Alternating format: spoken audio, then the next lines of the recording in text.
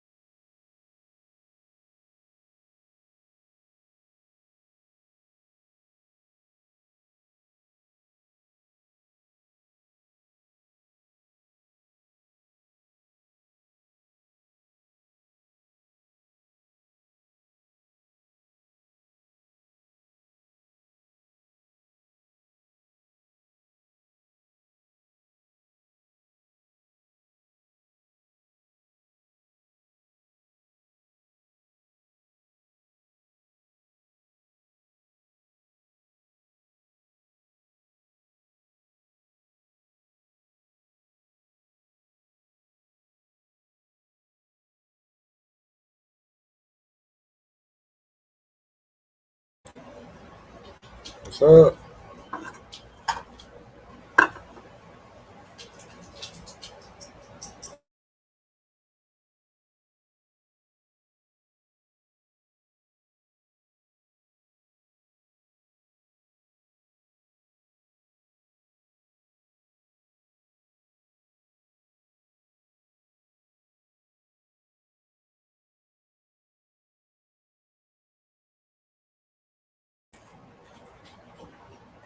I am going to get Atlanta, but I want to see Thursday.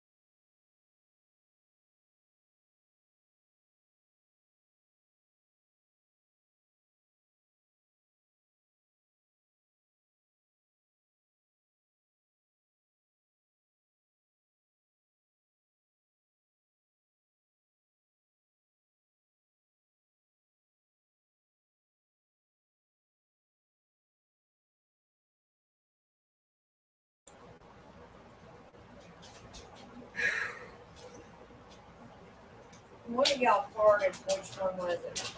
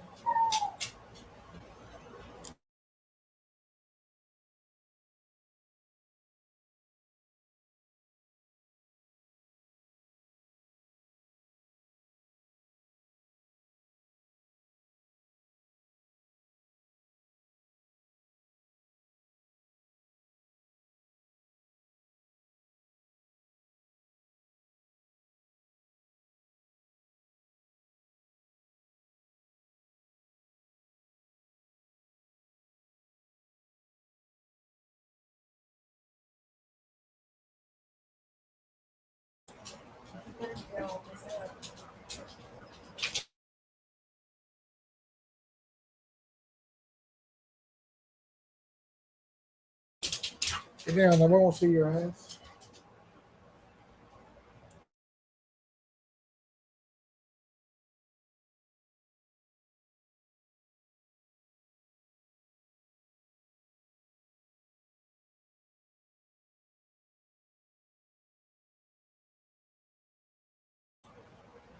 What's up, y'all?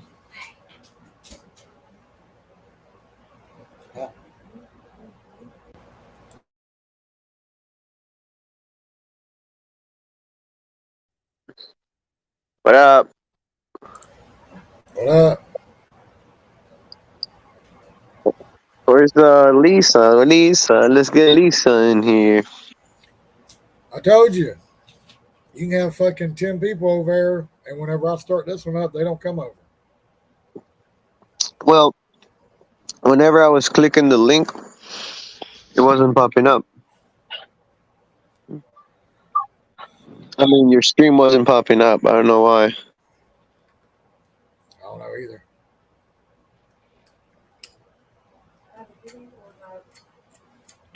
Maybe next time you got to start the stream before, a little bit before, you know? I always start up after his, and I put the link in. Remote ain't over here.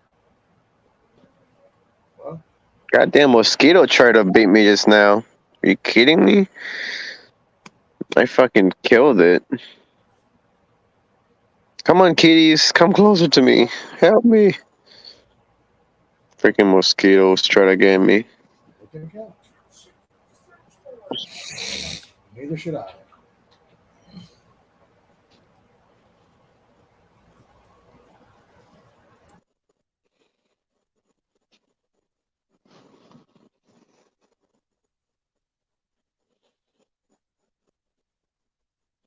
Well, my three amigos kitties ate, so they're good. They're good. You kitties. Yeah, I got three outdoor cats, but only one of them sleeps by my house. The other ones go somewhere else, but they always come and eat, and then they hang out for a little bit and leave. Oh, it sounds like kids. Sounds like kids. They're baby kids. You know, like your kids will come over, eat all your food, then leave. No, but one of them stays. One of them stays. He starts getting the one that stays here. He freaking starts hitting on both of them because she gets mad because they know that they're asking for food, so she gets mad. The one that stays here, and she goes and fucking like slaps them. So funny. She gets mad. She's like, "Why you guys bothering?" She's like, "This is my damn food. Go away." Yeah. You ain't never hear Exactly. any other time. Being greedy. Being greedy.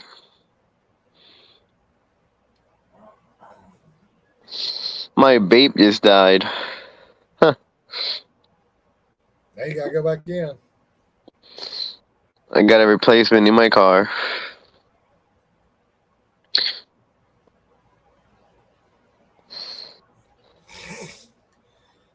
Whenever I get this, I don't smoke cigarettes. Well, I really don't smoke cigarettes, actually. Only when I'm drinking, like when I'm drinking liquor. Or, yeah, liquor. Mostly liquor, because I don't really drink beer.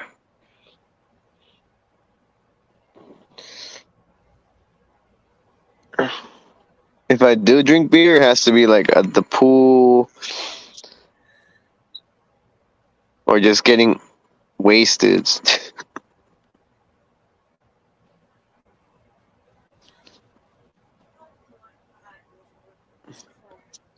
Damn, I really don't feel like going to my car, but I'm gonna have to. Oh no.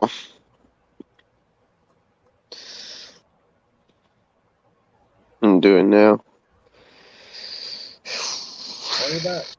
Who's in the chat? Who's in the chat? We got 2 lurkers. Ain't nobody saying nothing.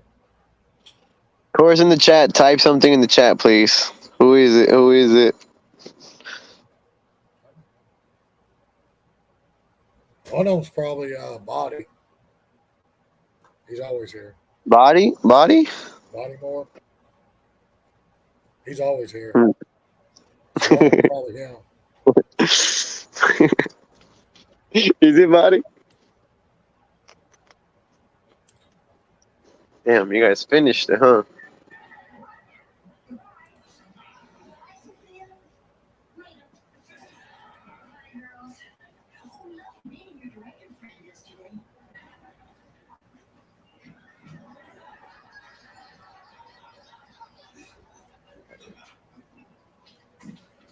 I feel like going.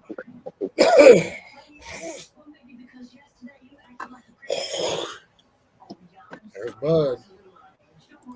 Oh, join up, Come on, bud. Tommy. I'm posting a video about experimenting and moving your market. You were talking all about it last night. Well, here you are. Turn it down.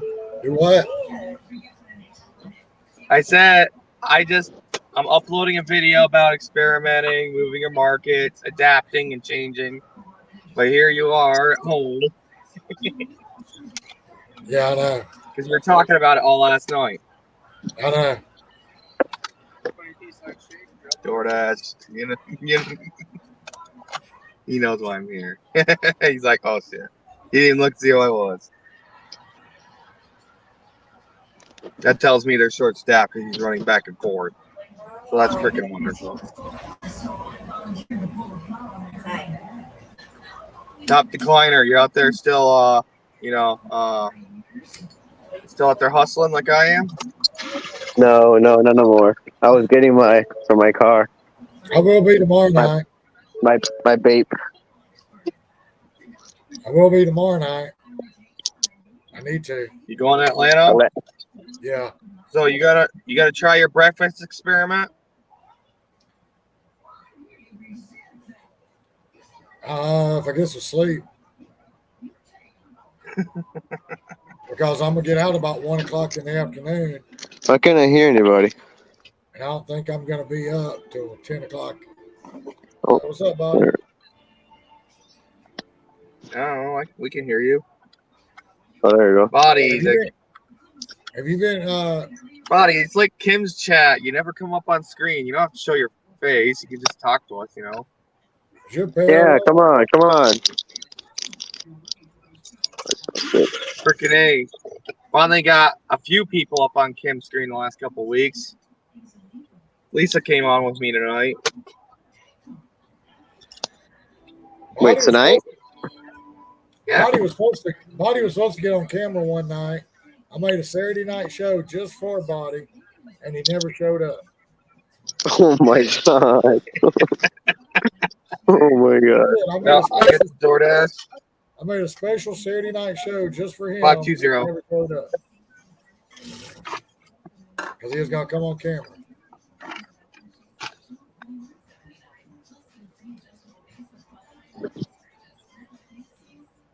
Ooh, Lordy. What we were discussing earlier in Flex's channel is, like my parents started working again, and I had the little stars and shit come up. But then I got this other thing, and to me it looked like a damn turtle with a red shell and a red hat on. You see it? The tip predictor's back up, but it's way overestimating most times. Look, you see that? It looks like a little turtle. Did it end up being that? No. Did it end up being that? Oh yeah, it was $31. Well, look, it's actually a unicorn. I blew it up. Yeah, anything over 30 they list as a unicorn. See, I thought it was anything. I thought it might be something over a $20 tip or something. Head south toward Arsenal Street. Well, here's my thing. You got a large order. It was a big order, wasn't it? No, it was 30 chicken nuggets and 2 fries from Chick-fil-A. So someone just tipped generously. It is a unicorn.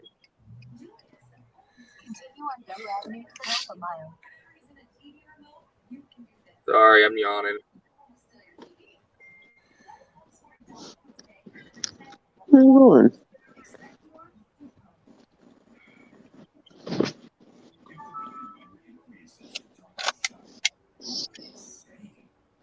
I'm playing with my cat. I have this thing on my keychain. I was hoping one of the things I said in my Oh, that's video pretty earlier cool. Street. is I was hoping it'd be a little busier tonight because they didn't do the peak pays right till 11:30. Hey, come on! I'm trying to drive here. Right onto the Wow, that shit hurt my eye. What the fuck? I'll point it right in your camera lens. Oh my god. I don't know. So smart, dude. Look, we had a guy in Atlanta that was pointing a green laser out of his window at a fucking police helicopter. And the police went over and got him and found out that that green laser was attached to a fucking shotgun. That wouldn't be very effective though. Shotguns are short range. They say that if they you know how like there's choppers and like they're up, you cannot laser them. It's really bad. I think that's a felony. Yeah, any aircraft. Yeah, if you laser them with any sort of thing, if you get their attention, if they're doing like a routine or whatever, and you like mess with them, they're coming for you for sure. Yeah, they found out the laser was connected to a gun. Fucking mosquitoes. Are you kidding me? There's never mosquitoes here. Why? Oh. God damn it.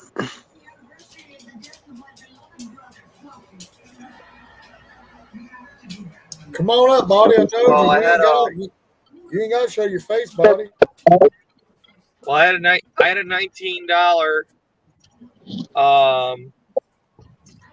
freaking Buffalo Wild Wings earlier.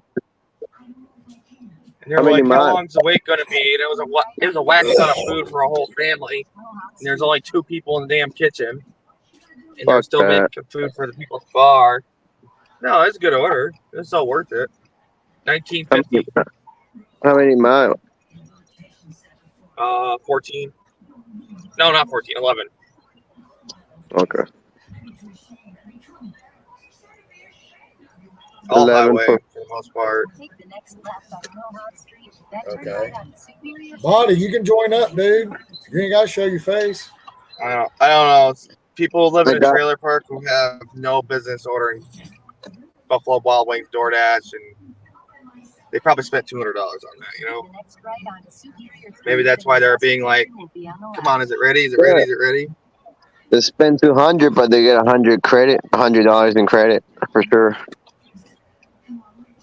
Destination is on the left. You know how fast I get a notification sometimes on bullshit orders that I know that they got their shit. Like it says, this customer has updated their order. So fast. Well, When they they try to update their get order free- and means they're getting a refund on something. Yeah, exactly. They do it up, and I know the ones that are Dude, gonna I do know it too. I know they didn't forget anything. I know I didn't forget anything because I saw them make the goddamn order and they still did it to me. Well, yeah, but I think that's a new system that's easier for the customer because they're so like used to just chatting. So it's a new. I don't know how that is. What's up? You just put something wrong. What you doing? Man, Jabroni. chilling. I was just making some food and eating that I think salsa. it's his friend or roommate. Actually, Wait. Were you opening the salsa thing again? That was Prego. That was Prego, man. Wait, what? That wasn't you? That was spaghetti sauce. Yeah. That was you, right? You're a That was jabroni? spaghetti sauce. Yeah. He was opening up spaghetti sauce. He always puts his cam on. So what do you mean? What, you missed my face? Oh, I would Well, that's better my than bad. I thought it was Bobby. Oh, You still- That's Omar. You still? No, that's Omer. Oh, my bad. That's Freaking- man. I get called Omar all the time. That's all right. I forgive you guys. Ooh. What happened, Bud Soda? Well, $2. West on Superior Street. Making that money right now. You do it I on should, Instacart? I should be. It's just Fucking $10 mosquitoes. Get the fuck cheaper, out of here. you know? I should So be. no out wonder making why I money. only had a $3 tip. Come on, you jackass. You took forever to turn down your high beams, now you're freaking crawling. I should be out making money. I got my on that. freaking low on. My lows are freaking dull. Wow, this guy isn't no jive. Oh, my shit is buffering.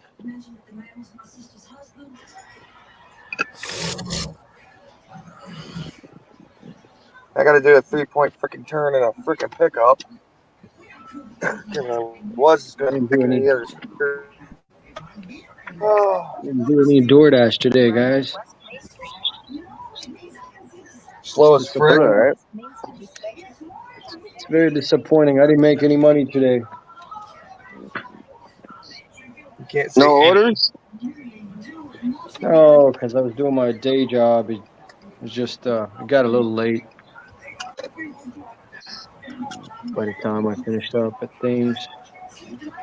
How long were Yes, you yes, online boy. for? I'm just trying to fix it. Who, me? I God didn't damn, work these at all. modern cars are on top of you so fast for not having a seatbelt on. They freaking cry at you. How long were you online for? I wasn't. I worked my day job till 5:40-ish, 5:30. Oh, okay. So I didn't get to it. You didn't go out for a late dinner? Even for a couple No, hours? man. Yeah, I usually do. I got a lot of things going on over the next couple of days, and then I'm taking a little vacation, so I got to get stuff ready. Where are you going? Can't get into that. It's confidential. I'm just kidding. I'll be local. I'll be local here. He always says confidential. He likes to keep his private life private. We tease him, There but you go. like for real. Bud Soda is catching on. I'll be local here in Washington. Just yeah. Nice. Sure. That's always good. Yep. I went to the Keys for like a week. What's that? The Keys, like all the way, like the very beginning of Florida. Oh, okay. Florida One thing, Keys.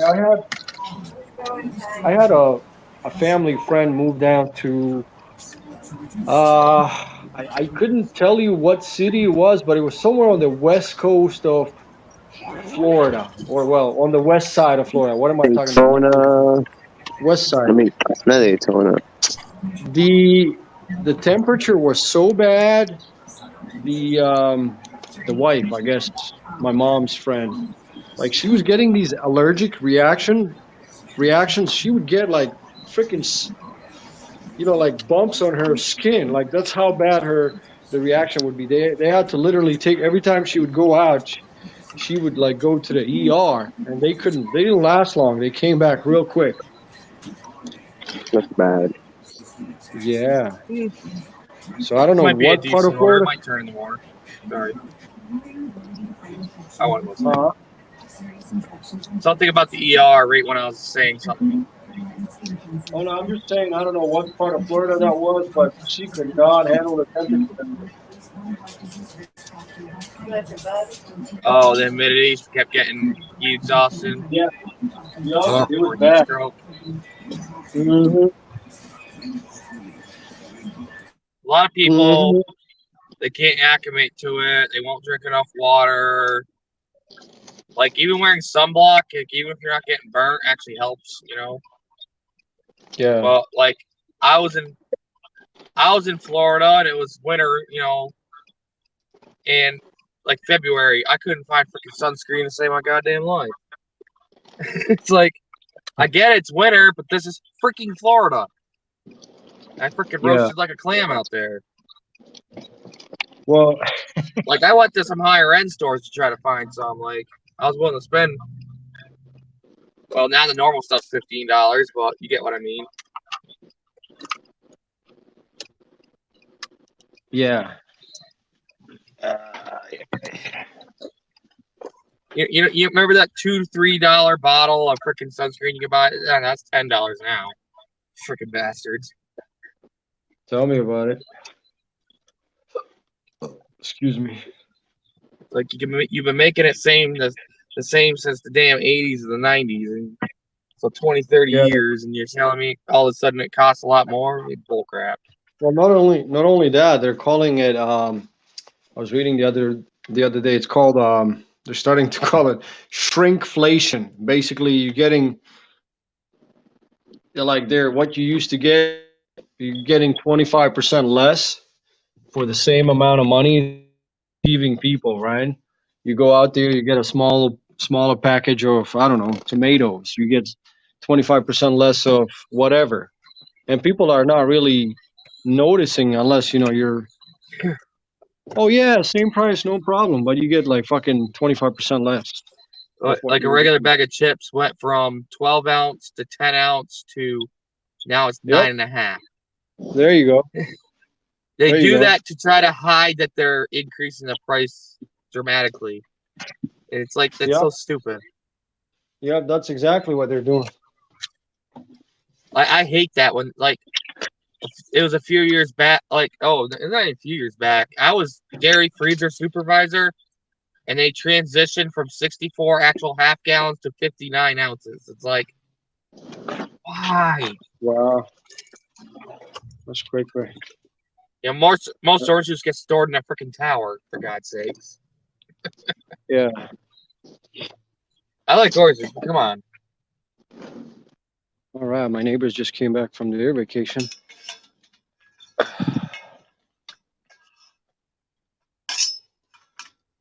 How was your day, Tommy? Did you make that money?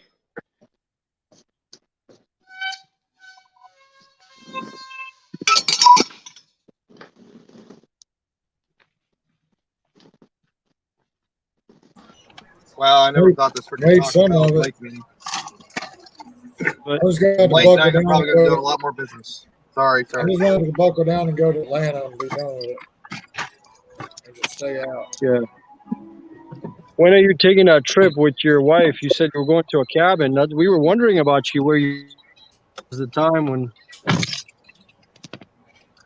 Yeah, that's going to be in August. Oh, August. Okay. Right on.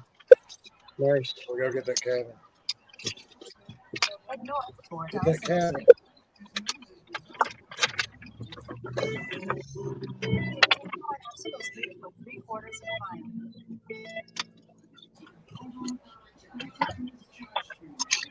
We got so many empty bottles of trash.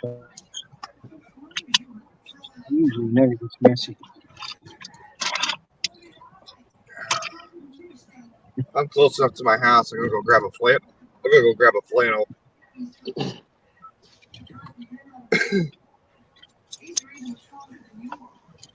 It's getting a little chilly out, and I don't have anything in the truck. Nice. Although I always kept a coat or a shirt in my car, but they got glass, so I washed them, and I'm just sitting in my laundry bin. You know, They've been washed. You know what I mean? Like clean clothes. You said something funny yesterday about you driving a truck and how drivers are staring at you like they give you, and they see you driving the truck.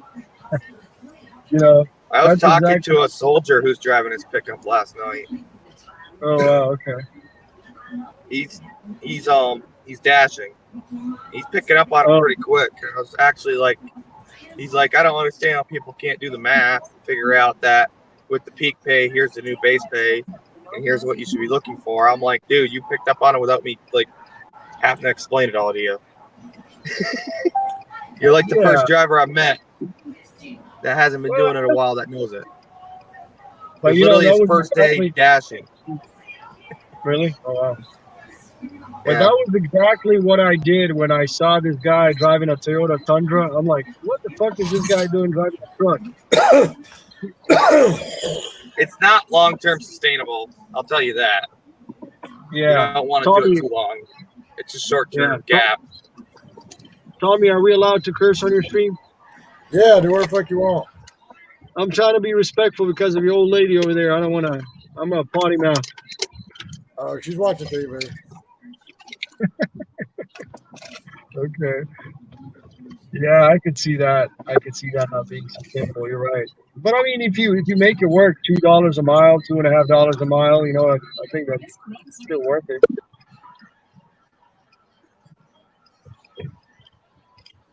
It's somewhat Like near my house, so if I don't get another order right away, I'm gonna grab a shirt. See, I wouldn't be able to drive my truck. It's a 5.9 liter. It literally costs me 50 cents a mile to drive that thing. So I don't know how I would make. What the hell does it get for miles a gallon? 15, 14, something ridiculously low. More like 12. What is it? An old Dodge? Yes. Yeah, I was gonna say 5.9. They stopped making those quite a while ago. Well, it's a 2001. Yeah, okay. I was gonna say early 2000s. And if you press it really hard, you can see the difference on the gas. So I don't drive that damn thing. Makes you wonder how Walker Texas Ranger freaking drove one around and would go on these long chases with it without running out of gas. Right. That's why he actually had a GMC first. Oh, you did? Yeah. That wasn't even a Vortec. That was just the old 5.7. Yeah.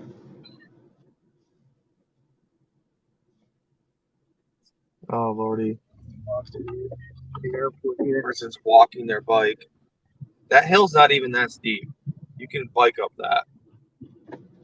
Oof. In 1,000 east. They must be fucking tired. That's funny. I'm actually driving down the hill. A really steep hill.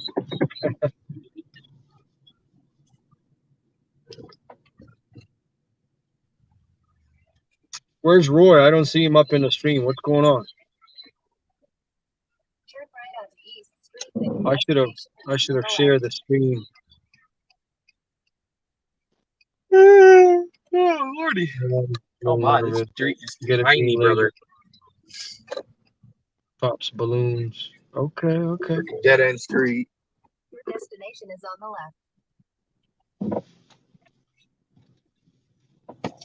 I think it's this. It's one of these two houses. Yep. Here, back.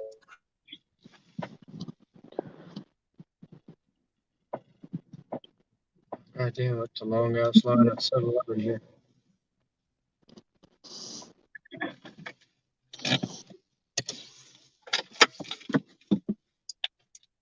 I'll be right back. Don't go anywhere, guys. Don't you go anywhere.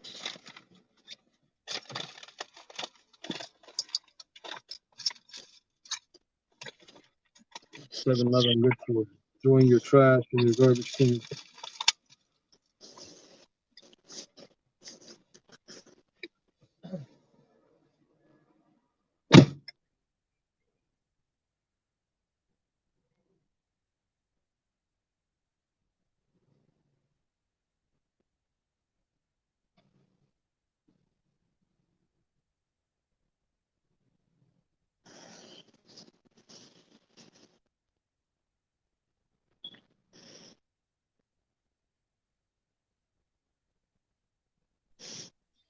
Oh, I haven't made much money today. I'm not even gonna break 300. Been a rough day. How much you're at? Huh? How much you're at? I don't know off the top of my head. Oh, they tipped $5. That's nice. All's right. It'll go by about 50 cents or $1. You're at 250? I'm at like 270, I think, off the top of my head.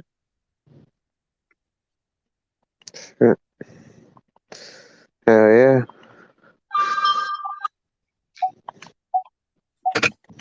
No tip order.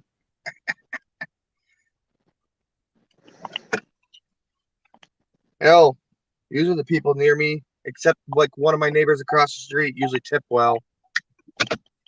That's what's ironic. It's like the street next to them. Nope. I can't do it. $8.75 for 9 miles. Nope. All right. God damn, $11.27. It's not even worth smoking no more. Oh hell no! Oh my god, it's ridiculously expensive. The other day, this crackhead came up to me. She's like, "Can I buy a cigarette off you?" I'm like, "No, well, you can have it."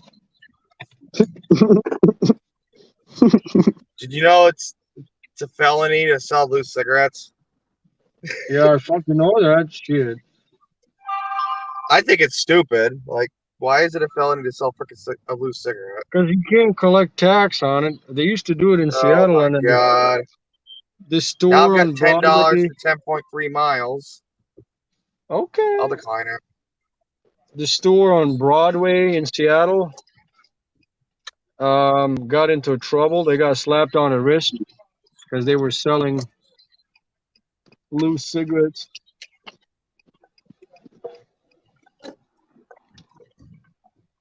Yep. Well, they literally choked that Eric Garner over it, and that's what that whole fucking bullshit was about. God damn, $16 Wow. stack. It's gonna stay $16. All right, I gotta quickly run in and get a freaking. I gotta.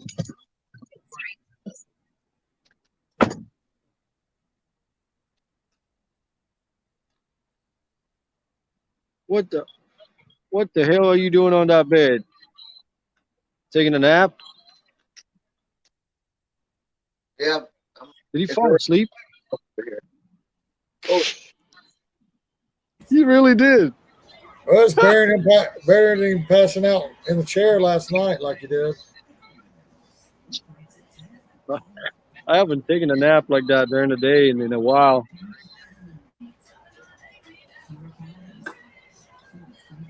You guys are gonna have to tell me about some of these catering apps when I come back in about 3 weeks. I'm gonna have to hit it hard. I'm gonna have to take this more seriously, man. I gotta make some money real quick. Gonna make about 2 G's when I get back.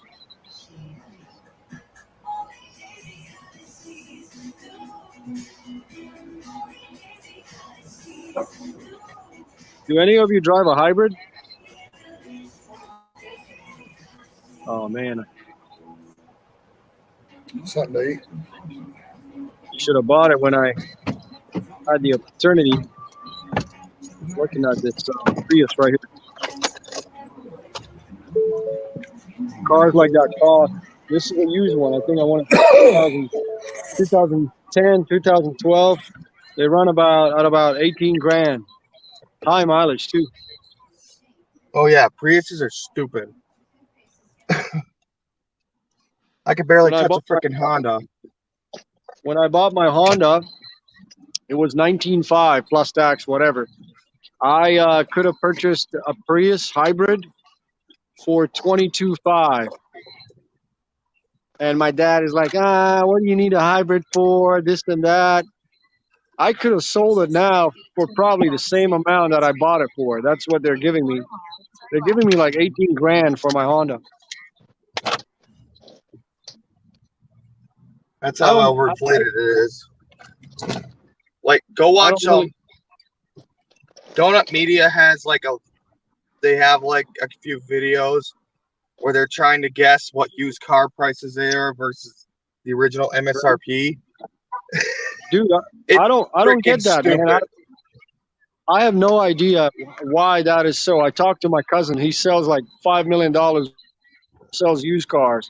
I'm like, hey, man, buy my car. He's like, he's just going to sit on the fucking parking lot forever. He says, I buy newer models. Like he sells Maseratis and BMWs and all this shit. So I asked him, I said, what the hell is that? He says, new cars, new opportunities. People are coming in with all kinds of different credits and, that's what it is. That's what the market is now. Freaking ridiculous, I think. I know it's pretty much, it's better. You're better off if you buy a new car You know, Yeah, I know. because if you Yeah, trade you it don't in want to after, buy. You don't want to buy a year or two old car. It's over sticker car of is only original. got 20. I didn't even break it in yet. You know, like it's still for me, it's still a new car because I hardly drive it.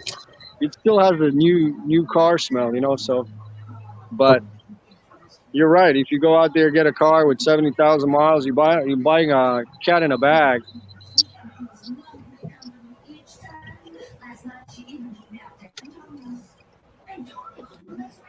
Yeah, that damn Prego short thing, that was funny as hell.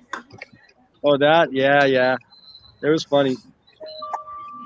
Oh well, I showed it to Well, my buddy from work. He was laughing. it probably wasn't funny for you because you had to clean that shit up. And I gotta answer your question, Bud Soda. I have Mm. tiles in my kitchen, but I just have a floor. I have a like a little short carpet because it's kind of cold, you know. So I just cover the tiles. I don't have carpet and necessarily, you know. I don't know. I don't know why they didn't bundle the freaking last two orders I declined because they were both in Evans Mills, both going to Fort Drum. Oh, like a staff. They didn't though. One was $8.25 and the other one was $10. If it was $18.25, I would have been all over that. Instead, they offered them to me separately, and they weren't worth the miles. Now I'm on a $16 though. They're not going to go up. How Though. late I do think you they're just going to stay 8. I think How late do you work? Till 3 a.m. a lot, unless it completely dies. I'm gonna go out till 4 tomorrow. oh wow. So you stay like you start late, right? 11 a.m. Yeah, I started at Surprised 1. why you're not doing some of the morning I rush. started at 10:25 today and didn't get a single damn order until 10 after 11. Now I'm freaking pissed because the map said it was busy and I didn't get any orders at all. It's like, why is the map busy and I'm not getting any orders? Yeah, I hardly get anything between 10 and 11. That's why I take a break usually. I start about 1. One, okay. In the next 3 days, I'm gonna be out in Atlanta, I guess. Oh, nice. How are you doing in Atlanta? Is it kind of? I don't know how big Atlanta is. I would assume it's bigger than Seattle. I mean,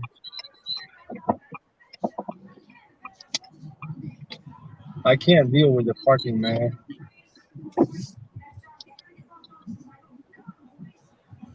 What kind of orders do you get, Tommy, in Atlanta?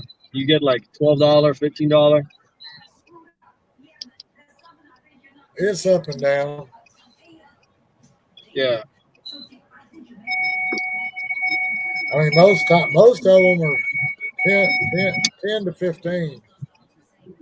Well, that's not bad. And what platforms are you on? DoorDash. Okay. Yeah, I haven't been doing too much DoorDash. DoorDash, I mean Uber Eats. Uber Eats is just kind of like all over the place. Uber Eats deactivated Tommy, so we're not talking about that. Yeah, fuck them. Yeah, I used to do good on Uber Eats, but they're just like the stacked orders are just trash, man. And I don't like the fact that instead of showing you the house or they've been hiding it. Like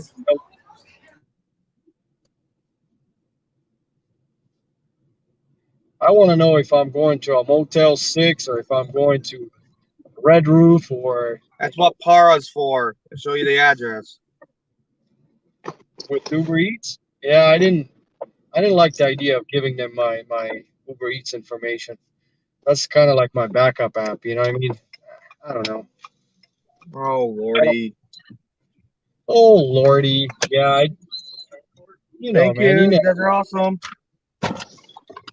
I mean, I guess Gridwise has my information, but Dude, I went in that drive-through for 1 minute. I love this McDonald's. Who else can have a late night McDonald's that's like super fast?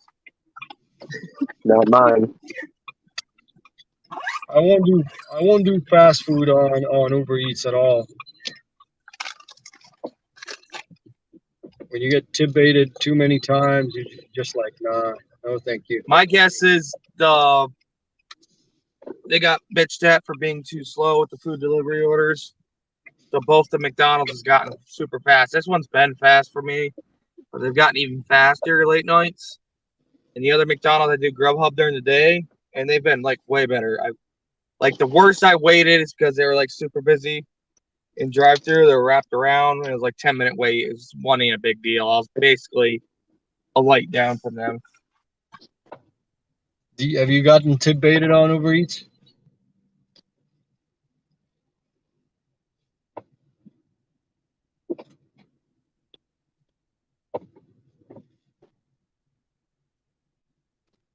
Nope.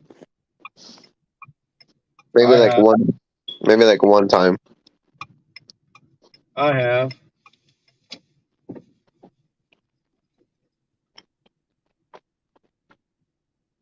It was like off by like $3 or something like that. This dude took like $5. I'm not on Uber Eats. I'm all on Grubhub. Uber won't let me on because they're jerks. Oh, because you got the insurance. No, I have no freaking idea what the hell their problem is. They can't even tell me. Why don't you talk to DoorDash, Dad? He had issues getting on Grubhub, and he did. Well, I guess it's different, but still.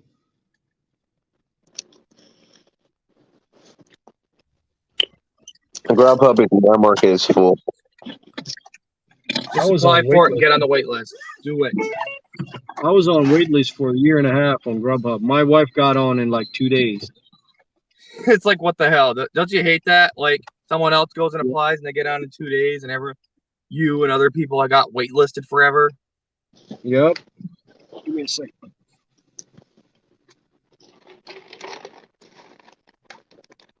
Three minutes total in the drive-thrus. Arsenal Street.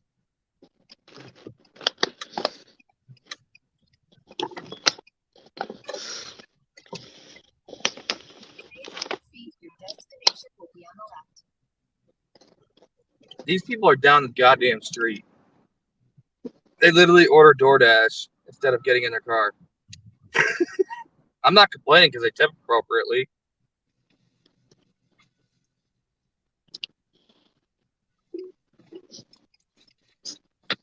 On the left.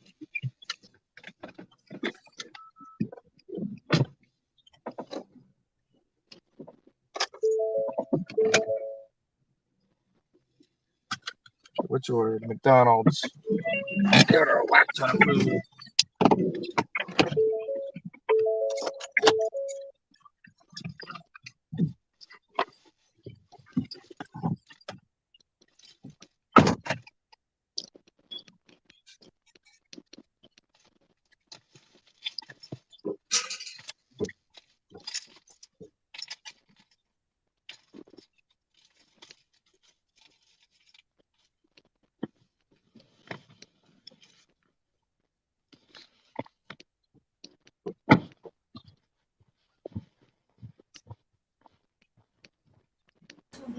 Everybody got on Grubhub after 2 years today. Awesome. I don't know, but I hear Grubhub's bullshit. So See, unless I schedule a block, I'm not really getting orders. Even though my acceptance rate is pretty high on them, I don't really get a whole lot of orders unless I'm in the city. And but if I schedule myself for a good block for like between 5 and 7, I could easily make $70 in 2 hours on Grubhub. I don't know why they're prioritizing the schedule blocks versus, like, they usually give me crappy orders if I'm not scheduled for a block. Well, because they want you to schedule. Because that gives them more control over you. Like, Yeah, they'll block, restrict your butt, like, if you don't stay on their screen, because they'll say, oh, we haven't been able to find your location. yeah. They're full of crap. Yep. East on Arsenal Street toward Willow Street. Willow Street. We have a Willow Street in Seattle. It's not Willow. It's going to Washington Street. Oh, Washington. Okay.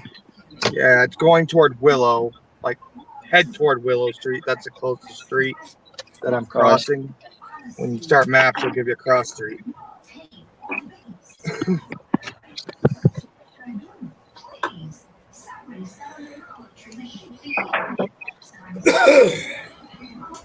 Oh my Yeah, I signed up for Grubhub too. I signed up for Grubhub. They sent me a message a couple weeks later. Asked me if I still want to be on the waiting list. I said, yeah. And that was like 9 months ago. Good. The timer started. I hate handing me orders. Dude. I got burnt on a handed me order last month. Well, not even last month, 3 weeks ago. I was so freaking hot. Guess who got the redeploy? Me! And the McDonald's crew was none too happy to remake $90 worth of fucking food. And the manager's just like, I don't understand. We had a long conversation. Like, I actually talked to her on the phone. I'm like, hey, listen. I'm like, you know me. I don't play around. I'm like, what interest would I have in a kid's meal and a bunch of random shit? You know, I either buy the cheap chicken sandwich, nuggets, or fucking Big Mac. Maybe McChickens and McDoubles. Something cheap, you know. I don't buy this, that, or the other thing all the time. Unless it's on sale in the app. In 1,000 feet, turn right onto Washington Street. I'm like, I wouldn't want that.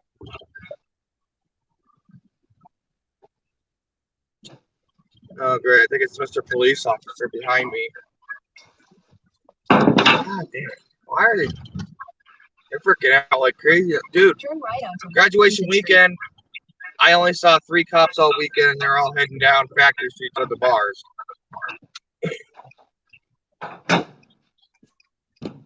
In a quarter-mile, your destination will be on the right.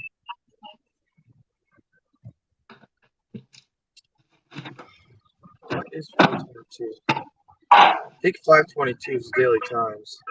I can't remember.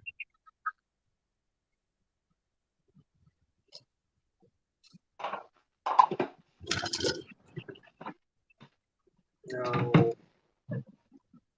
The apartments. Hang on, I gotta put you on mute. I gotta call her.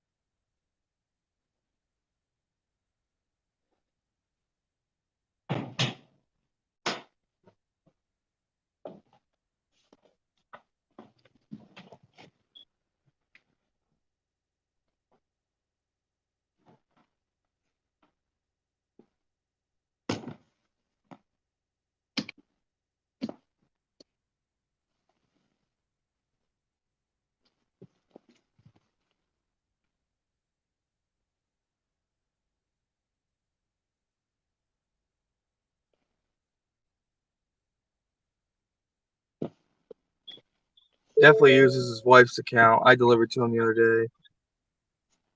Who does? This guy, because it says Lorian is a dude. Oh. Okay. Oh, he's a cool dude. He's a cool dude named Lori.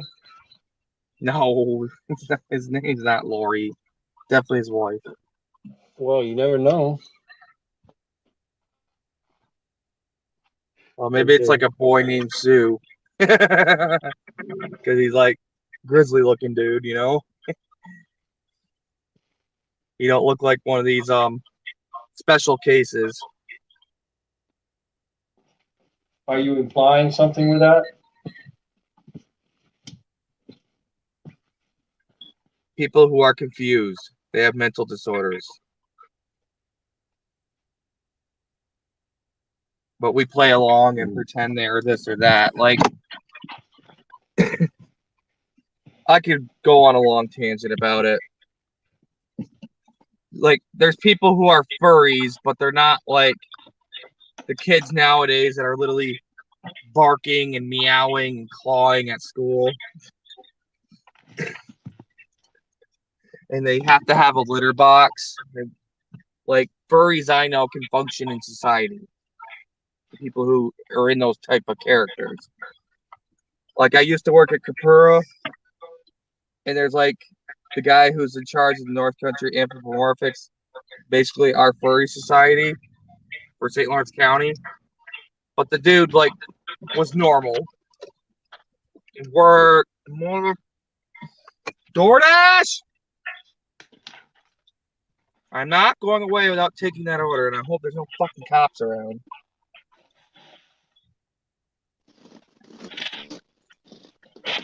Oh, I fucking hate that. When you're trying to take a picture in the DoorDash app, especially on a Can't Hand Me, you can't just pick from gallery.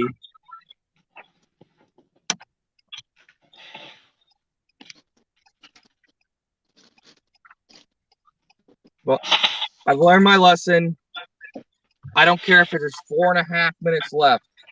I am taking the picture every time on a Can't Hand Me order, because I am not having another contract violation over something freaking petty. After the timer goes out, what is it? Is it giving you to just return it to the restaurant? Huh? Well, unless it's a merchant originated order. That's a merchant originated order, like pay our corporate or fucking Chipotle, the ones where you can't see the items. Well, I had one recently from Denny's, and it was delivered for a customer. I clearly had their name, and my timer went out, and at the end, it was like, okay. I tried to, when the timer was out, it said return it to the restaurant. I said, what the fuck? The restaurant won't take it back. So I just kind of hung out. I don't know why the merchant apps do that. That's fucking stupid. I kind of hung out for a minute. I mean, I know damn well, I know better that they're not going to take it back. So I said, so I ring the doorbell. I waited. So I waited until she texted me to leave it at the door, because I sure as hell didn't want to take it. And I like, what am I going to do with the freaking food? I don't want it. Well, if you didn't have any contract violations, take the fucking picture at the door and leave it in that case. Oh, I record those fuckers. I record the drop off. Yeah, because they're going to get, you're just going to be all 10 ways fucked from Sunday because you'll be almost back to the restaurant and support will call you saying, oh, the customer got a hold of us, but you're not at the restaurant yet. Go back. I'll be right back. You have to go back. Fucking stupid. I've I had know. beer orders like that. I got a light or two away back from the fucking store, and they're like, nope. We got a hold. They must sit there and call the customer over, trying to get a hold of them desperately. I mean, like, dozens of times. And it's like, whatever. I try to give 3 phone calls. If it's a barrack, I go into the building. Like, do you know who this soldier is? They didn't leave their room number. No, we don't know where that soldier is. Ask anybody else who's hanging around. Sounds like a mess. Dude, I've only had it happen twice. And, like, the first time, the guy was fucking pissed at me because I was about to go back to the store. Why couldn't you just leave it? I have to fucking ID you, but he's from a state. He's from the South. Like, I'm like, listen, DoorDash, You got to ID no matter what. And this is New York State. They're fucking super strict about that shit. I ain't getting my ass in trouble to give you some beer. Was it booze? Yeah, he was 22.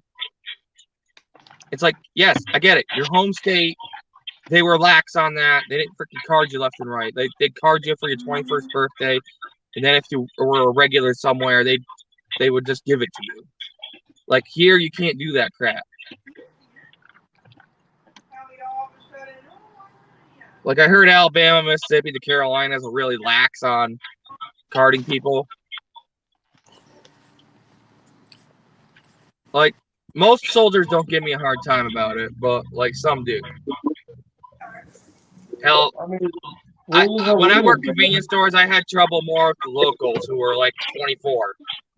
And it's like, I finally caught them. I'm like, bro, you're 24. You clearly look under 40. Yeah. No. Or all the convenience stores switched to 100% ID. I'm like, I don't care. You could be 85. I have to card you. Dude, I had a bunch of old guys pissed at me. Pissed that they were getting carded. Or they sent in their wife, and their wife got carded, and the wife didn't have the ID on them. It's like, holy fuck me, dude. Do I want to card someone where it's fucking flipping obvious? No, I don't. I think it's stupid. But that's the fucking policy, and I'll get fired if I don't do it. What's up? How you doing? Good. How are you doing? I saw Pretty good. I saw Bud Soda. Huh? I saw Bud Soda on the stream, so I thought I'd stop by and say hello. Hey, Okay. Cody. What up? I saw you on Out Rapture working like Radio. usual. Yeah. Steve's cool. I like him. Yeah. Yeah. Hey, so I tried to get a good roadie today. It was a damn good one, like $27. It was definitely boosted up, something they wanted right away. It must have been computer routers or something. It was just small items at Best Buy. I submitted my offer 10 freaking times and they wouldn't accept it. Roadie Does sucks. anybody know how to get your first offer ever on Roadie accepted? I've done one in 6 months. The rest of them I get declined. I deleted the app. I know UDM, what he had to do, I think it's because they're boosted. Is why Brody's saying, no, you can't have it. You haven't done many runs. They want you to take it as a trash offer to prove you'll work. It's another freaking app that treats you like a freaking W-2. What time is it where you're at? What? I'm sorry, what? What time is it where you're at? 9 p.m. Yeah, it's early there. Y'all are going through like 18 hours of daylight or some shit? 22, about 22. That should be rough. I'll be having to put trash bags over my window like a crackhead or something. Yeah, we have some blackout curtains, and then the wintertime we'll get 22 hours of dark, so it'll be the opposite. Yeah, I see you. I finally caught one of your comments saying, "Oh, must be nice to have real night." We won't have any normalcy till about September. Middle of September, it'll start being dark at night again, like dark. So it'll be kind of normal. a weird place, bro. Yeah. So late August through late October, it'll be normal, and then after about Halloween, it starts really getting dark. You can tell.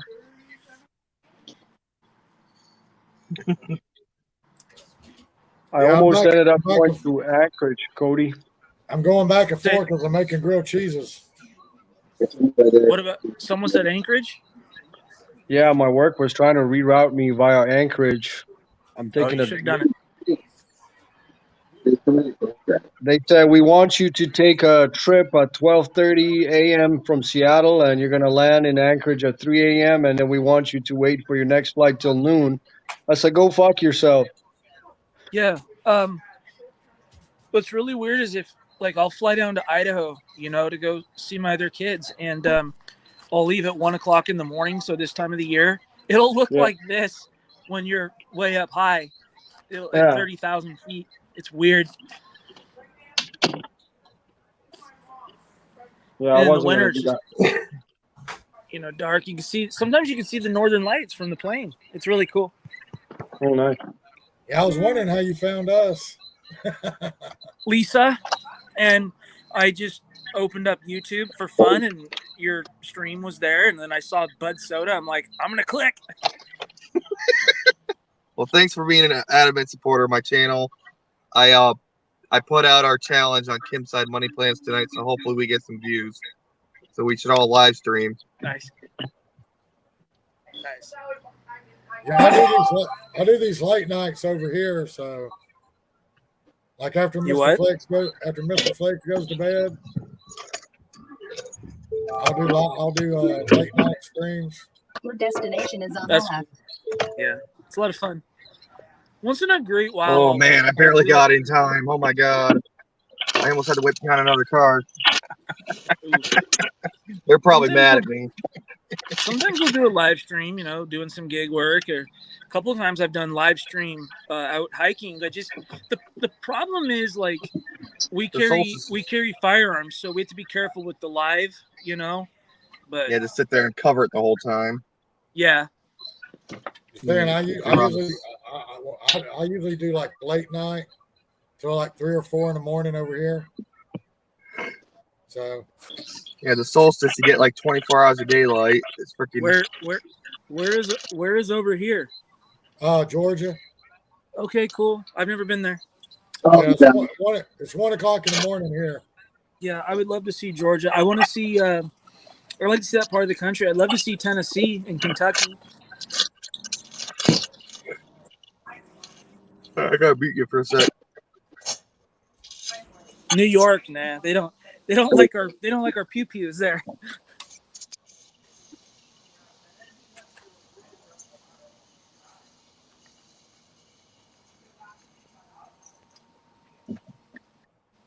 Now I'm actually behind some cars. I'm behind like 3. Okay, 2.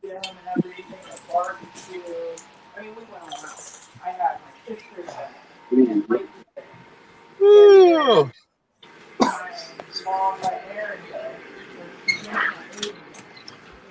I know they're short staffed tonight. They're still fast. The manager's been running to the window. It's always but half the time it's 2 shift managers and 1 actual worker. It's like that Yeah, everywhere. 20 Everywhere you go, it's a bunch of managers. Yeah, Everyone's in the bar. I walked in here and I We'll saw see. you pop up. I was like, okay, I know them. Yeah, I thought it'd be cool. I was like, I gotta stop by and say hello. We'll see if this one manager picks on me. He always works with me. He's an asshole, but he's funny. He's a funny asshole. Nice. Yeah.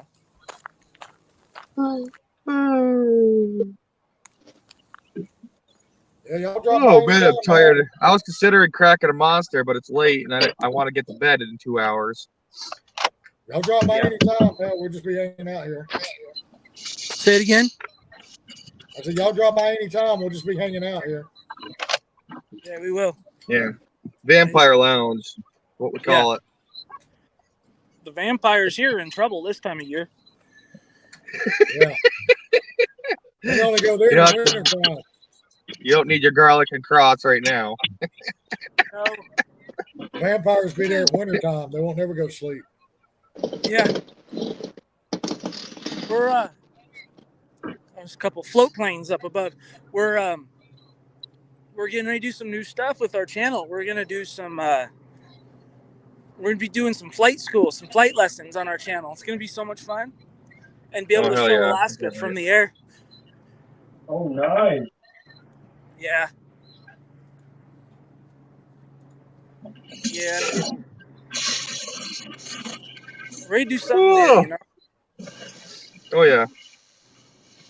I get bored fast, so.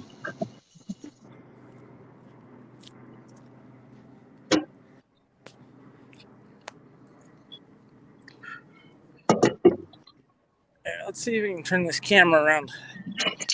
This is cool.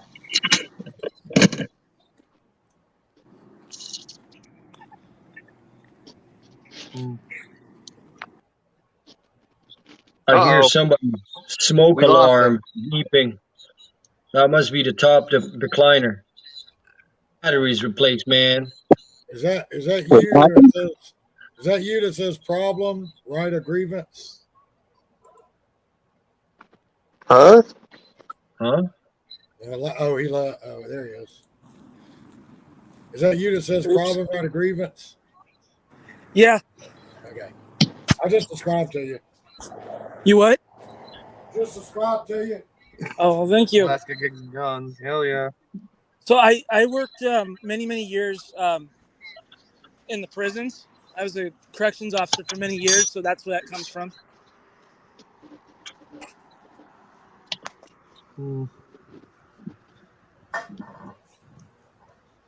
You're like one of the nicest COs I know. Half the kids I went to school became COs are freaking a-holes who think they're Yeah. better than everyone else because they're a CO. Freaking A. Yeah, those are the guys. Listen, those are the people that used to get their ass beat on the yard.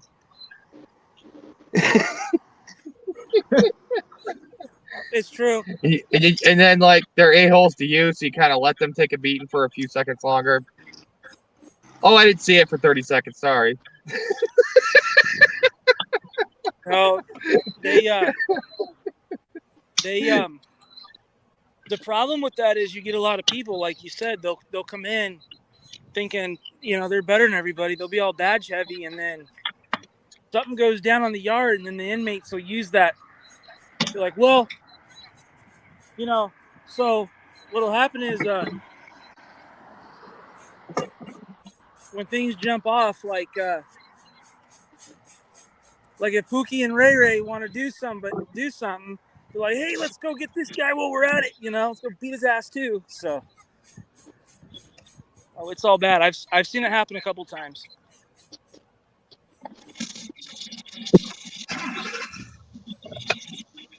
Oh, yeah, I believe you. Yes, I shut my truck off as I'm waiting in the drive-thru. Yeah.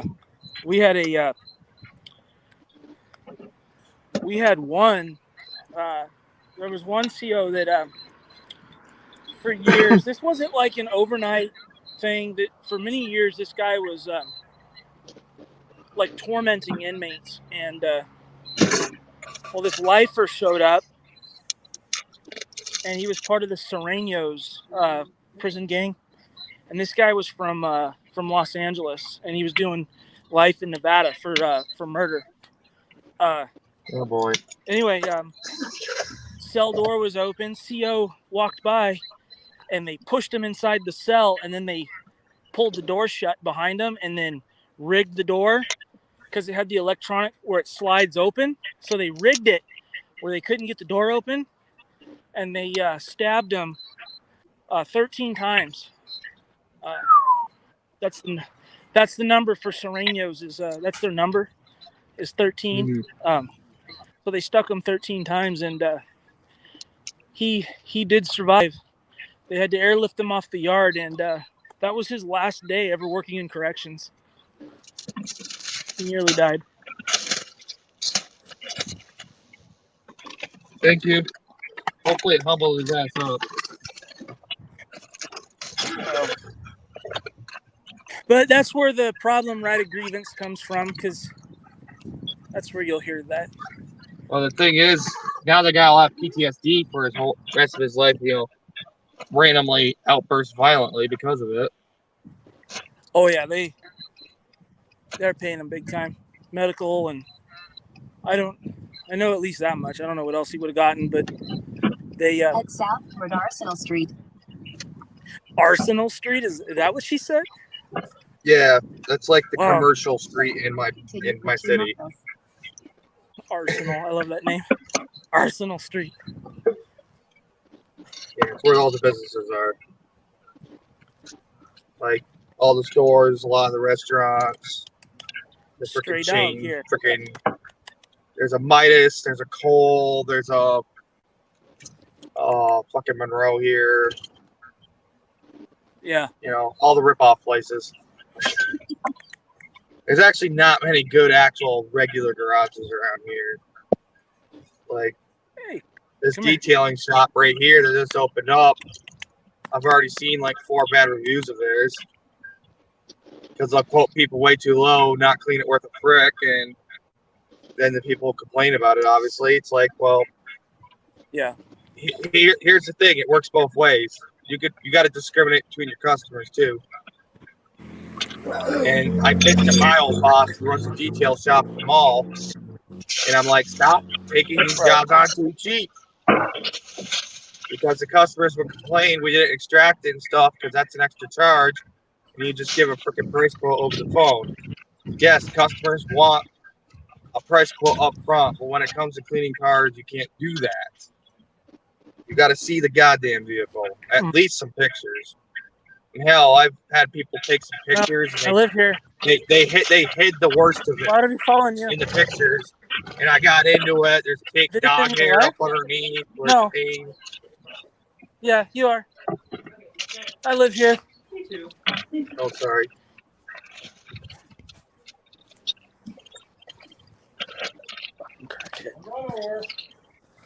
I don't know. Roy could tell you that. He detailed cars. I don't detail hear my own that, damn crackhead? truck.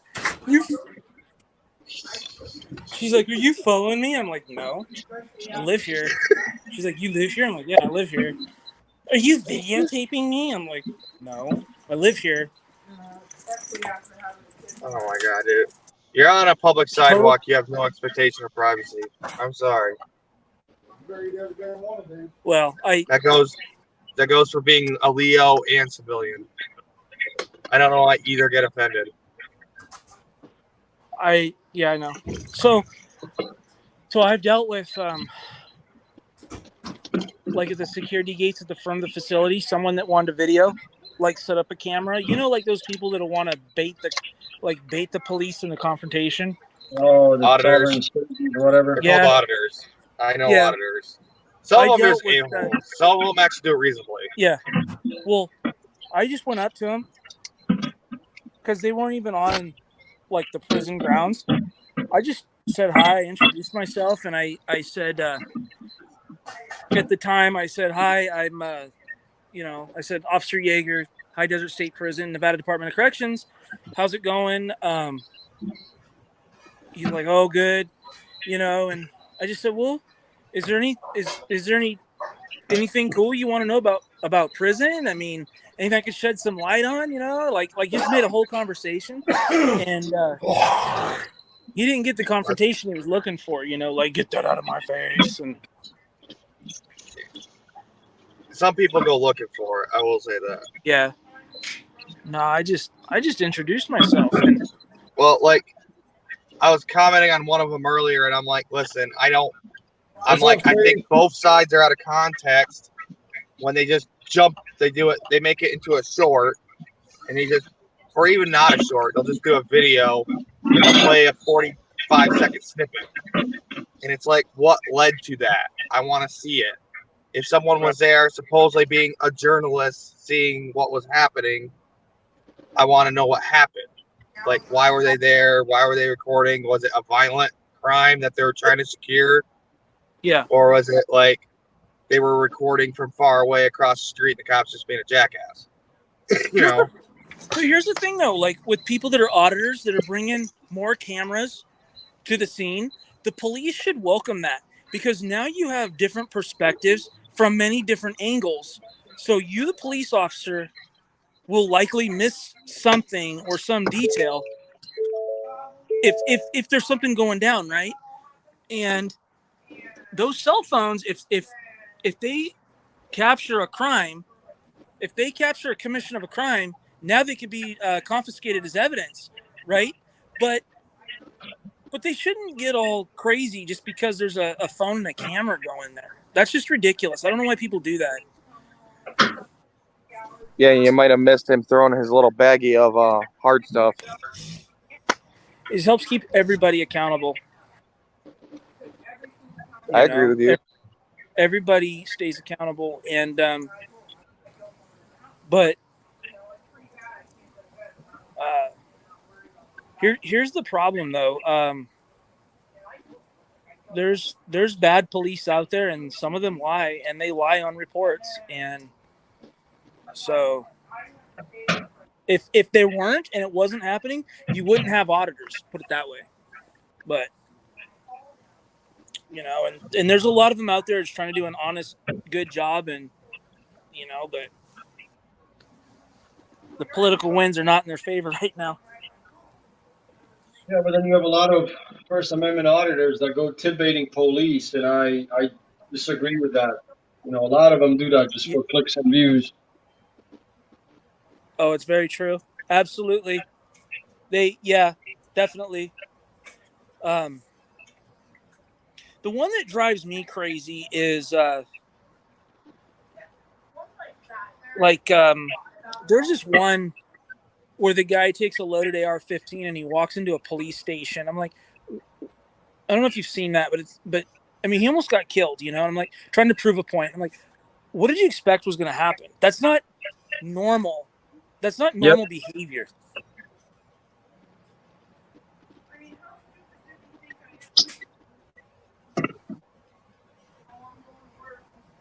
And sadly, they're the ones that mess it up for everybody else that owns guns. Yeah, I know. It's and I'm not against AR-15 ownership. I have one. I just would not load it up, throw it over my back, and walk into Walmart with it. I don't understand that. I don't understand that. Like, of course you're going to get a negative reaction. Yeah, or like put it on your back and go walk in a park. What kind of BS is that? Of course you're going to get 3-4 units coming and checking you out. It's not normal behavior.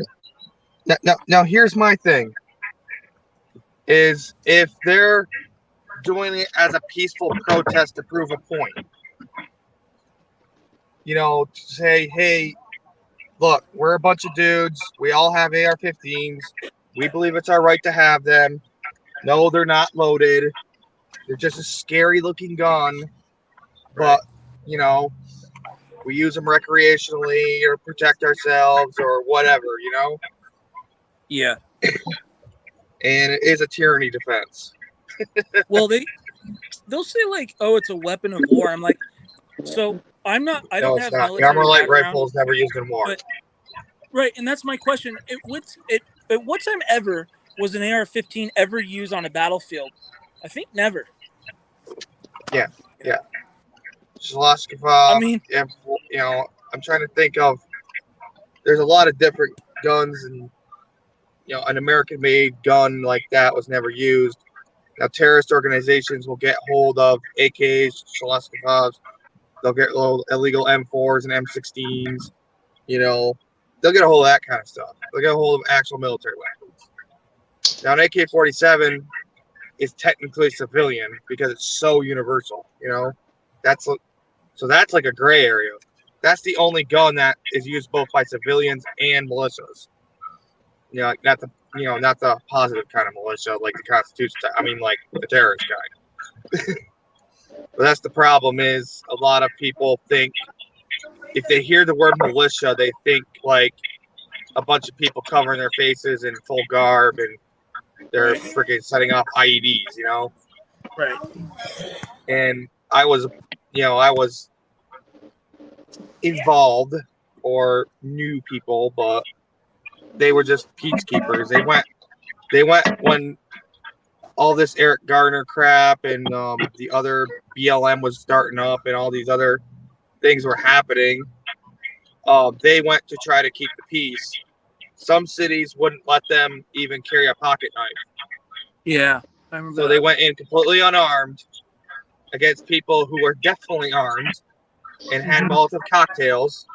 And they were trying to keep the peace, help keep fires down, help break up fights. And that's why we got a Kyle Rittenhouse situation. Sorry. That's why that happened. Yeah. Well, that guy doesn't want another damn gun in his life. He destroyed his gun. I don't think that kid was really political anyway. I think he just... Well,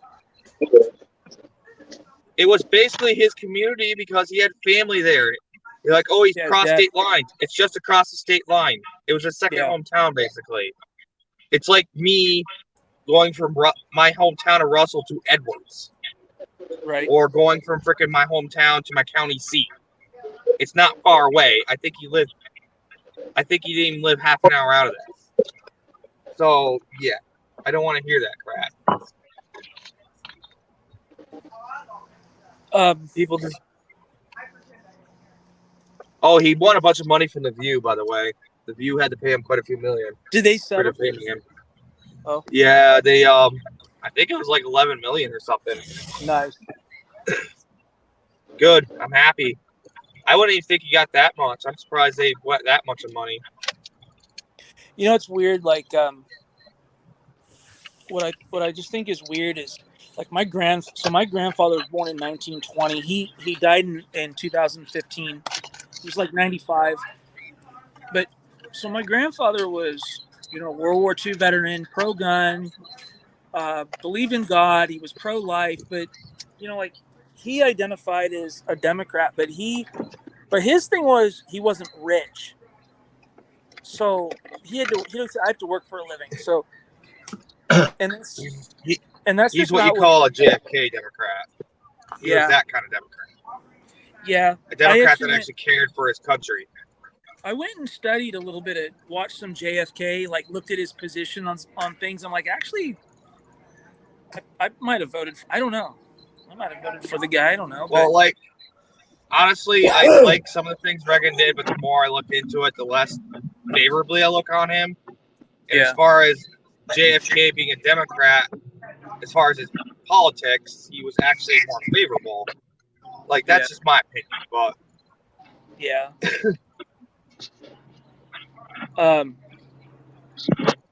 So did you do good today? no, Yeah, I did not. I'm doing horrible. I This did. is the busiest I've been all day. I've got one order after another. It started slow, but now I've been steady. I did mostly Spark today and some Grubhub, and went up to Anchorage, and I didn't. It must work be very nice to long. have the fuel. Freaking stomp that old 5.7 to the ground. Oh, what? Hemi. 5.7 Hemi. Oh, Freaking jeez. Ram. But like, I don't know. Spark came in clutch. I kept rejecting this one order while I was having lunch, and it finally went to $20, and I took off and went and got it. Nice. And I spoke to them about being 1099 independent delivery driver for them. Let's see if they fly for it. Yeah. So this was funny. I was talking to my ex-wife today for a few minutes about something, and she goes, "What are you doing for work?" I said, "I 1099 doing courier type work." She goes, "What's that?" And I'm like, "It's not traditional W-2 brick and mortar. Like, I don't know." She seriously asked me, she goes, "So is that like a way to, does that mean you don't pay any taxes?" I'm like, "I'm not having this conversation. You fucking idiot." It was like, the scope of the phone call was about the kids, not what I do for work. Like, oh, dude, my mom's side of the family looked down on me for doing gig work until like he's not my cousin, but he's my my cousin's son. So second cousin.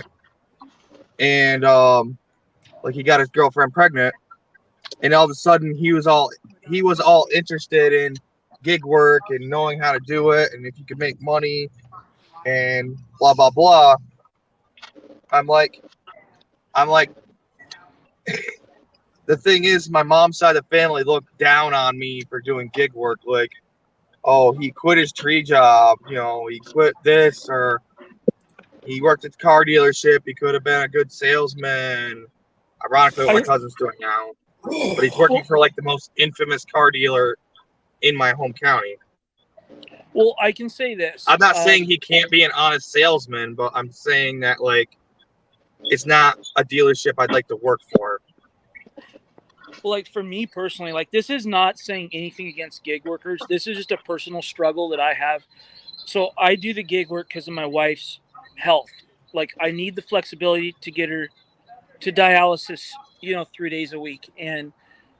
But when I work in the prison, if someone said, "Hey, what do you do for work?" and I could say, you know, "Oh, I corrections officer for, you know, State of Nevada Department of Correction," I had a lot more pride in saying it.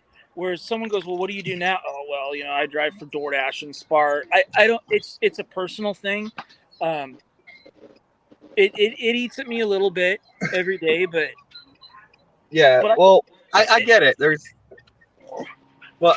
nothing wrong with bettering yourself and being free for your family. yeah, no, you're right. That's how I try to look at it too. CO, the you day- can't exactly just, oh, my wife has this doctor's appointment on Tuesday, and next Wednesday she has to go do this. You can't just get random days like that being a CO. No, Maybe if you're a police officer, they could juggle that around more. But if you're watching over a prison population, no, it's hard enough to get COs. yeah. I know that's actually that's becoming the new shortage. Aside from truckers, they can't get new COs in. I know. I made a video. I have it set as private. I haven't decided to make it public yet, but I have my prison video already where the inmate gets drug off and gets whooped in the laundry room. But I wouldn't. That'd get you kicked off YouTube probably. I don't think so. People do way worse. True, but they're usually compilation videos of some kind. I don't do this for money though. That's the thing. Like I just like to share Alaska and just kind of vlog the gig work, because there could be somebody out there that is already doing what we do, but maybe they've always wanted to come to Alaska, and then maybe they'll be like, "Hey, I saw that person's video," you know, and they'll be like, "Yeah, let's pull the trigger, let's do it." Or someone may go, "Yeah, that sucks, let's not do it." So, like, I don't expect to be monetized anytime soon. Yeah. And I'm going to say it's 2-3 years down the road. Someone like Pedro got very fortunate. Like, he grew so quickly. But to be fair, he posted every dang day, maybe except 4 days of the damn year. My thing on with that damn day, he'd have some kind of video out. Here's my thing, and I'm not like, I think Pedro is a family-oriented person. I think he's a good person. I just don't agree with a lot of what he says. But I also don't live in St. Louis, so it would be like some of his things that he says will not help you in Alaska. You'll be out in the cold, right? But there's just little things that he does that I don't like. There's something that allegedly happened. Well, I don't think it's there's something that happened last year that just infuriated me, and but that's the thing. Like, someone in private had asked me, had made the comment about him, and I'm like, I'm not here to compete with him. I'm here to share Alaska, and that's the end of that. Okay, listen. I like Pedro and UDM. Yeah, and I like UDM. I lost a little respect for UDM because he had that scumbag Robert Reese on, and he just got done with all that drama that got fanned with freaking Pedro. And I don't even directly blame Pedro. At least he, got on camera with the man. But then he's like, then Pedro tried to say everyone in the comments were trolls, but the trolls were the ones who caused this shit in the first place. Right. But, like, you can't have a guy like Robert, who's the drama alert of GigTube. Yes, I agree. On your channel when you just got done drama with another creator yourself. Like, don't have someone like that around. Like, do you not look into his content? Right. 3 out of 5 of his videos are just drama or relate to some kind of drama in it. So do you remember he dragged me, Steve, and Gary through the fucking mud and demeaned me. Do you know how that made me feel? And he didn't take it down for weeks. And then he finally said in chat, "Oh, I finally took down that video about you, Bud Soda, like you asked." I'm like, yeah, weeks later, not a day or two later. So if you had any kind of fucking integrity in your goddamn body, you would have took it down immediately. So last year, remember more like, I don't want to, let's see, how do I say this? You remember when one side was trying to force things on the other side? Yeah. Oh my god. Okay. So here's where I'm going with this. So I had a W-2 job and I refused certain things, and I was faced with either take it or be fired. I literally walked out. I quit. I was like, I've already had it. I don't need it. So, so this is what really made me angry at the time when Pedro was apparently sick and he went out anyway. That really just infuriated me, and it was at a time when I was faced with take the stuff or get the Yeah. boot. Okay, and I know, Tommy. so when that happened, because that was like really full on, more of a last year sort of deal, and really long story short, I know, I had left a comment somewhere, and I don't know if they tried to say he like went into the store and stuff, which he never did. you know what? If he went out for a drive and he did nothing else, I don't give two shits. Right, He was being hypocritical, because if you have the Rona and you're sick, you should not be out at all.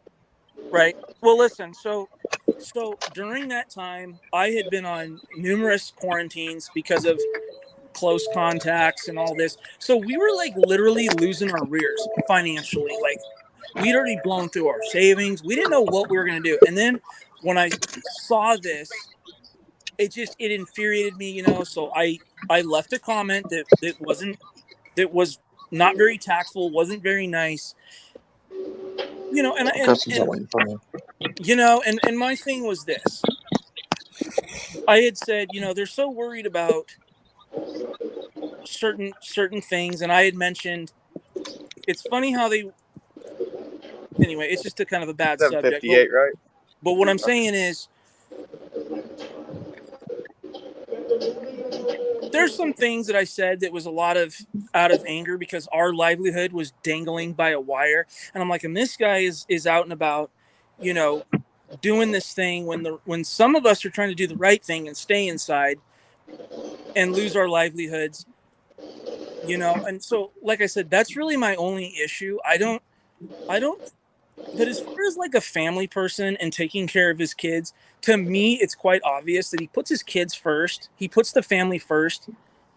Because if someone didn't, I don't think they wouldn't mention them as much and use them as an example for doing what he does every day for them, right? That's how I feel, at least. So, but philosophy-wise, we're kind of in two different corners, but I don't care. I'm not making content to compete with that. That's not why we're here. So, but I think I do think he's doing a lot of good, though. I mean, having those, as long as the gig conference is used properly, so it gets the attention from the right people at some of these apps to say, holy cow, these guys are banding together. They want some positive change. Cody, you're not the only one that made comments about that. Both Roy Will Be Roy and I made videos about it. So, About certain YouTubers going out while contracting Corona, and so yeah. this is a great platform. So don't feel bad for what you said. No, what makes me feel bad is that things that whatever I said would have been really out of more anger at the time, just because one side was trying to force something upon my side, okay? And then to see that, it infuriated me, and I said something to the effect of, I really shouldn't have said it, but I had said something like, oh, these, I said like leftist trash, and I should have never said those. I mean, it was stupid, and but Anyway, enough of that. Well, Listen. I'm not talking about that. What you were saying about the gig conference getting the right people's attention. It's not just the gig companies. We need to get these unions and these politicians, if you want to talk about the certain Yes. wing, like these people who want to shove W-2 style unionization down our throat Definitely. when we enjoy 1099, being able to work when we want, accept what jobs we want, and do what we want, you know? Yes. And if we make a bad decision, it's on us. Yep. Like I agree. 95% of the time, it's on us unless there's extenuating circumstances. Like, okay, maybe you can call it more than 95% because if someone stole an order and then you have to deal with that and you're wasting tons of time doing it when DoorDash is one of your only apps you can work because you are very limited where you are and the other apps don't spit out a lot of orders, or it's a time of day for me where DoorDash is the only one that's going to spit out an order at me. Yeah. They You sent, get what I mean? they Like, sent, that's they like sent the me biggest that this thing we morning. deal with, and there's very few other exceptions besides maybe a rare case of a restaurant being exceptionally rude, and we know just not to go to that restaurant ever again. Yeah. What did they send? They sent you a $13 an hour thing for Uber. What was that? Oh Yeah, my it says god! yeah, they sent me this morning. You could earn You could earn- $13 per an hour, including your tips. I've seen something similar. They'll tell us like 17, 18. Yeah. I know in Reno, it's on DoorDash. They're doing that. Either work for 14 an hour or just do it, dash as normal. Hey, Right. but Like- soda. These people on these Facebook groups are like, oh, well, sometimes I'd like to guarantee money. I'm like, if you live in a city like Reno and you can't make 14 an hour, you are doing something very, very wrong. Like, are you just working one app? Are you not trying something else? Are you not working, there's multiple zones. Are you not trying to go work another zone during the day when this one's dead? It's like, come on, think about it. But Bud Soda. Jesus frick. Wait, Even when I sit around, I eventually get back up to at least minimum wage. I'm probably averaging 16 or 17 an hour just because it's been a slow day. But I did that voluntarily because I don't make bad decisions. I'm not taking a fucking $8 for 9 miles unless I'm already out of zone. But if I'm sitting at the restaurant, if I'm sitting where all the merchants are, and it's 9 miles for $8, that means it's 18-mile round trip. That's freaking stupid of me to do. Now, if I'm out of zone and it's $8 for 9 miles, then yes, I will probably grab it because I'm driving no dead miles and I'm likely to come back to a spot where I go anyway. You know what I mean?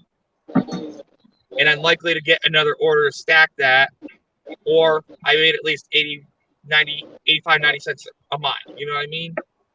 So you got to work smarter, not harder. People are foolish. I wish people would take self-freaking responsibility, and I don't want these damn freaking bastards. I gotta be careful what I say. I just don't want them taking that away from us. Yeah, but see, not every market is the same, Bud Soda. Sometimes you have to settle for 7 miles for $10, or sometimes you have to settle for $10 Yeah, that's what I or do. dollar a mile. $10 If for you're 7 living, miles, I'll do it. Especially if if you're it's a slow living time of day. in Bumfuck, If it's if you're highway living in miles. Bumfuck, if you're living in Bumfuck, Cheney, Washington, if you decline 1 or 2 orders, you may not get another order for an hour or two. So sometimes you gotta settle for less. You know what I mean? But if you know your nearby markets and you work multiple apps, I wish people would take self-responsibility for it. Come on.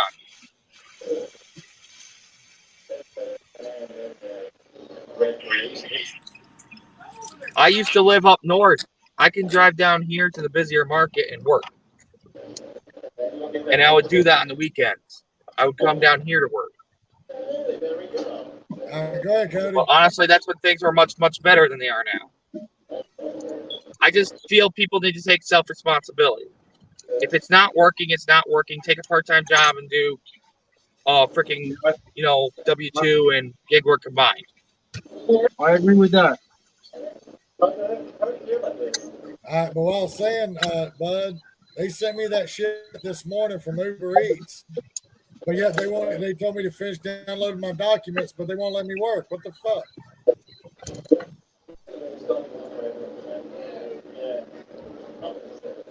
Wow. You know, Honestly, Tommy, if you get a few $100 together, get a lawyer to like send him a certified letter and just threaten them, like saying, "Hey, listen, I didn't do anything wrong. I don't care about the rideshare. I just want back on your Uber Eats platform. I was wrongly deactivated from your Uber Eats platform for simply applying to your rideshare. Let me back on Uber Eats." And it's like, "Oh, did Tommy hurt or kill somebody? No. Okay, let him back on." That's what the legal rideshare people were supposed to do, and then they turned around and said, "Oh no, we can't help you." They're too busy to even do anything, and I see Steve got away from that basically because they were so overwhelmed that they couldn't even handle normal cases.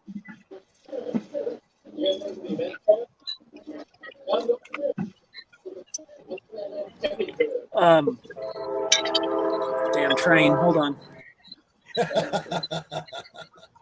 Cody finally gets to say something. Damn train comes through. The tourists are coming through town. Well, I don't know. A few $100 take on Uber. I think you'd be better served just going to the strip club and letting it out.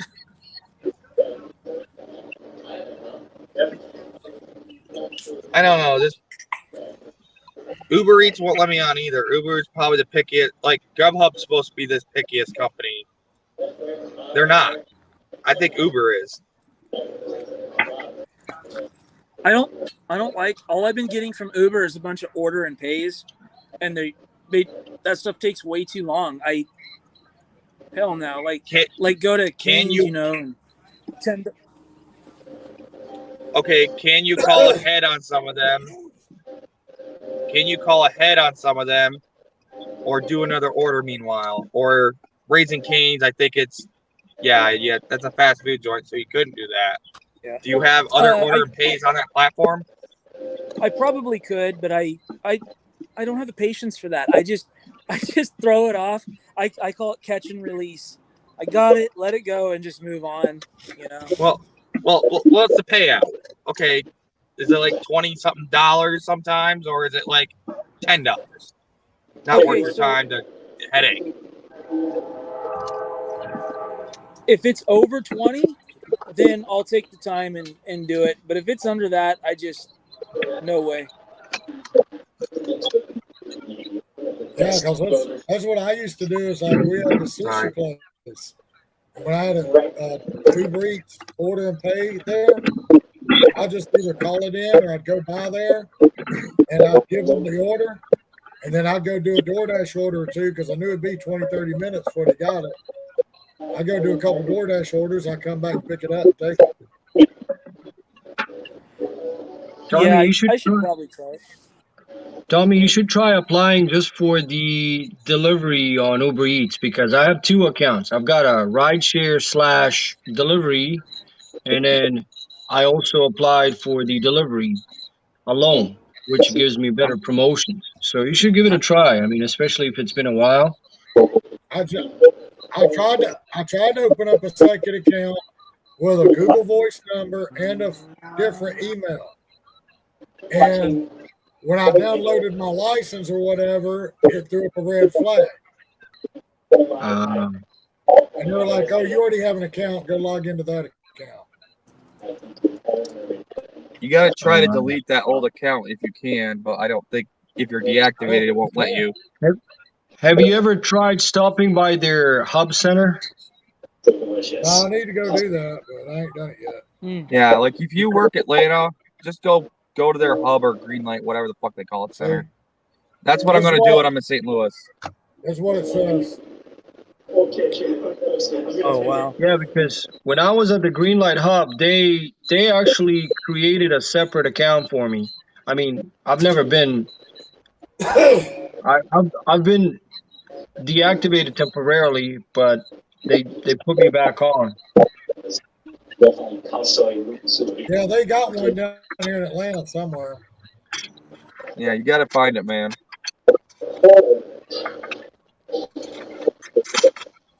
Just the only green light center in New York State now is in New York frickin' City. They used to have one in Buffalo, Rochester. They had one at Syracuse at one time. They took them all away. I noticed a lot of the Ubers and the Lyfts are off the roads now around here. It's just, fuel's almost $6, and people travel here. It's long distances.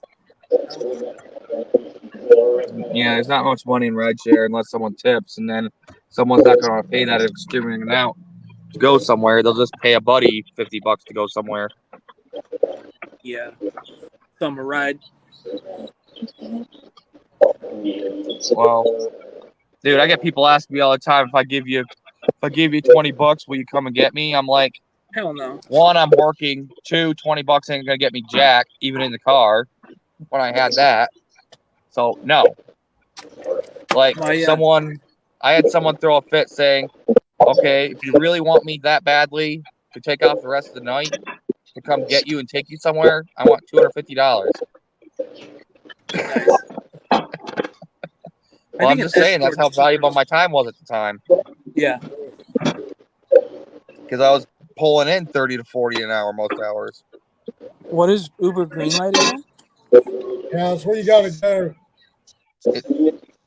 It's their like hub center where you can get onboarded with like an actual person quickly. It's in Atlanta. That's a little ways from here too. I'm surprised you don't have one in Anchorage, especially if a lot of the rideshare drivers quit. We probably do. I don't know. I just do the Uber Eats. I signed up. It took me like 2 weeks to get on with them, and I don't know. You know, That was like a year ago. I didn't think you worked for that platform. Yeah, I just don't do much with them. Oh yeah, you were saying that the order pays. I haven't even turned them on in probably 2 weeks. But in my town where I'm at here, we only have DoorDash. I have to travel 50 miles to Anchorage to access the other platforms. Yeah, I used to do that too. So that's rough, and it's expensive. What do you drive? It's like 24, a Hyundai 25 Elantra. miles for me to go to Atlanta. It's how many miles? It's like 24, 25 miles for me to go to Atlanta. So 35-minute drive, not bad. 50 miles. I didn't realize you were that far out, Cody. Like you were like me then. So we drive, and that's where I have to take Autumn for dialysis. You don't even have Instacart where you are? Well, so we do, but I don't even start on that. It's so not worth it. Yeah. It's like my old rural zone then. What's that, Roy? Yeah, no Instacart here. Hey. You said like, okay, you were saying the other day like when you get the most Instacart orders is the most inconvenient time of day possible when the store's crowded and you can't really make money because of it. Yeah, sometimes. Here, Autumn wants to say hi. Hey, Autumn. Hold on. Hey, Autumn. Here she is. StreamYard. What's up? Hi. How you doing? Good. So it's Bud Soda. So New York, Georgia, and Washington, I think. Jabroni's Homer. Yeah, Washington. Top decliner's sleeping. Yeah, Top decliner's sleeping. He's just listening to us. Like they're boring. We but that's the thing, like, and if it was, but I'll say this though, sometimes I complain more than I should about gig work, but it's been a real lifesaver for us. It really has. Yeah, that's one thing I'm trying to get on people. I'm like, for all the stuff we complain about, the base pay, I have more of an understanding on that now because Californians are really sucking them dry. They should probably pull out, but the only reason they don't is because the population there is so huge. It's the fifth, if California was its own country, it'd be the 5th largest economy in the world. So it's kind of hard to go away from that, even if you're losing money from it. But they can only legally charge so much per order. I don't understand why they couldn't just in California only make a tip mandatory, so people just wouldn't be milking that Prop 22 clock, and they'd have to pay an extreme amount of money for it. Yeah, well, they have to subsidize the. Never mind. The Robert Reese's. Yeah. He goes and works a market where the minimum wage is much higher than his own. Well, here's my thing, right? Well, who's to say in that situation, is it theoretically possible? Could you be on, say, DoorDash and Grubhub and take a $5 DoorDash and a $5 Grubhub and just slow play the crap out of it and then get Prop 22 twice? Yep. They're both counting it. They don't share data like that. Yeah, he said he could get three. He said he could get 3 orders in an hour, and he could get paid Prop 22 for all 3. So he's making like $60, $70 an hour. Scumbag. I know Instacart. What they're doing is they're really cracking down on, because full service shopping takes a while, obviously.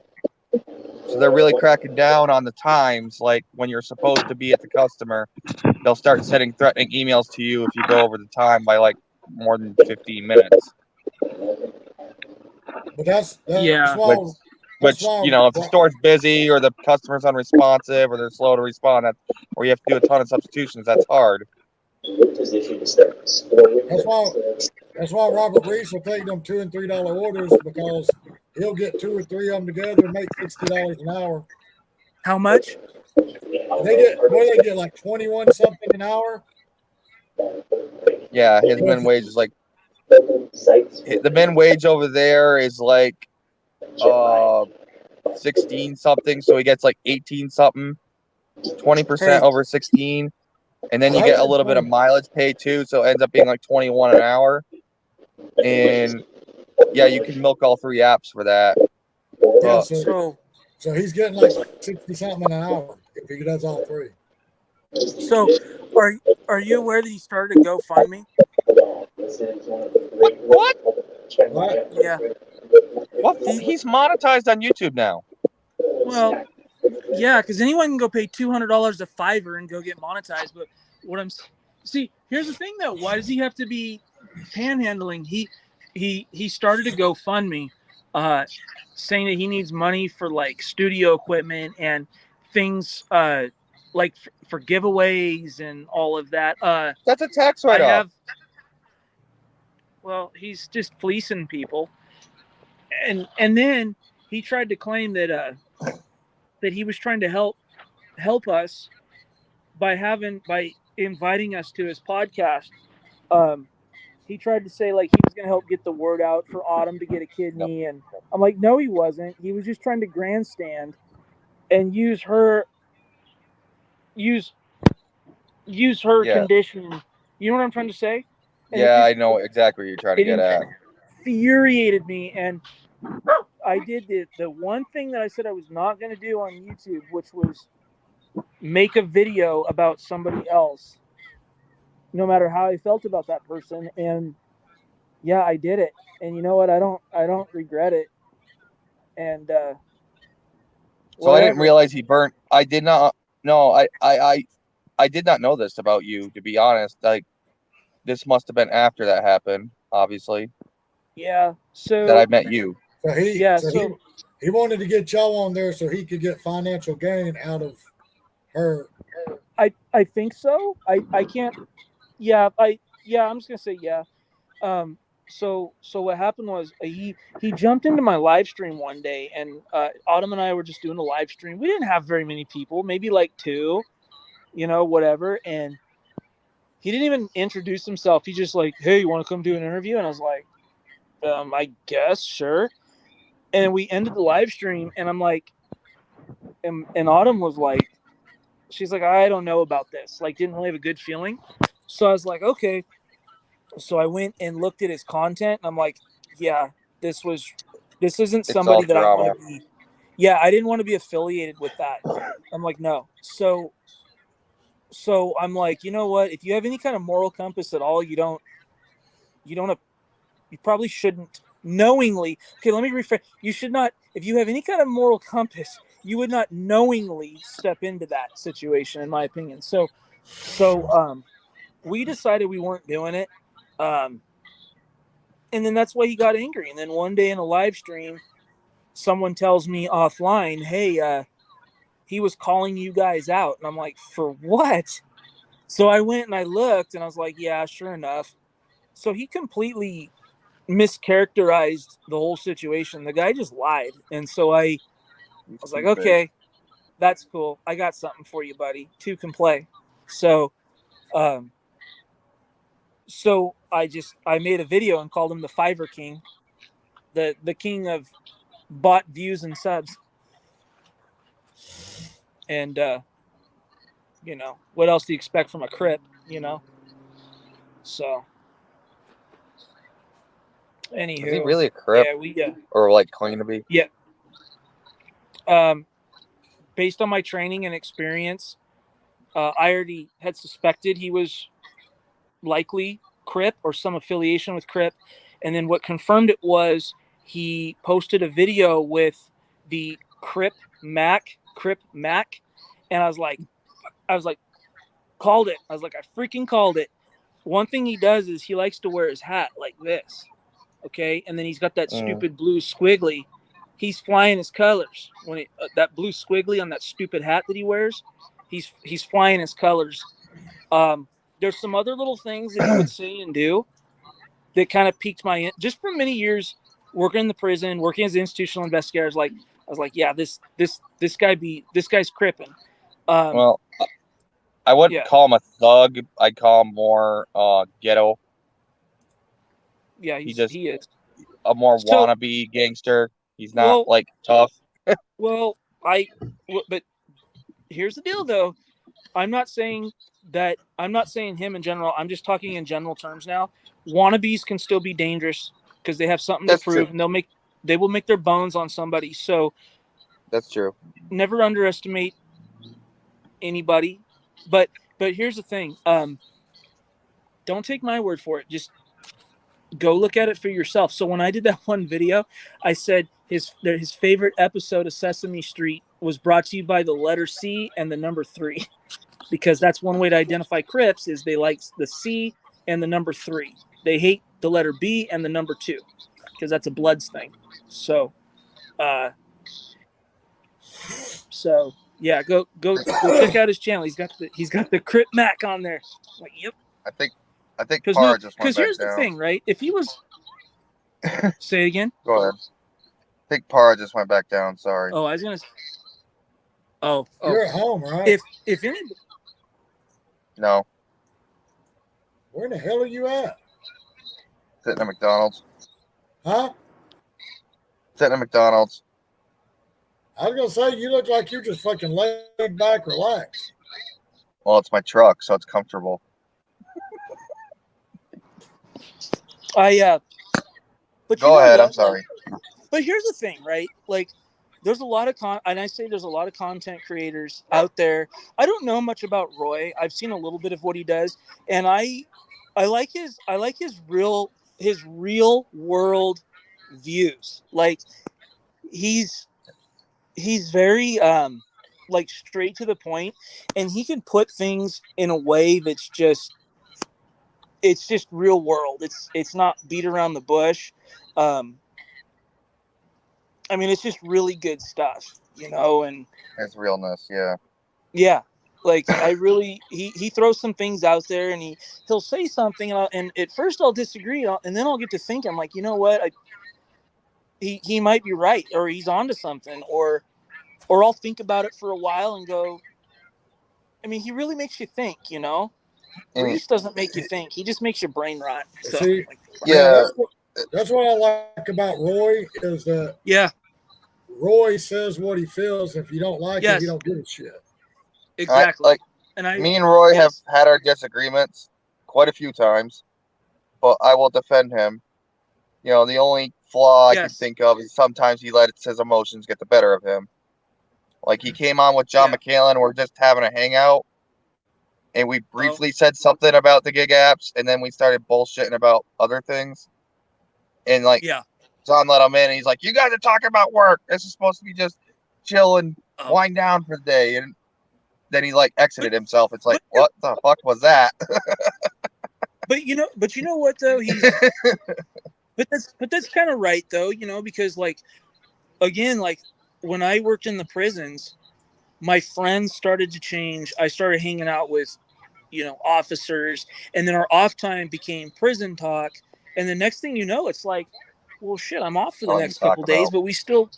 but that's all I we am talk very- about. And I'm very guilty of that. yeah. So Roy saying that would be a very relatable kind of thing, you know. That's why I like the things that he gives an interesting perspective to some things, and I think he deserves more of a following, in my opinion. He definitely does. Yeah, well, I mean, I want to say this, but I don't exactly remember exactly how he said it. He wants to get to 1,000, Yeah. but he don't want to do it the way everybody. He wants to be himself. Yes. He wants to be Roy. He don't want to Yeah. sit here and agree with everybody else and do what everybody else is doing, just because it's the way to get subscribers, because it's the way to get the clicks, the way Yes. to get the follows. He wants to do it his way. I So- knew he was coming. I knew he was coming. I knew he was Who's coming. coming? You just say his name. Here he comes. Oh. Oh, cool. Hey, Roy. I've been watching you guys. I've been watching you the whole time, brother. I was just watering my animals. Oh. It's funny. I love you, Roy. Hey. And that's not what happened, Bud Soda. Let's be honest. Come on now. What were What you upset happened about? That was- was like what- random no, as no. fuck, bro. That's what I was let me saying. finish. I will Let me defend you finish. to the last fucking minute, though. I will say that. Let me finish. This is what Go ahead, happened sorry. with John's stream. Okay, you guys said you weren't talking about gig work, blah blah blah.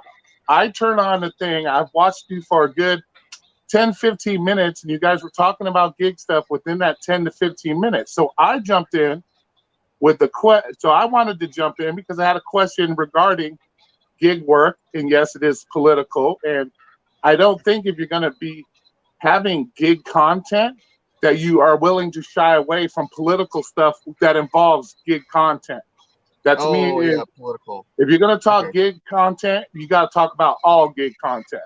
Okay. And so when I went in there and said my question, he's talking about, oh, I don't want to talk about politics. I don't want to talk about that. Well, wait a minute. You've been talking about work stuff.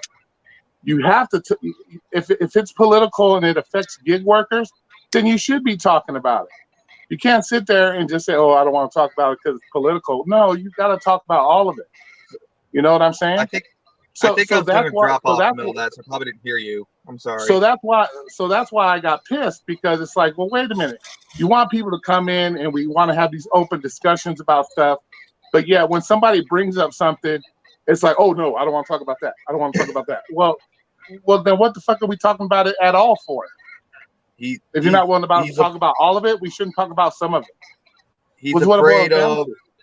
what a lot of other gig tubers are afraid of is if they step over a certain line that they'll get shadow censored or what the fuck ever, you know. Well, you know what? Unfortunately, that's I part think of it's life. dumb. I agree with you. Okay, that's part of life. If you like I said, sometimes life, some of the shit that happens in life, it isn't just all sugar canes and rainbows. So if you don't get a little bit of money because we're trying to talk about real life discussions on situations, then you're not being real to the people that you're supposed to be real to.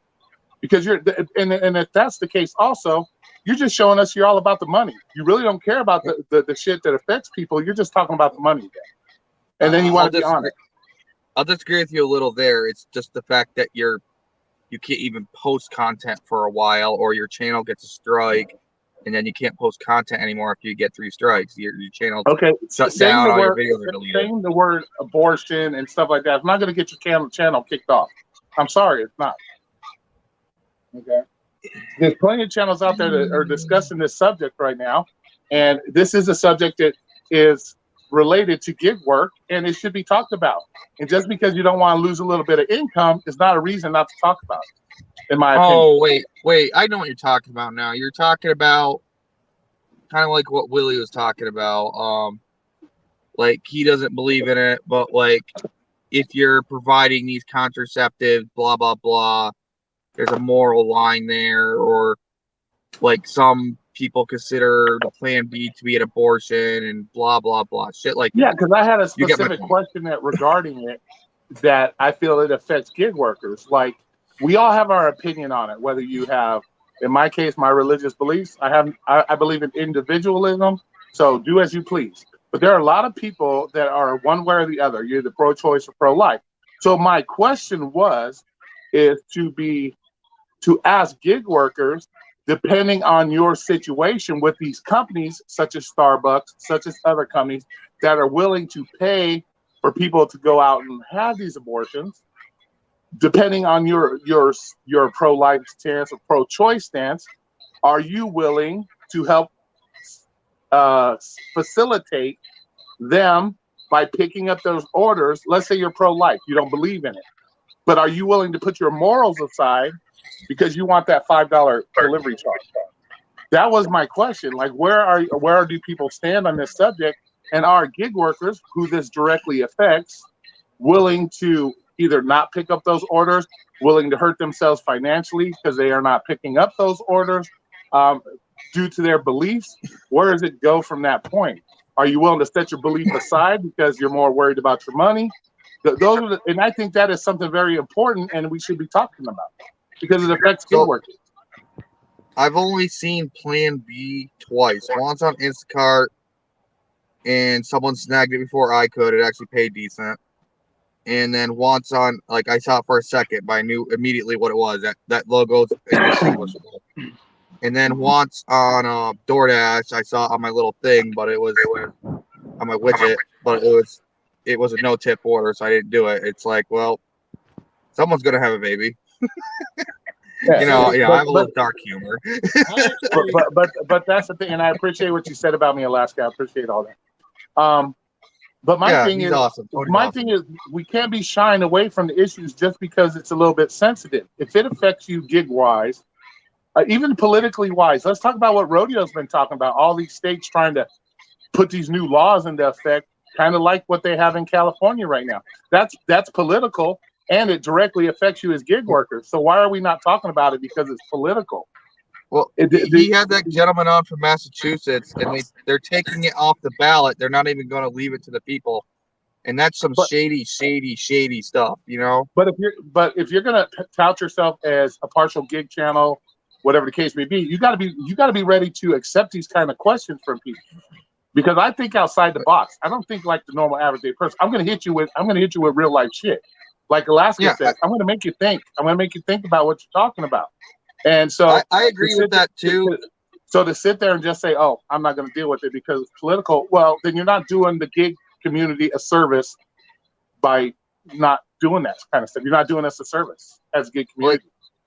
Like I know one of the gig content creators I like doesn't like to have politics in his chat. I mean, there's a fine line. Like if you're just saying this person over and over and over, it gets annoying and old and you're not adding to the discussion. But if you're actually trying to have a conversation saying, here's my belief, here's this policy that's going into place, or here's something I'd like to see happen, and this candidate believes in it.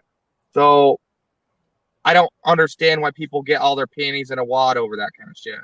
Like if you're actually discussing issues that are relevant, especially to us, for as 1099 workers, or even as you as a W-2 worker, like if it's related to work at all, it's our livelihoods. Why are you like shying away from it? Okay. Like we have to discuss these things because it's important. And that's what I love about Steve, because he tackles that shit head on. And here's another thing with the 2A decision that was just made as well. You're talking places like California, New York, that don't give you the opportunity to protect yourself. Now, you as a gig worker have the right under what was just passed through the Constitution. I mean, the court, that you can now protect yourself and carry your weapon with you to go out when you do your deliveries and protect yourself. You're telling me, yeah, it's political. Now it directly affects you as a gig worker that you're able to carry your protection with you now. You don't think that's something you guys, that other gig workers or gig content creators should be talking about? I think it is. I think it's important. I brought it up because it directly affects you. You have the right under the Supreme Court now to carry your firearm on you while you're out doing deliveries to protect yourself. That is very important. Where before you did not. So I have two pocket knives. One's like a box cutter. It is very sharp, but it's not a knife. But it's shiny and it scares people away. Well, I have a real pocket knife that my roommate gave me for my birthday, so I have real protection on me. Well, unless you're Wolverine, you ain't blocking bullets with your knives, brother. Yeah, well, you know if someone tries to mug me physically without a gun, at least I have some form of protection on me. I'm just saying, these are political stuff that has been just passed that affects us directly as gig workers, and gig content creators should be talking about this. Roy should not, with his 600 subscribers, be the only one talking about this stuff. You have people out here with 25, 30,000, 40,000 subscribers. This is information they should know about. This is information they should be hearing. Not just, here's the hamburger menu. Oh, here's how you do stacked orders. No, there's other things that are more important that need to be talked about, and that people will just want to shy away because they don't want to upset political stuff. Come on, hey, man. Roy, I got 28, and you're talking on here, so. I got 178, I think. I like to hear Alaska. I've had 2 new subscribers in as many weeks. And I know Alaska is all about the guns and stuff. I don't know how his take on it. How does Roy not have 1,000 people being this circle? Like, because there's got to be at least 1,000 of us that would, even if we disagree with him, that would watch his content. Because I'm the asshole that won't pander to other people. Fucking mind, and he don't just say what people want to hear. He says what he feels. And people. Me and Roy can disagree, but we love to have debate. That's what it should be about. I'm not the guy that's going to pat people on their ass and say, "Oh, I feel sorry for you" when you fuck your own shit up. I'm not that guy.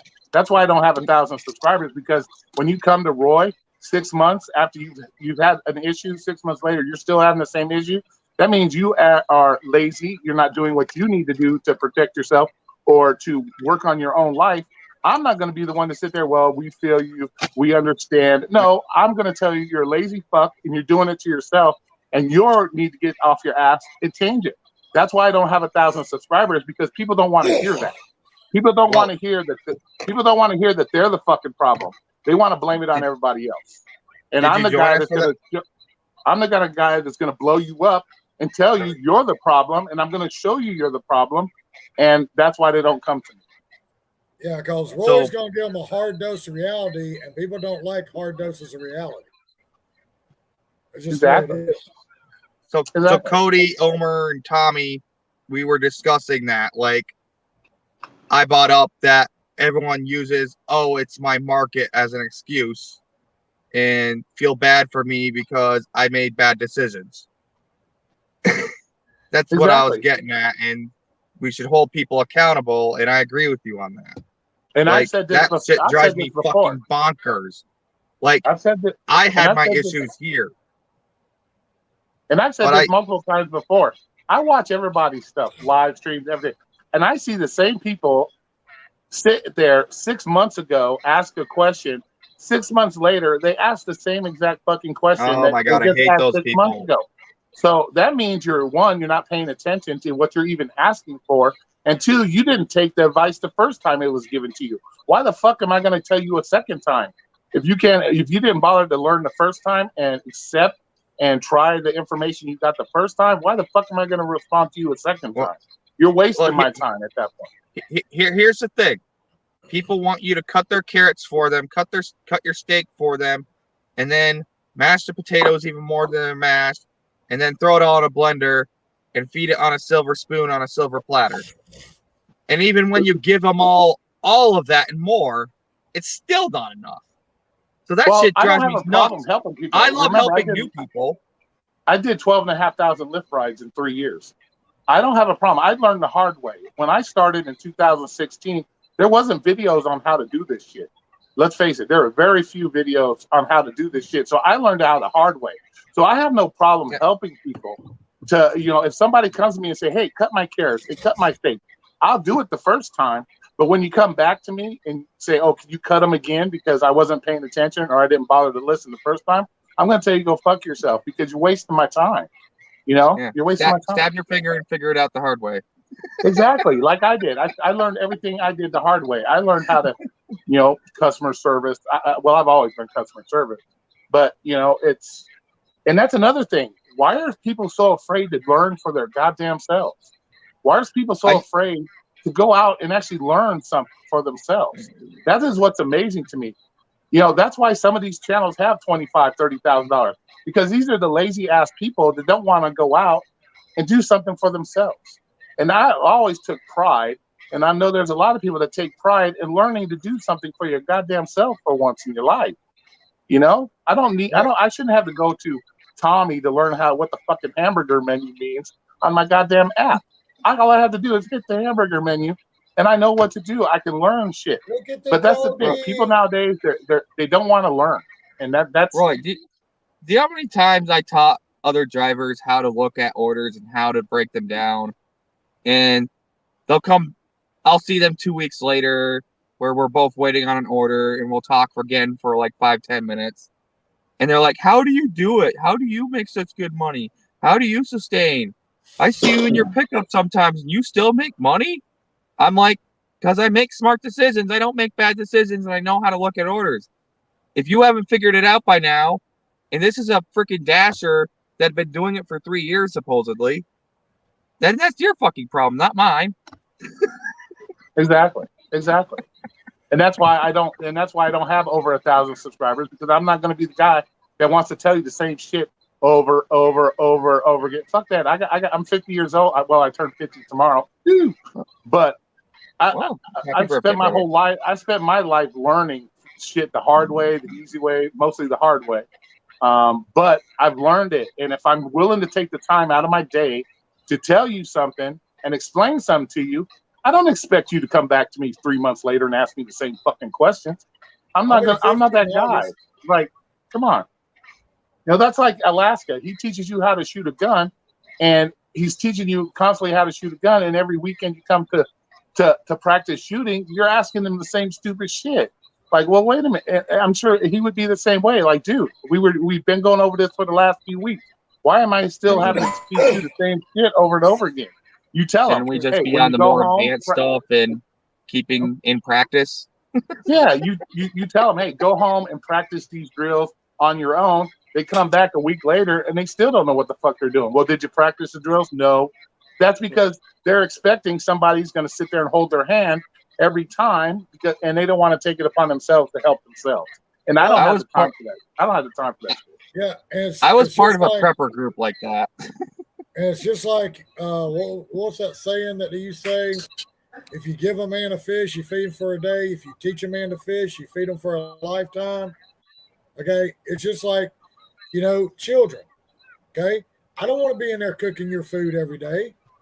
So why don't I teach you how to do it? And then when we get done and you see it, well, I don't want you to come back in here tomorrow saying, hey, will you fix me this?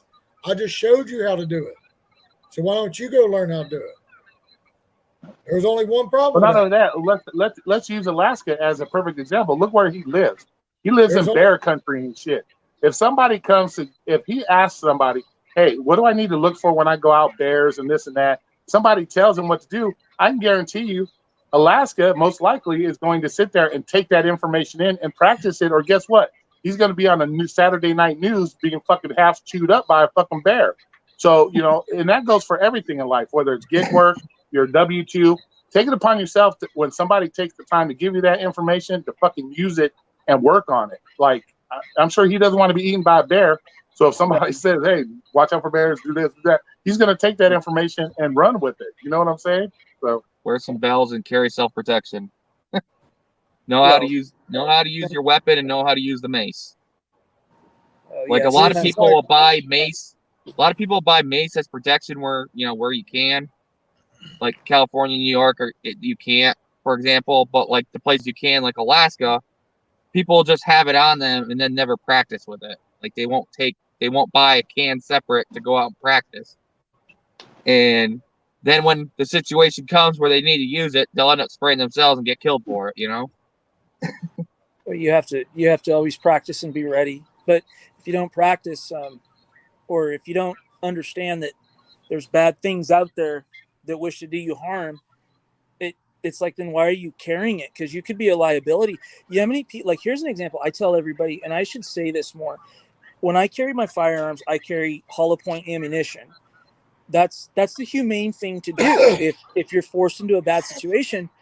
So why would you shoot stupid ass ball ammo in where it could punch through somebody and hit grandma and the grandkid in the, that's, you're responsible for every bullet that leaves that weapon. And I tell everybody that the police are not going to be there to help you. That stupid call button is not going to help you. You got to be able to hold out. So like I'm not a firearms instructor. Like I tell my wife all the time, I show her things, but I'm like, at the end of the day, I'm not your instructor, but I try to tell her, real world, be willing to use this, because someone's not going to always hear you scream. Let me tell you something. We're out here sometimes in the absolute middle of nowhere. Yeah. No one's going to hear you scream out there. They're not. You have to be able to hold out. And the last thing I'll say on this topic is I am very confident with my firearms and my proficiency. I've been professionally trained by 2 state agencies. I practice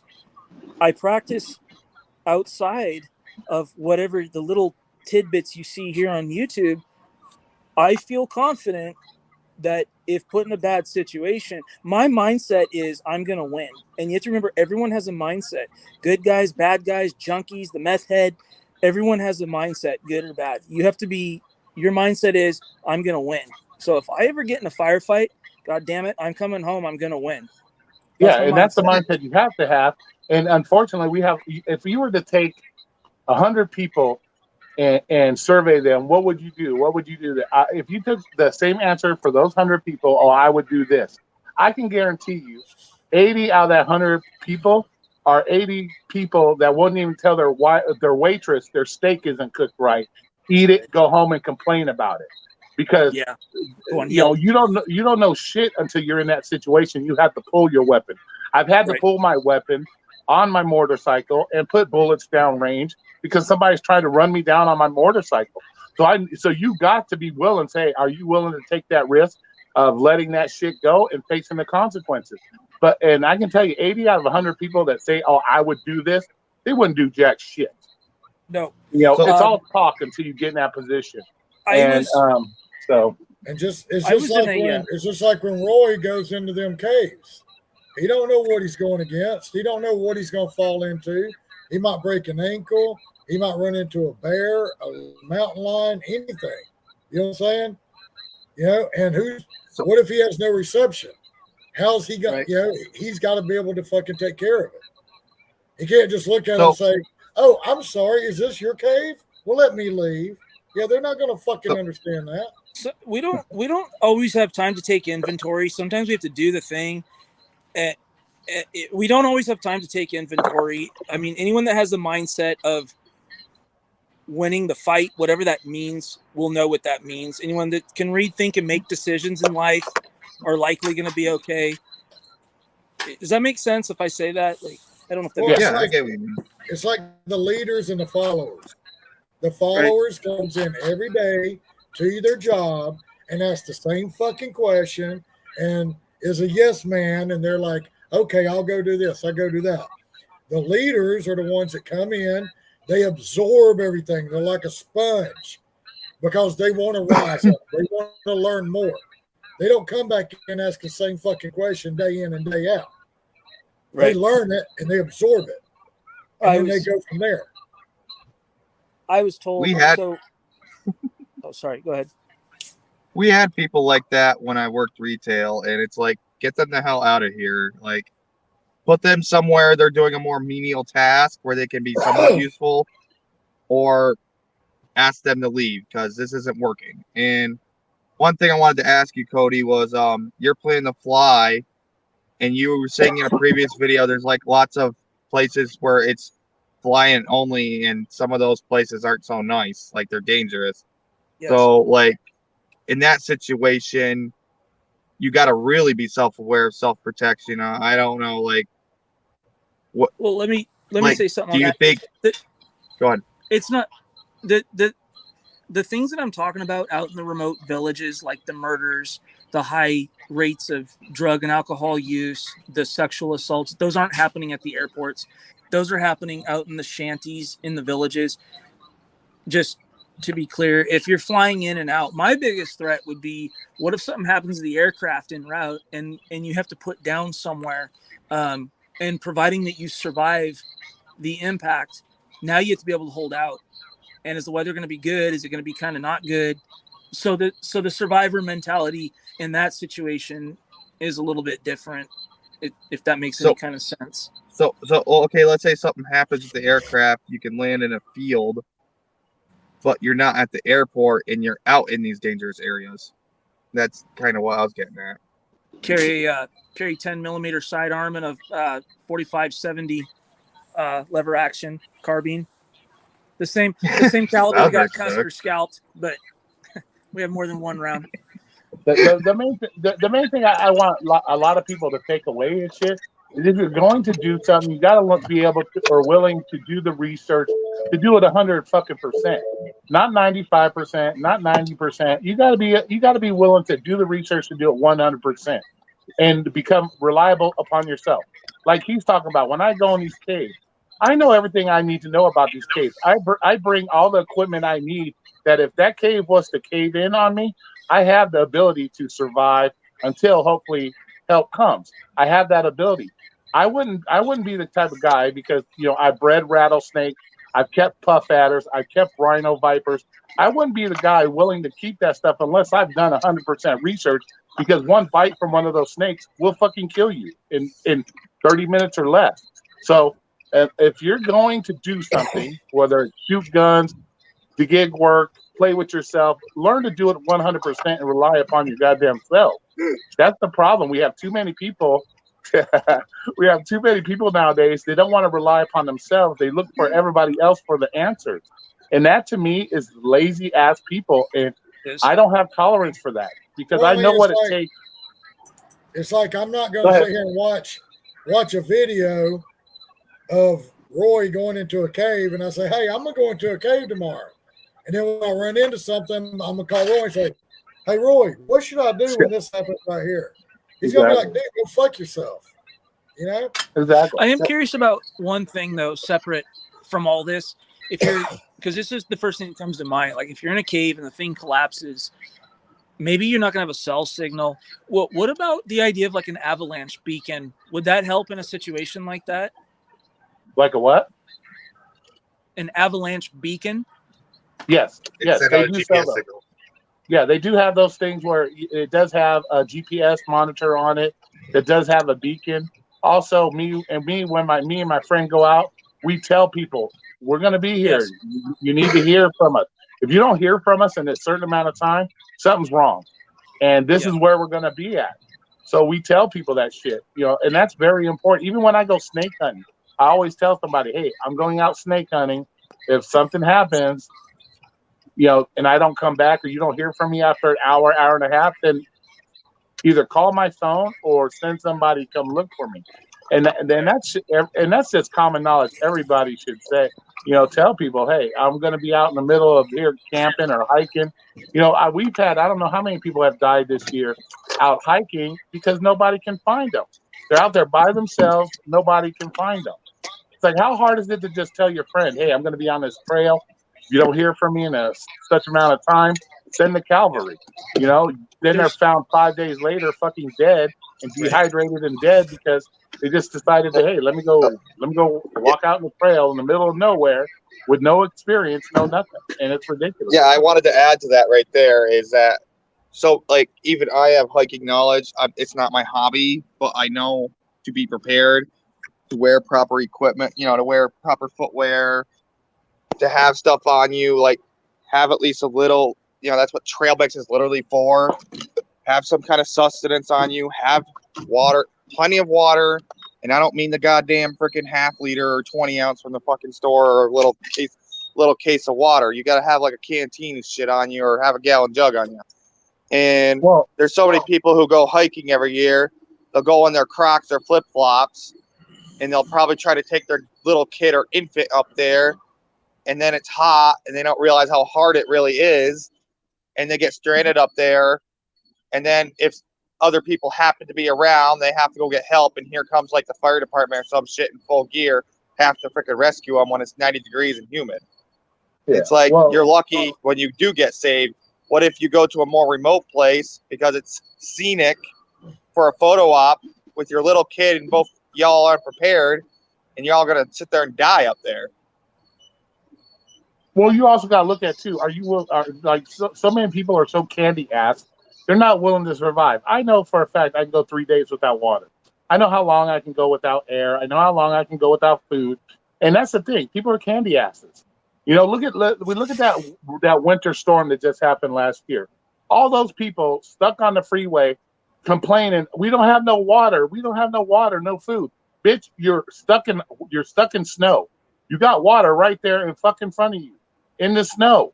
But you're going to sit there and say, we need bottled water. So they're out there handing out people bottled waters. You're surrounded by water. What the hell are you needing bottled water for? Like, pick up some snow and eat the shit. It's right there in front of you. That's what I'm saying. People don't tend to think, and you live in those situations. Those things happen, but you don't have the common sense to think, oh, wait a minute. There's all kinds of water. I'm surrounded by it. I'm stuck in it. What the fuck? I was like, they're out there complaining about they don't have bottled water. I'm like, so this just shows you the kind of candy ass people we have, and that just don't use common sense anymore. Right. And see, I'd be laughing if I saw somebody coming with bottles of water when we're stuck in a snowstorm. I'd fucking laugh my ass off. I'm like, here, let me get my own bottle of water. Scoop up a big old thing of snow and eat it. There's your bottle of water. What the fuck? And see, Roy, you're the same age I am. You're the same age I am, because I turned 50 in August. So you'll probably understand this a lot more than the others will. But we grew up in the era where you got your ass outside. You wasn't on the phone. You wasn't on the damn Xbox. You wasn't on this. You got your ass outside. You rode your bicycle. You played with your friends. And if you wanted something to drink, you didn't dare go in the fucking house. You had a water hose and drank straight from it, Or the crazy else, if you want, they didn't want you home while it was daylight. Okay? But, let me ask you a question before them street lights come on. And if you wasn't, they whistle one time, and your ass better come hauling ass. And let me ask you a question. How many times did you burn your mouth when you went to turn on that hose and grab that water right as it came out? How many times did you learn not to burn your mouth on that? You're like, oh, wait a minute. Let me run that for a second. Learn that motherfucker for a minute. That's the kind of shit you gotta learn, Oh, yeah. I've done that. And the end of the hose, the freaking water came out, was freaking boiling hot. I was like, ah! Well, you gotta think it's 90 degrees. That water's just sitting in there, and you don't do that once or twice. Turn that shit on and do that once or twice. You learn real quick not to go sucking on that motherfucker right away. I used to live in Las Vegas. Yeah, I was there for about a year and a half. I worked at Indian Springs. Nice. HDSP. Oh, nice. I used to go up that road, Cold Creek Road. It's the road that's on Cold Creek Road. I used to go up there all the time. Beautiful rattlesnakes up at the top of that road. Got some of the most beautiful Panamint rattlesnakes up there. We actually had a rattlesnake make its way in through one of the doors in one of the housing units, and then slithered its way into the cell closest to one of these doors. And I heard this screaming and pounding around. So I was like, and I was walking the tier, and I was like, oh no. I was like, here we go again. So, because I'm thinking, if someone's yelling, there's pounding around, it's usually it's a cell fight or something. So I'm like, great, here we go. And the two guys are up on the top bunk, screaming. And I'm like, this whole thing's weird. Like, what, you know? And anyway, the snake was down on the floor. So had to call maintenance. Maintenance brings a shovel in. And they chopped its head off. The crazy. So I learned from that. I never thought about that till that day. I'd be doing searches, and like a fool, I'd put my arm like underneath the bunk and slide some boxes out. Yeah. There could have been a scorpion, snake. I saw tarantulas there. Oh, Yeah, exactly. Ooh. So yeah, that road up there is great for animals. You can find all kinds of scorpions, snakes, everything crawling around up in there. Yeah. Donkeys, fucking everything. Yeah, I saw that. There would be wild horses out in the parking lot, and sometimes you couldn't go to your car because the horse would try to like kick you or bite you or something. Yeah. Bud's getting gas. It's time to go home. How much is that fuel? $8. Yeah, I spent $52.77 and it maxed me out. Limit reached for you're only allowed $500 every 7 days on this card. But that's one of the biggest things that pisses me off about some of these content creators. They need to stop. They're just too quick to shy away from some serious shit that needs to be talked about. And and just because you don't want to talk about, I like talking about this shit. If you want to have a successful channel, my channel, I'm not going to say. Well, I'm going to say my channel is good because I can pull in quite a few people on my live stream, even though I only have 600 subscribers. I can pull 30, 40 people in a live stream when we're talking about shit. When I've seen people with thousands of subscribers be lucky if they get 5. So the thing is that there's people out there that want to hear this information, and to be shying away from it, you're doing, like I said, you're just doing people a disservice. Because some people really believe it. Like, how many people thought that, I'm a pro-lifer, I don't believe in it. How many people did it tend to dawn on that Starbucks is facilitating this stuff? That I don't take Starbucks orders. Starbucks orders from Uber. That is, and it's for obvious reasons. I don't care, and I wholeheartedly stand by this. It could pay me $100 to walk the damn thing 20 feet. I will not take it. However, I respect their right to operate their business how they wish and do what they need to do. But personally, I don't want to be involved. So I can honestly, wholeheartedly say I do not take Starbucks orders for obvious reasons. I will not take them. And there's a lot of people out there that may not have that information. That they're taking those Starbucks orders, and it's totally going against their moral code, and they don't even realize it. You know what I'm saying? So that might weigh on them a specific way, or something that they didn't realize because nobody is willing to talk about the situation, and so now they're stuck like, oh shit, I've been doing this the whole time. Starbucks is doing this, and oh fuck, Then they have that moral dilemma, like, well, what the fuck have I just been doing? You know, I've been helping facilitate something that I strongly disagree against or agree against, whatever which way it is. So to sit there and just be willing to just shy away from it because, like, ooh, touchy little subject. No, every subject that involves a gig worker should be talked about when it comes to gig content. It shouldn't be an off. There shouldn't be no. If it affects every gig worker in some fashion or another, there should be no off-limit topics. Just because you're worried about some financing or you're worried about the monetization. Hey, Roy, we can't be talking about all that kind of shit here, man. You need to stop, dude. So call me weak, but like take Dick's Sporting Goods and Buffalo Wild Wings and their anti-Second Amendment stances. But like I've taken orders from them because I just had a really good one earlier, and it's like I kind of have to look past that, and I know the people working at the local store don't exactly make those decisions. That's how I look at it. But we to each their own. We can each have our opinion. If you guys don't want to even take orders from those places that are paying well, I respect that. But you got to also think about it. Are you willing to sell your morals out just because of a paycheck? You see what I'm saying? That's a dilemma people got to worry about. How Are they willing to how I let their look at it little is their financial? You know, me on a local level is probably going to have little effect. That's how I look at it personally.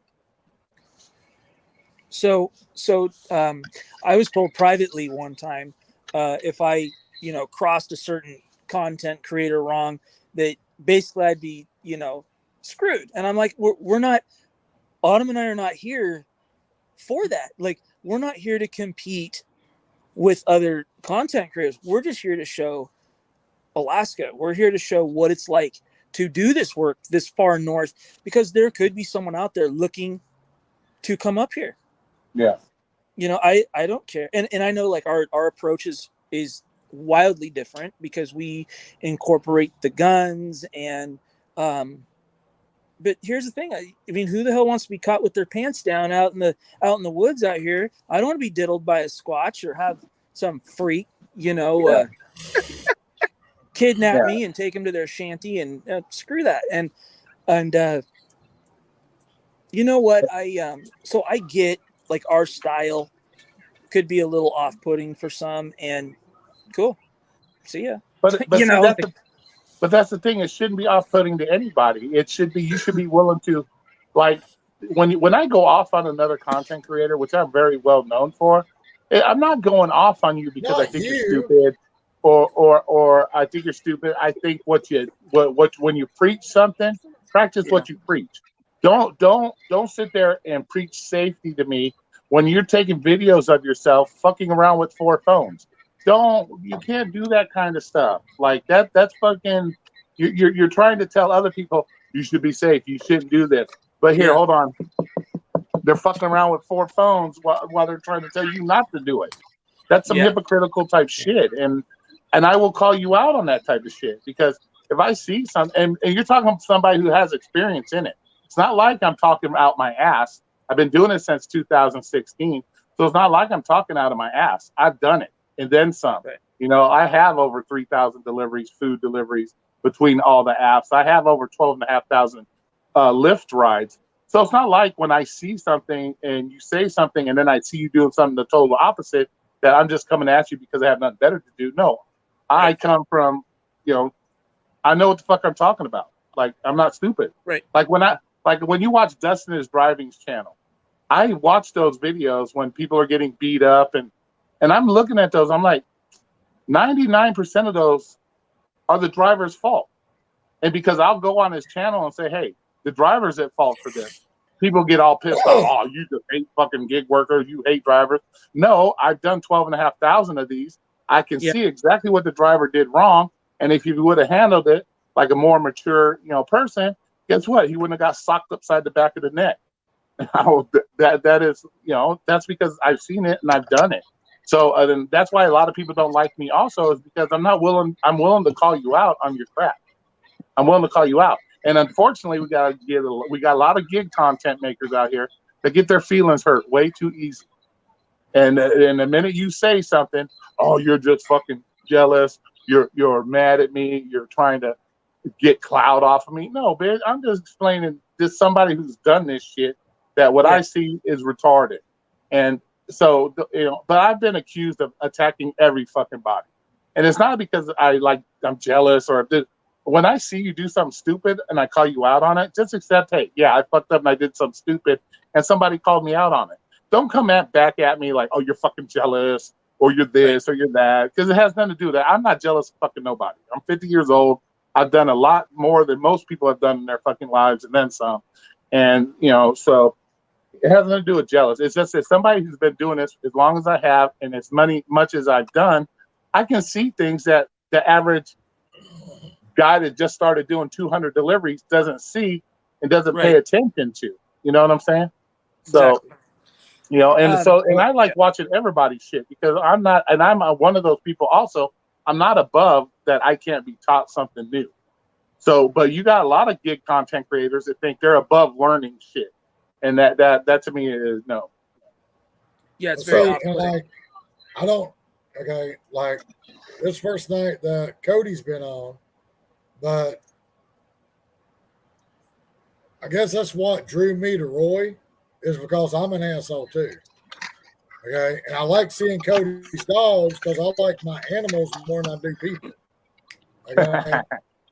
Now, with that being said, when I first started doing this shit, I went off one night. I just went straight to fuck off. If you watch one of my first 4 or 5 videos, Bud Soda might have been there. I just went to fuck off one night. You know, about somebody that was talked about earlier tonight, but I just kept my mouth shut. And I went from 19 subscribers to 15 in that one night. I was like, well, fuck it. If I hurt their feelings that bad, they can fucking leave. I mean, so be it. And that's why I've tried to change up my content a little bit. Like, if I really wanted to, I could change this name back to what it used to be, and I could tear into some ass if I really wanted to, because of the shit that I've been seeing. I could tear into that ass if I wanted to, but I told myself I'm going to try to stay neutral when it comes to a lot of that stuff, and I hope other people will step up and say, hey, what the fuck, you know? I shouldn't be the only person that says, hey, what the fuck are you doing? That is not right to be telling people that or showing people that kind of stuff. That's not right. I wish I wasn't the only person that did it. I wish more people would step up and have the balls to fucking say something if it needs to be said. So I've gotten to the point now, it's like, well, why am I the only gig content we're willing to, you know, blow people out the water when they're doing shit that's not right in the eyes of, you know, and that's actually in my eyes hurting people? Why am I the only one saying it? So that's why I changed it up to where I'm going to start, you know, be a little bit more neutral, and then just work on something that I love, and that's my critters. That's my animals, and you know, the hiking and doing shit like that. Because, you know, so I guess I channel my Royal be Roy because I got upset earlier and I called someone out by name, and like, because I'm sick of fucking bullshit I keep seeing out of this person, and the fact that they throw shade at me and people I consider friends of mine. Well, I understand if you're like sticking up and they're throwing shade, but if somebody comes at Bud Soda and they have a legit thing, say, hey, Bud Soda, blah blah blah blah blah, and it's legit, why is it automatically assumed that you're just trying to be a dick and pick on you? No, maybe they're trying to, hey, you know, instead of thinking about it, maybe he's right. Look at it from that point of view instead of automatically assuming that, oh fuck. That's like me watching Alaska shit as somebody who knows how to shoot very well myself. And that's like me watching his shit and asking him a question. Hey, dude, why do you hold it this specific way? Or why is this? And then he just gets off saying, who the fuck are you to tell me how to hold a gun, motherfucker? I've been doing this, I've been doing that.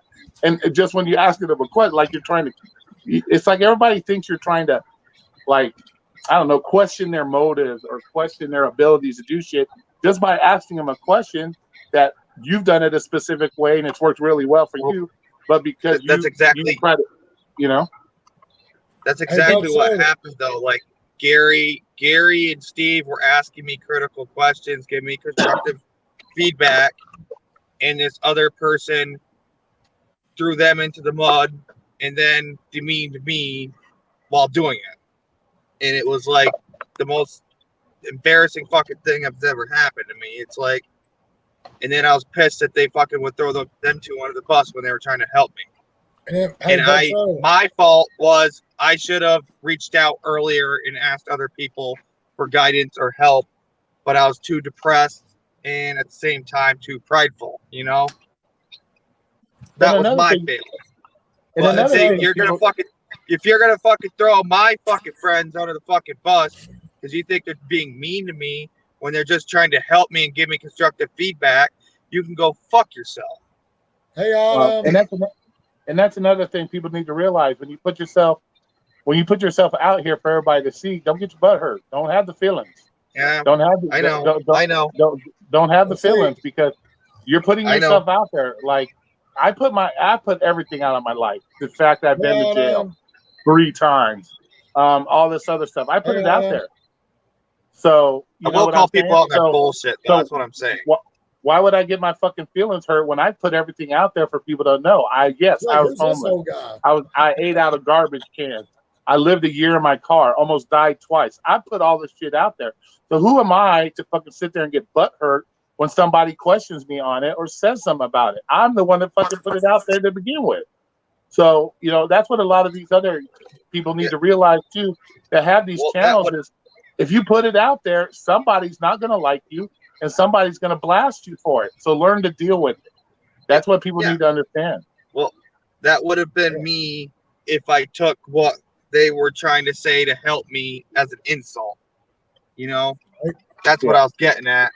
And the fact that But- someone did that and threw him under the fucking bus pissed me the fuck off. But sir, And you also got to learn, to realize that if you're confident in yourself, you're confident in the things you do, no matter what kind of criticism that comes your way or whatever the case may be, blow that shit off. You already know. You're confident in what you do. You know what you're doing. So who gives a fuck what Joe Dick here thinks? Who gives a shit? That's why I am the way I am. I can give zero fucks what people think about me. I don't care. You know, I'm gonna say what I need to. I'm gonna say what I need to say. I'm gonna make my points. If you don't like my points, we can discuss it. We can come to agree to disagree situation, whatever the case may be. But I'm not gonna sit there and sugarcoat shit, especially when somebody has had the experience of living in their car, almost dying twice, eating out of garbage cans, because I don't want to see, if I see somebody that's going down that path and I'm willing to put myself out there and give you that information so you don't end up there, don't think I'm busting your balls or I'm picking on you, bitch. I'm just trying to tell you life motherfucking experience. Like him working in prison. Wisdom. Like him working in wisdom. prison. He knows how to read people. He knows how to see shit. So if he's watching your channel and he sees some funky shit and he says, hey, dude, this is some funky shit, blah, blah, blah. You need to do this. You need to do that. He's not picking on you. He knows from experience that fuckface standing behind you might jack your ass because he knows the way those people look. He knows their behavior. But most people think, oh, he's just trying to pick on me, blah, blah, blah. Like I went off on Omer one time because he's telling the guy, he's telling some homeless guy, all I have on me is $100. Are you fucking serious? Did you just seriously tell him that? You're packing $100? That motherfucker will jack you in a heartbeat if he wants to. And then Omer got all pissed off. Well, why is everybody getting mad at me for that? Because we know how people are in this world, dude. Because the right thing to say is, no, I can't help you. You don't But he freaking got tell mad them at what us you got. he got mad at us for saying some of it. He got mad at us for saying that. Like, is that why how you it's guys supposed picking to on me? be? We're not picking on you, dude. We're just telling you. I don't would've go gave him around shit telling if I people heard you're that. Don't go telling people you're packing $100 bill because next thing you know, Or you're gonna gun. get donked on the back of your head and you ain't gonna have $100 fucking bill. So, Is that how it's supposed to be? Oh, but is that how it's supposed to be? what? The Oh, little tell- blue thing under the hat? Oh, the Crip? Oh, the Crip? Yeah. See, he's kind of weird because here, let me explain something. He'll wear his hat, and in the system like that, we call it the Peckerwood roll, the woodpile roll. So, but he's got this blue thing, squiggly there. Because believe me, if he was something else, he wouldn't be sporting that color. But I'm telling you, go check it out. Then he features Mr. Crip Mac on there. So no respectful blood would be, having some Crip on his podcast. So. But he's got to Yeah, go fund me. That's like mixing oil and water. Those two. Yes, definitely. It's just like me. I did 15 years in a motorcycle club. I was part of Green Nation. If you happen to know what Green Nation is, look that shit up. I'll look it up. We did not get along with fucking candy stripers. If you know what those are, you know what I'm saying. So Yes. it's the same thing. It's the same thing. I'm not going to be sporting my green, walking into a bunch of red and white. Okay, Right. I know better. I know better than that. So that I wouldn't be sporting my green and then asking a red and white to come sit down and let's have an interview. No, it ain't gonna work that way. That's mixing oil and water. We don't get along as it is. So Well, So- well, yeah. Well, the thing is, I was just, having a little fun in a couple of videos, but I didn't like one thing that happened was we had that little dust up with that person, and I made a video, and I was like, I even debated for a long time, kind of internally, like, should I do this? Should I not do it? I'm like, you know what? Hell with it. It deserves some attention. I'm gonna do it, and I still, I'm not gonna do that again with anybody else. It was a one and done because that's just not what we want to do. yeah. And it felt kind of crummy, but Like, dude, I could go on about another gig tuber, if you want to call him that demeans basically all of us. He's made videos with Roy. He's made videos with me in it, and he's just a little childish brat who just doesn't want to grow up and take self-responsibility, in my opinion. And I'm pretty sure y'all know who I'm talking about. It's He's just everybody Shara has their own, mentioned. everybody has their own personality, and sometimes something hits a nerve, and you just got to let it rip. And that's how I am. If I see something that hits my nerve, I'm gonna let it rip. I really don't give a fuck about the consequences at the end of the day. What are you gonna do? Unsubscribe to my channel? Ooh, I'm so sorry. No, I don't give a I've already, fuck. I've already had one person do that.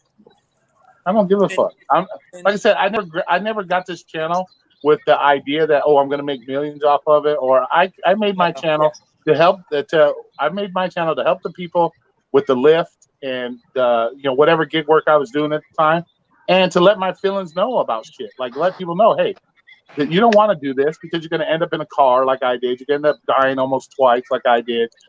Eat out of garbage cans. I tell people all the time, do not be me. Do not idolize me, and do not like try to be like me. So if I tell you something, it's because I don't want you to end up like I did. I don't want you end up 30 degrees outside living in a fucking car.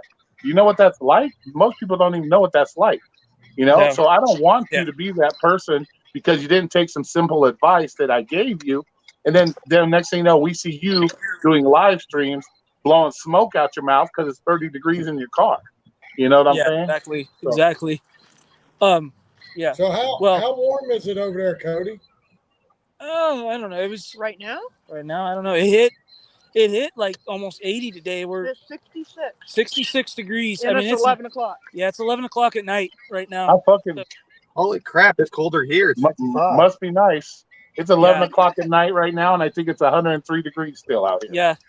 I Yeah, used but to he's live, in fucking Alaska. When you think about Yeah. Alaska, you think about 40 foot of fucking snow. And they're Oh, walking that'll- around in t-shirts and fucking tank tops and shit. Negative 60 in the winter. I walk around in my flip flops in the middle of winter. That'll be Jeez. October. Yeah, We already- Look, You'll be in front of the Autumn's tap See, side of the Autumn bank is says that- negative 60, and you be in your flip that, flops. Autumn is that person that if I come to Alaska, I'll be bundled up so big that I'll be that little guy on the Christmas movie where he falls down and can't get up. And Autumn be walking by me in a t-shirt like, what's wrong with you? with a 10 millimeter. Like, You know? I'm like, well, make sure nothing attacks me because I can't get up. I've got like 80 pounds of clothes on me. yeah. Last year for Halloween, it was, I can't remember exactly, but It was a warmer Halloween last year. it was a warmer Halloween, but it was windy and like 15 above zero. And the kids were all bundled up trick-or-treating. So after like 2 hours, I'm like, we're done. Let's go home. Shit, it gets 65 degrees here, and people got Uggs on, earmuffs, Yes. fucking scarves, fucking It's jackets. Like, damn, it's only 65 degrees. What the fuck? Well, see, when I think I about went through my Alaska, flannel. when I think about Cold Alaska, 60. I think about like fucking 15, 20 foot of snow, minus 30 degrees. Yeah. And they're Fucking saying fat talking squatters more New running York around than- everywhere. Got fat squatters running around everywhere. We're talking about my neck of the woods. We get lake effect snow. Yeah. Ask Lisa how bad lake effect snow gets around here. That's gotta be awful. We I remember because I lived in Centennial Hills. Okay. That road I think was called Centennial Parkway. Yep. Way up on the hill at the Avanti Apartments. Yep, where I used to live, exactly. at Avanti. that's And- Cody and Autumn. They live in Alaska. Yeah, and Sure. one time I saw it spit flakes of snow up there. Alaska One time. gigs. Lasted about 20 minutes. They live in Alaska. Yeah, the last time it snowed real crazy was Alaska. actually it's been snowing up there almost every year. It's just a higher elevation, Summerlin area and shit Yeah. like that. It gets up there, but 80 up there today. it even snowed a little bit on my side because I live on the east side. I live by Sunrise Mountain, so I live up there by Sunrise Mountain. So I used to have to go down to what used to scare the hell out of me was doing releases and going down on the Boulder Highway and dropping these guys off down on Boulder Highway. I'm like, I'm like, I mean, that was a scary place to go, you know, and Yeah. Call that the Boulder Howway. More like it Boulder Howway. yes, through all the hookies yeah, and shit. you get a Especially bullet right over hole, there and especially right over there by Palace Station. I mean, not Palace, yeah, Boulder Station and Boulder all Station. that over there. And Arizona Charlie's right down there. Oh yeah, Arizona Charlie. I forgot about that. I used to go we used to get off graveyard shift and go eat at Ann and 95. That one, the station on Ann and 95. And We in used to go 95. Yeah, is that the Red Rock Station? no, it was the Station Casino, but Santa Fe. Santa Fe. Okay. Santa Gotcha. Fe. We used to go to Santa Fe and get breakfast at like 5 in the morning. The Station Casino's got the great buffets, man. They're hella cheap, and then you get good buffet. Yeah. Shit. How much is a cheeseburger here? Let's Where- see. Well, a cheap. Let's see. If you want to. The cheapest cheeseburger you're gonna get is from McDonald's. Yeah, that's gross. But if you want to, so here, if you want to go get a Big Mac, which I don't ever suggest, but if you do it, it's like it's about $10.50 for the meal. Hell to the no. Yeah. Hell to You the got no. real burger joints up there that probably spend the same. They're looking at $25 for $20. Yeah. normal one. Yeah, $20. So From you a just go non-chain place? From like a mom and pop? yeah. Ah, okay. Yeah. So you just don't eat out too much. Yeah, Hey, so something different. So prisoners way up north in the roadless villages where there's no the only way accessible is by air or snow machine or dog team or something. In the minimum facilities, some of them get to go fishing, and the fish are harvested and they eat them at the institutions. And some of the natives go whaling because it's part of their culture or their They religion. only get one whale a year. Yeah, it's one whale per village. Hell, Nice. I mean, you can go down to what is it? But Chris says that he's one village a year. One village a year. Yeah, Yeah. so they go whaling. But hell, you can go whaling down in Nevada too. You just got to go down to Fremont. And you can get all the whales you want down there. Exactly. And yeah, exactly. Like there's no shortage of Baby Gap down there. No, Oh my God! Like quit shopping at Baby Gap. You need to stop shopping with it. Yeah, too many people shopping at Baby Gap down there. Like nope. yeah, Nope. yeah, exactly. Is Autumn walking the That's dog? always been one of my. That's been always been one of my dreams is to do an Alaska tour because I Is love Autumn fucking walking orchids. the doggy? Love orchids. Yeah. So hold on, slow down. So let me Just see if I walk can. slow. Let me see if I can see a dog. So So the are you dog walking is the doggy? yeah. So she's a Chihuahua Corgi. We got her in Idaho. So, funny story. Here's the funny story. Autumn, tell him about the mom and the dad. The dad was the Chihuahua and the mom was the Corgi. Nice. I can't hear You The said the mom was the corgi and the dad was the chihuahua. her. yeah. So the breeder was breeding corgis, and the Chihuahua was the neighbor's dog, and he got into the barn in the middle of the night, screwed the mom, and left. Nice. Fucking Chihuahua. What is that? All right. Well, Probably it no. was nice talking to everybody. I'm gonna head on out. Yep. So See ya. nice talking to Take everybody. care, man. Always. later, Roy. You guys have a good night. Good you stopping in, brother. See ya. Bye. Yep. Bye, guys. Be safe up Yep. there. Welcome back anytime, Roy. But yeah, speaking on topic y'all were talking about earlier, because I couldn't get a word in edgewise. I literally had when I was doing Uber Eats, I actually had like a CVS or Walgreens, one item. It was like $17 to go 4 miles. Yeah. I turned my car around. I was going. I went and looked, and it said Plan B. Oh no. I did a U-turn and went back. I deleted. I unassigned that motherfucker. I said, you know what? If they'd have called me last night to bring us some condoms, they wouldn't need this today. Exactly. We've delivered condoms. We've The never. sex toy that you had to go in. Oh God, that was bad. That But we've never had a Plan B delivery. I never thought of that, but if we got a Plan B request, I would I would deny that too. The problem is I all feel these. differently about that. I'm pro-life, but I feel differently about it. Yeah. Yeah, I just don't want to be part of that. I just felt If like it's 2-3 days after, then it's a zygote. You know, I you're just feel killing a like zygote. But the first day, they probably haven't met yet. If you get it within 12 hours, like they say, 12 to 36. You know, but you want to take it before the 12 because it kills the egg before it makes a zygote. well, I feel like that if they would have called me the night before and delivered the condoms, they wouldn't even be having need a plan B. Yeah, it's true. Yeah, it's true. It's called being accountable for your actions and having a responsible outcome. I mean, it's less common, but there is the case where the rubber rips. I had that happen to a friend of mine. But here's the thing: we have 30 seconds to decide whether we're taking the order. I'm not going to think about all the what ifs. I'm just going to decline it. Like, it goes back to I don't take inventory. My thing is, so a lot of these companies that we retrieve things from and then deliver, and they had a lot more than 30 beliefs. seconds to decide to go get a condom. So. Yeah, right.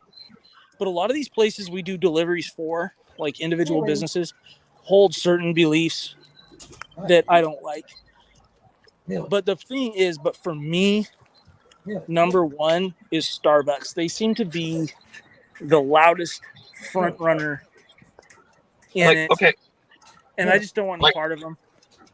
Like I said, I'll pick up orders from certain places, but I won't give them my money. Come here. Yeah, that's fair enough.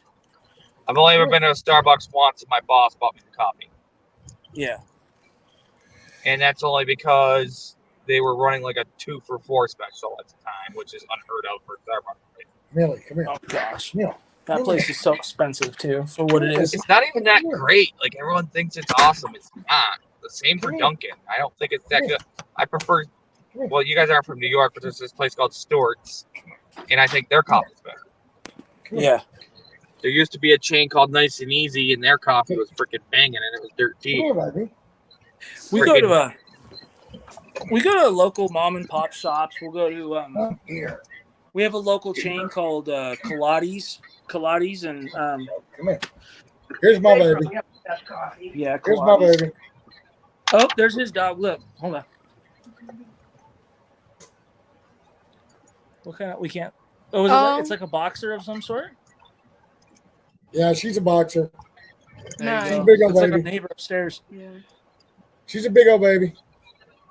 Wow, that's pretty cool. Did you show him Macy? Yeah, Macy's all penned up. But yeah, here's the thing. Like I just don't even like the atmosphere of Starbucks. I don't even like going in there. It's just it's just No, I don't like it either. Even besides the issue I don't want to deliver for them, that's a cool dog too. He's a What is Chiweenie. that? A Chiweenie. Oh, wiener dog chihuahua. Cool. A Chihuahua and a Winnie dog. Nice. That's funny. Dogs are so much fun to I have. told you, I They're like dogs more than I like people. Yeah. They don't. People Yeah. get on my damn nerves. Mm-hmm. They do, huh? That's why I don't have any friends. See? Shut up. The only people I talk to is on here. Yeah. I got one friend, and I unfriended him for about 9 months because we had a disagreement. And he texted me for like 9 months, and I'm like, finally, he's like, "Hey, man, come back. Let's do this." I'm like, "Okay, whatever." I'm like, I don't need people. I got my dogs. I go to work, come home. I got my doggies. I don't need people around me. I had a friend for many years since we were in like the 6th grade, and really, really long story short, when I was getting divorced in 2018, he had started meddling in the divorce, but on my ex-wife's side, and it was a very odd thing, and we're just not friends anymore, put it that way. I had one guy that I call my best friend. And we met when I was about 20, and we were best friends. It was really weird because I met him. We had the same birthday. He was 1 year younger than me, but we were born on the same day, 1 year apart. I was 1 year old. Oh, that's And we were best friends for like 20 years. And we would all, and my granddaughter that's here now, she was born on my birthday. We have the same birthday. And it was kind of cool because he had a stepdaughter that was born on the same day. wow. So we would like literally go and have the kid's birthday, and then we would go have the adult birthday with him. And we did that shit for like 20 years, you know? And it just got to the point to where I just got tired of it.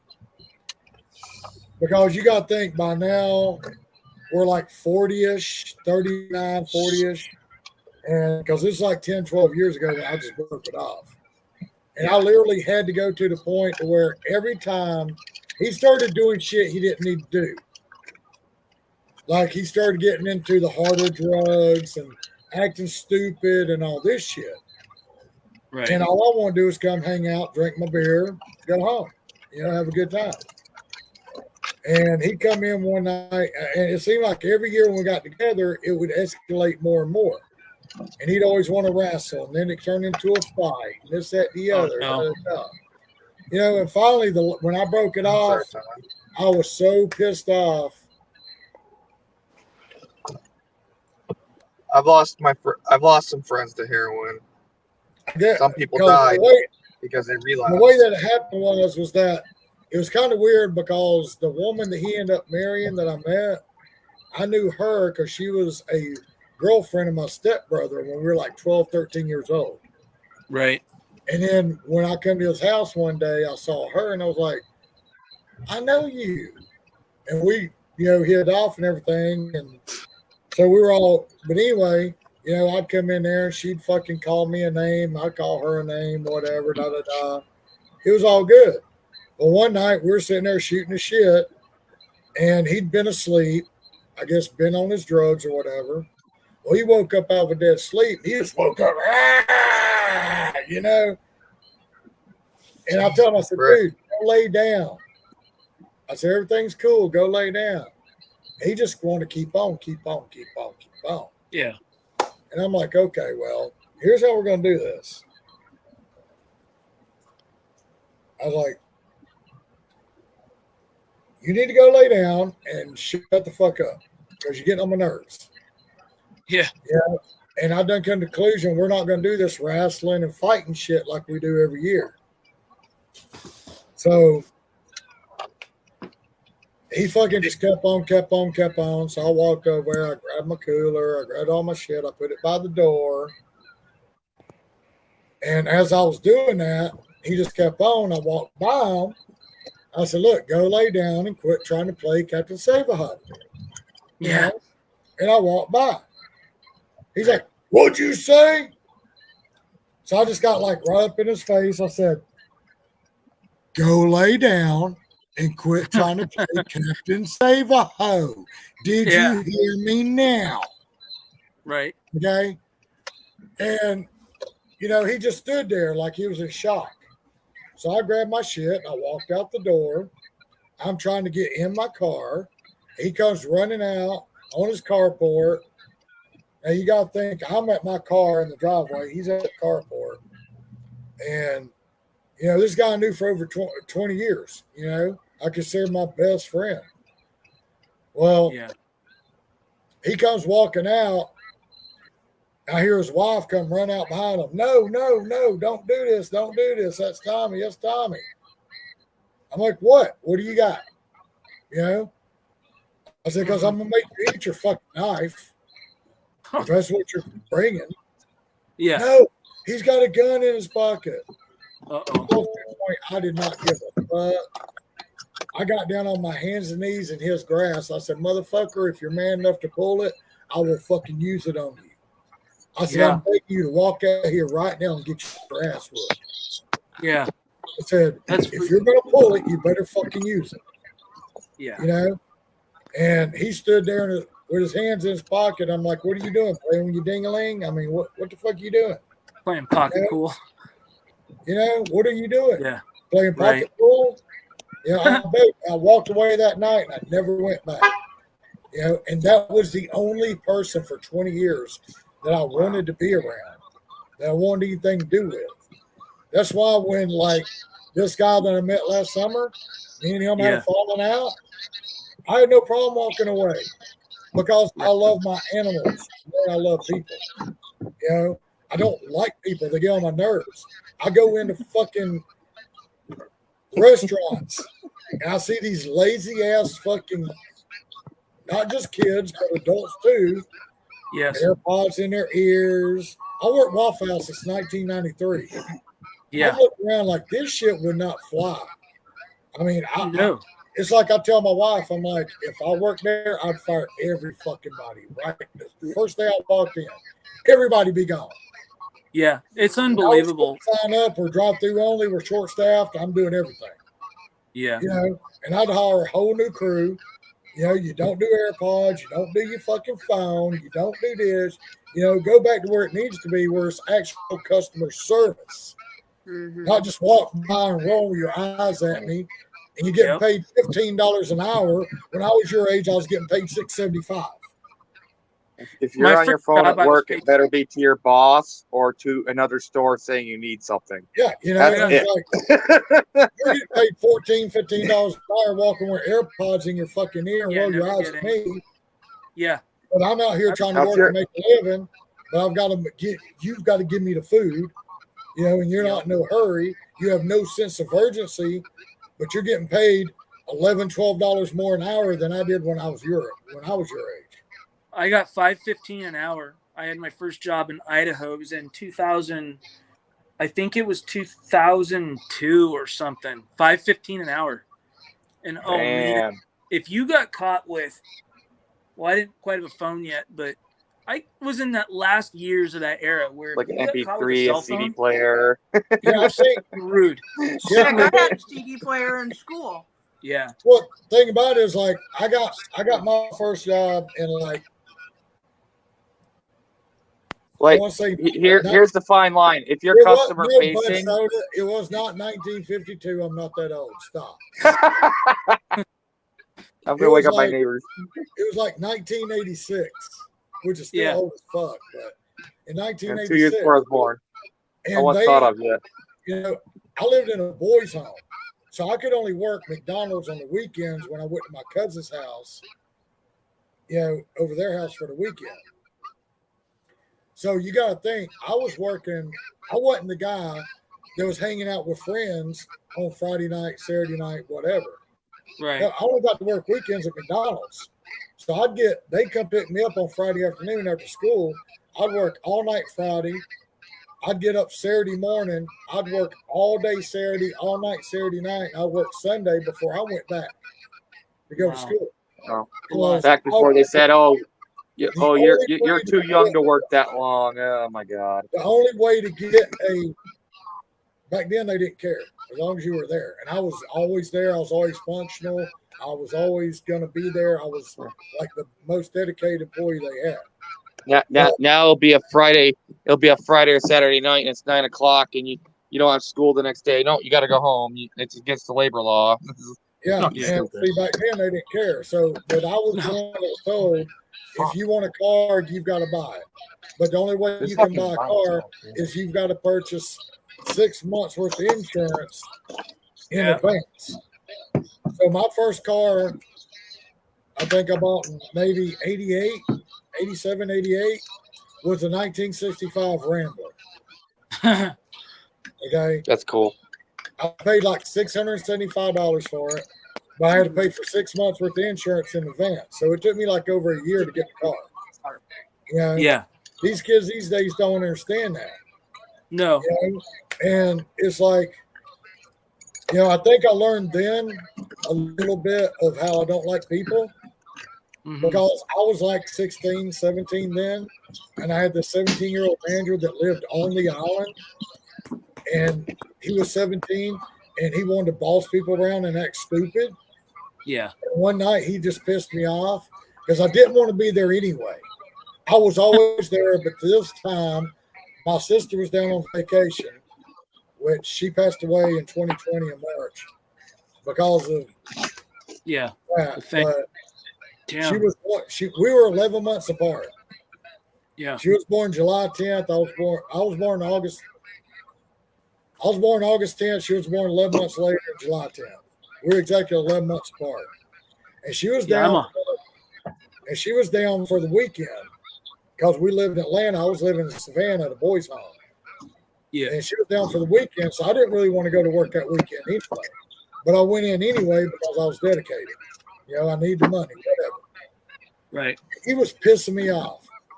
Sounds like me when I was younger. I think they realized then. I think they don't realize then not to be careful about what he asked for, because you got to think this is a Saturday night.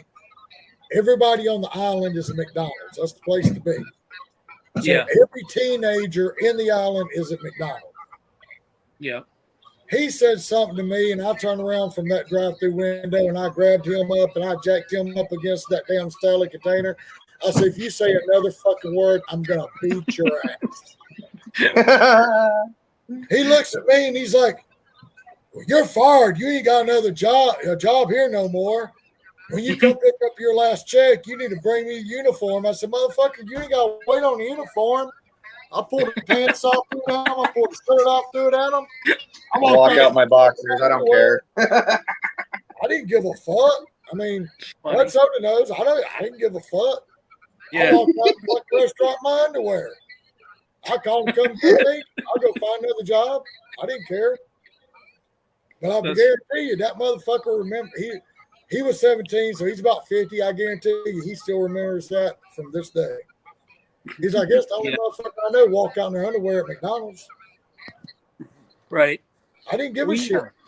Yeah. I learned really quick. I don't like people. They get on my nerves. I don't know how I worked for Waffle House from 1993 to 2020.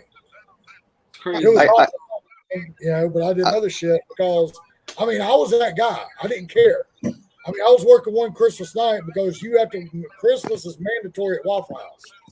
Oh, shit. And this guy, I was working the cash register, and this guy fucking just wanted to be an asshole, you know, and I'm like, look, your order's coming, da-da-da, you paid for it, whatever. And I went to give him his change, and when I did, he smacked my hand. His change went flying everywhere. I was like, buddy, I reached over and grabbed. I didn't give a fuck if I was or not. I grabbed that motherfucker over, and my manager grabbed me. He's like, hey, man, we can't be doing this. I'm like, look, he touched me first. I don't give a damn about this job. I'm going to stomp his ass. You know, I mean, I can tell you stories about New Year's. One New Year's. Dude.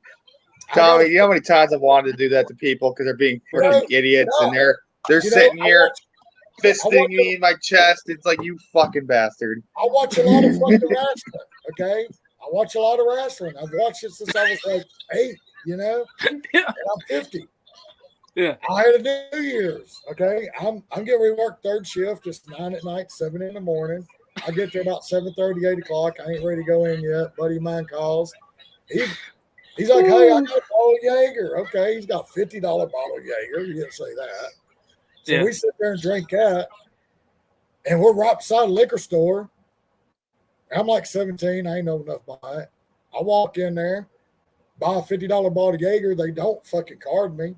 They see me all the time because at this Waffle House, we were going by like peppermint schnapps and shit on Friday and Saturday nights. Hell, we were more intoxicated than the fucking people that come in. And they were wondering where all the orange juice went every night.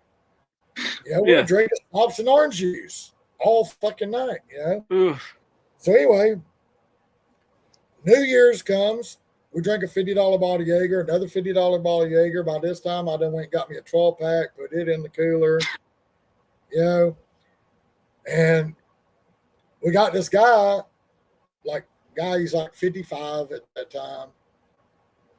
He's manning the door, but this is when Waffle House was stupid. It's like they got a smoking and a non-smoking section. But yet remember there's those no days. divider. Yeah. You know? So I got a guy in the smoking section walking over to the non-smoking section to go to the bathroom. But yet my facilitator is supposed to be telling them, hey, you can't smoke over here. First of all, it makes no sense because all this smoke's coming over here anyway. I thought it was stupid. Right, exactly. But anyway, with that being said, we end up having to kick the guy out because he showed his ass. Okay. And, you know, I'm like 3 sheets to the wind at work. Yeah. You know? So the guy comes out, shakes his balls at the guy. 55-year-old guy wants to run out there. I said, no, I'll go take care of this. That's fine. So I leave the guy that's training on the grill on New Year's. So everything's going to burn. Yeah. It ain't my problem. That's Waffle House problem. But so I go out there and I'm trying to talk to the guy, and I ain't got a whole lot of patience for people, obviously. And I'm trying to talk to the guy, and you know, he just went off and started cussing me. I'm like, buddy, who are you talking to? Yeah. He's like, I'm fucking talking to you, and put his finger in my face. Ooh. About that time, I kicked him in the gut and grabbed him by his head and DDT'd him on the concrete. Well, I did. Somebody called the police. Police got up there, and I'm standing right beside the guy, and I'm fucking drunk as shit. I'm standing right beside the guy. So when the wind blows, they smell my alcohol and his. They told me, they said, you can go ahead and go in, but if he leaves from here, we're going to sit right here. If he leaves from here in a car, we're going to arrest his ass. I'm like, okay. So he said I'm walking. His head was all busted open and shit where I DDT'd him. Yeah, I got to stay away from that shit. I got tired of going to jail. Yeah. Wow. I got That's tired fun. of it. That's why My I'm dad. like, nowadays, I just try to stay away from people. When you piss me Yeah. off, I try to walk away unless you test me. If you Yeah. test me, okay, I'm 50, but I'm not, you know, it's like I'm old, but I'm not dead. Right. You know, if you test me, I'm still going to, you know, it's like it's like a Toby Keith song, you know, I'm not as good as I once was. And I tell people, I actually literally use that. I'm like, buddy, if you keep trying me, I'm not as good as I once was, but I'm as good as once I ever was. You better hope today ain't that day, because I'm gonna beat your ass. That's how it was for me when I stopped working in the prisons. It's a very weird thing, because I would just go to work and go straight home. I didn't want to go to the store. I didn't want to talk to nobody. I didn't want to answer another damn question, you know, and I you know, it just this weird, I don't know. So, and to this day, sometimes I still am kind of like that, but I want to ask you something. Y'all don't go nowhere, Autumn. Cody? Okay. huh? Oh, no. I'm gonna run to the restroom real quick. Here, hold this. Here, there you go. I'm gonna go to the restroom. Hi. Okay. I guess me and Adam can talk for a second. You haven't said much They all all night. laughed. Oh, I'm freaking beat. I just got home from work, so I hear you. I'm dreading tomorrow. I'm like, I don't want to go tomorrow. it's me and another guy on a double dash. He got the McDonald's and I got the 7-Eleven, which sucks because it didn't even make sense because I was at the McDonald's and he was not there. He was somewhere else sitting. So my only guess is he was sitting at the downtown 7-Eleven, because it just shows 3 hot spots all night, even though, well, it's just the 3 active stores. It's not really hot spots. And ideally, you want to sit at the McDonald's because it's halfway between the 2 7-Elevens. Right. And the Taco Bell is across the street and open till 1 or 2 most nights. I think it's 3 on Saturday. Or 3:30, I should say. Cody stayed out. Oh, till boy. about You're 12. making me jealous, Tommy. I want a beer so bad. I don't have any. I forgot to get some. Oh, Look, not Keystone. Okay, you can have your Keystone. Look, I know it's natural ice. And I got a 6-pack of Natty Daddies tonight because they're no! I got a 6-pack of them because they're 8% alcohol for the same price. Oh my God, that's something my roommate would drink. Nope. I hate them. Sounds like hell. They're just, well, see, this is 5.9. This is 5.9, but the Natty Daddies are 8%. So I was like, fuck, they're the same price. Why not get them more alcohol? Yeah. But anyway, I'll Autumn, I'll how drink you like a doing? Mike's Harder half and half. How you doing, Those Autumn? are It's pretty nice to good. meet you. I'm doing good. Yeah, I love Bud Soda. Most of the night, I just let him talk because he loves to talk. Yeah, I talk too much. I got to get mine in too. So, but Yeah, I was talking too much earlier. Sorry. I was going to ask y'all something and now I forgot what the hell it was. That's why I told y'all stay here. Then when I make a video, I have an awkward time thinking my thoughts while I'm trying to make a video, and I'm not just sitting there blabbing on like I do in these lives. Yeah, but yet when you're live, you have no problem talking. You can watch my video for tonight. You'll see I have awkward silence for a while. Yeah, I know. I need to eventually, if I start working maybe 70 to 80 hours, I'll have a day of editing, you know? That's what I'm going to do in order to get my flight certificates and flight ratings done. Yeah, I told Cody earlier. I asked Cody earlier because I was making grilled cheeses for my grandbaby. Nice. And I just walked over here and I saw Alaska Good Guns. I was like, I've got like 20 subscribers. How in the hell did they find me? Because I saw y'all on Steve's channel. It seems like us small channels find each other. Yeah, so I was like, what's up, man? It was so your channel popped up. I went on YouTube just to, I don't know. I was actually going on. When there, are you not on YouTube? right? No, this time Yeah, we're all bad. I was looking for these certain videos that I've been watching about flying, and I saw the live. So every now and then it'll show like someone doing a live doing something, and I saw Johnny's face. And I was like, "Who is this?" So then I, for fun, clicked on it, and that's how I found it. Well, it's hard to miss me. Yeah, Bud Soda's everywhere. Look, I'm not as much as I used to be. 99% of the time, if you see a live, you ain't even got to look see who's on it because you know Bud Soda's going to be there. Yeah, it's true. Or I'm the first or second caller or some crap. Yeah. Bud Soda won't do his own. Bud Soda won't do his own StreamYard, but he will go to everybody else's. Is StreamYard available on mobile device, like an app? Yeah. Yes. Yeah. It is. Okay, not just desktop. Okay. Yeah, you just go StreamYard.com. I'm on cell right now. Tommy did a live on his cell the other night. Flex does all the time. So you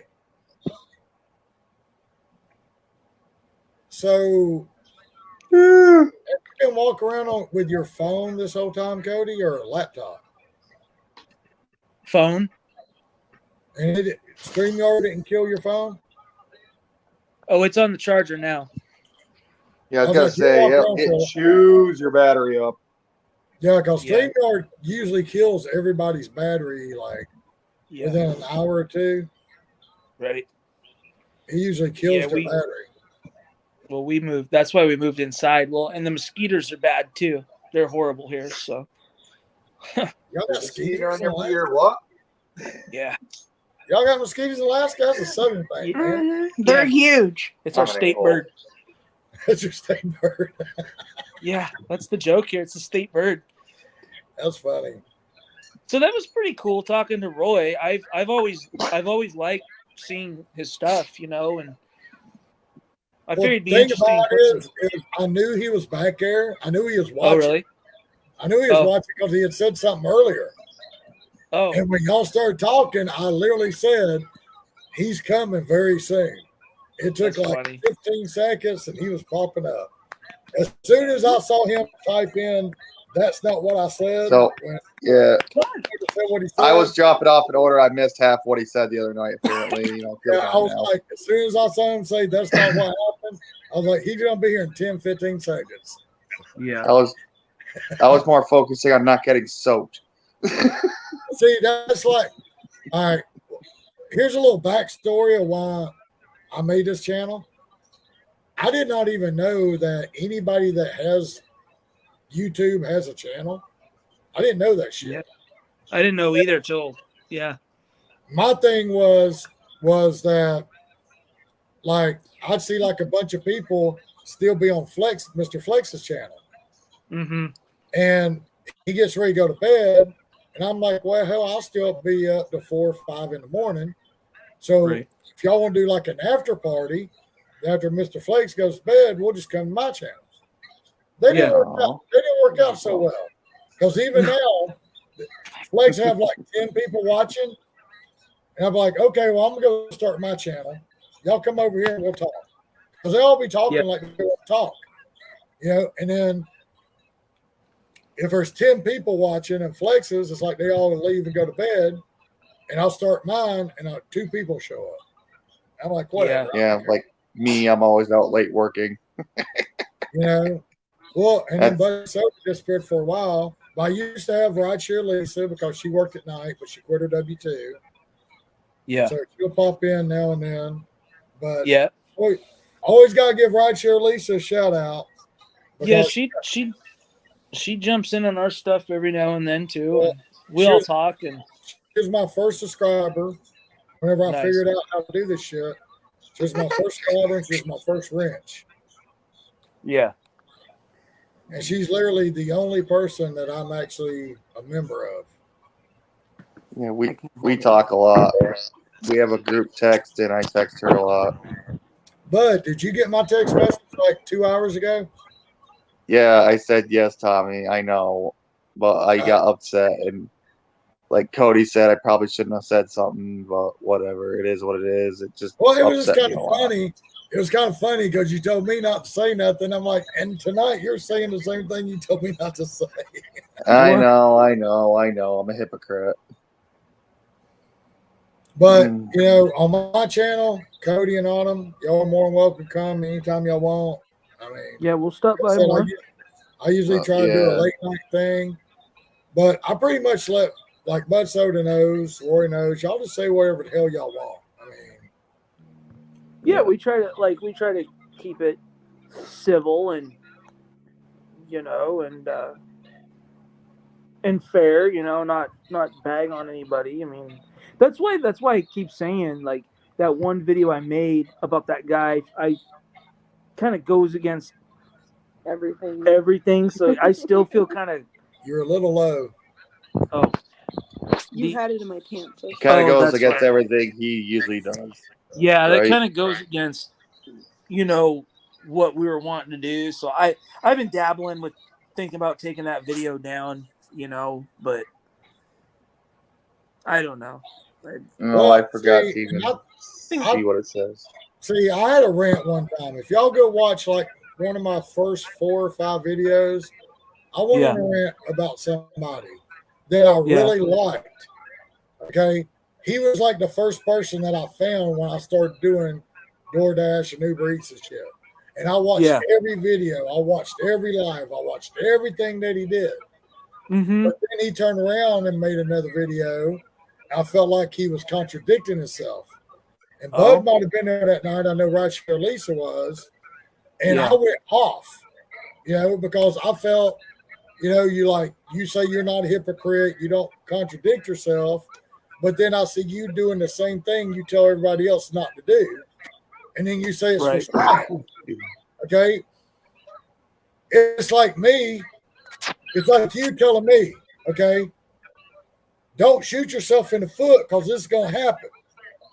But then you walk out the door and you shoot yourself in the foot to show everybody, oh, this is for science. I'm going to show you. Bam! Yeah. This is what's going to happen. You know what I'm saying? Yeah. I feel like he did the same thing. You're telling people don't do this, but then you're going to turn around and make a video and contradict yourself and be a hypocrite. And you're going to go do the same thing you're telling everybody not to do, but then you're going to say it's for science. So one issue was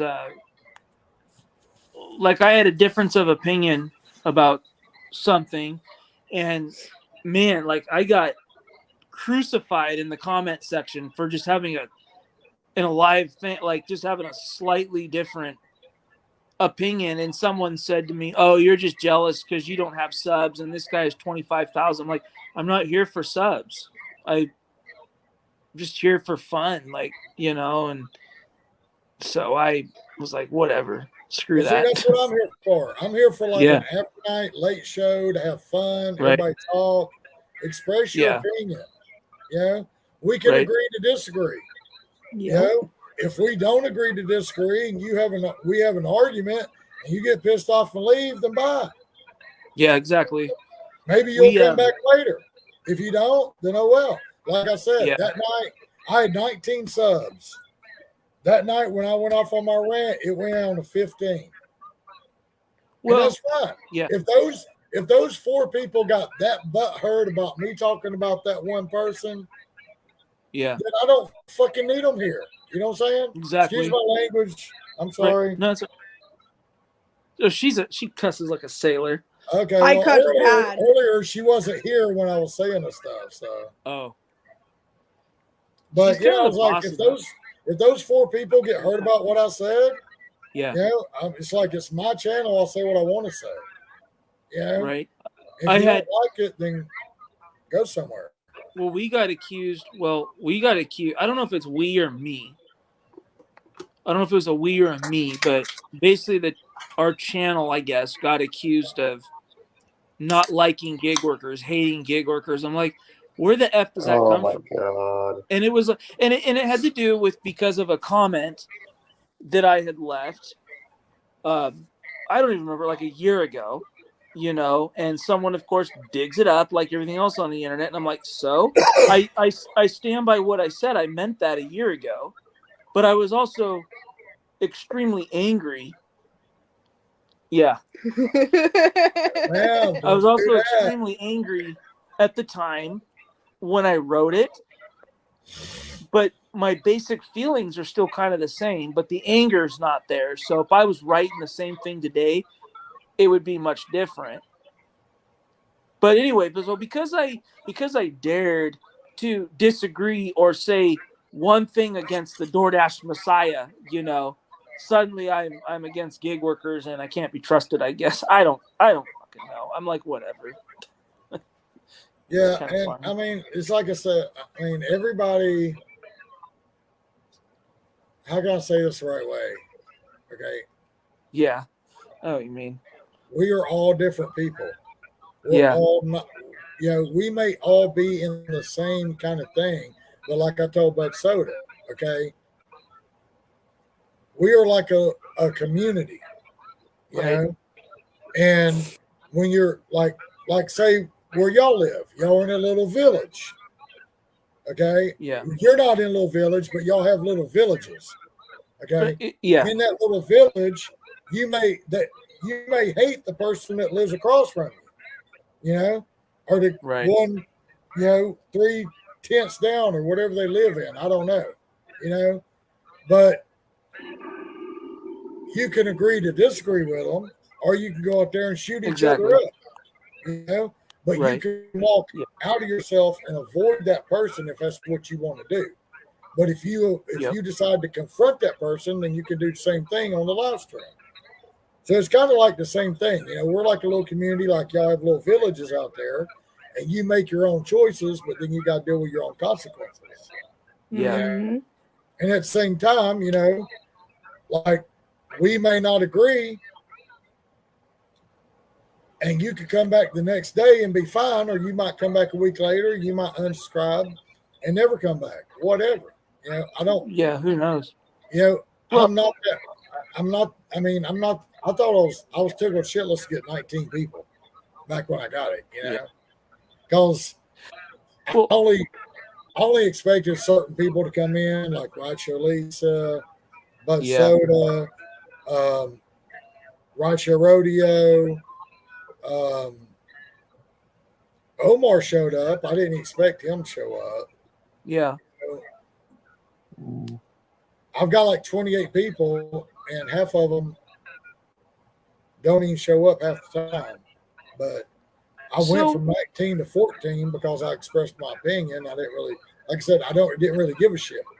You know, I My want feeling- it to be open for you to say what you want to say, Right. for you to Well- express your opinion, and say, because there's so many there's so many people that do StreamYards that don't want you to say this, don't want you to say that, don't want you to say this, don't want you to say that. Look, okay.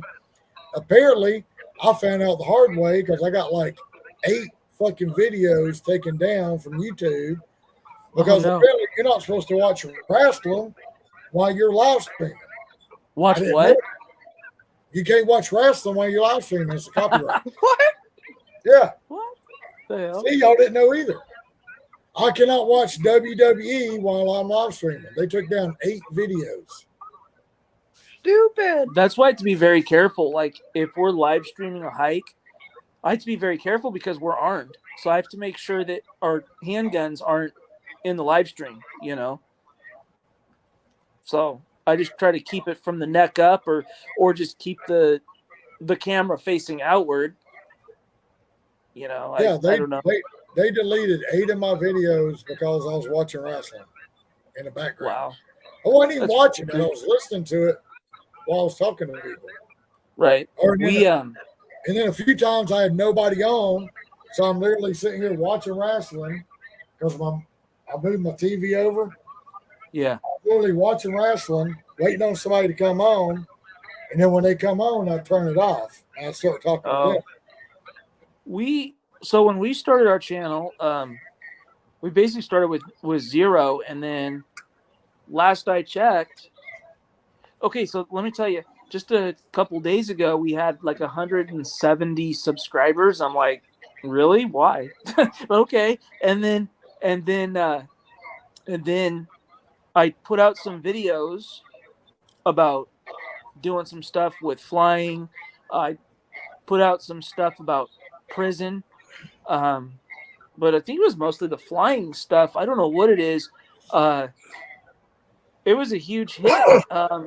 All of a sudden I got like another 20 subscribers overnight. I don't know why.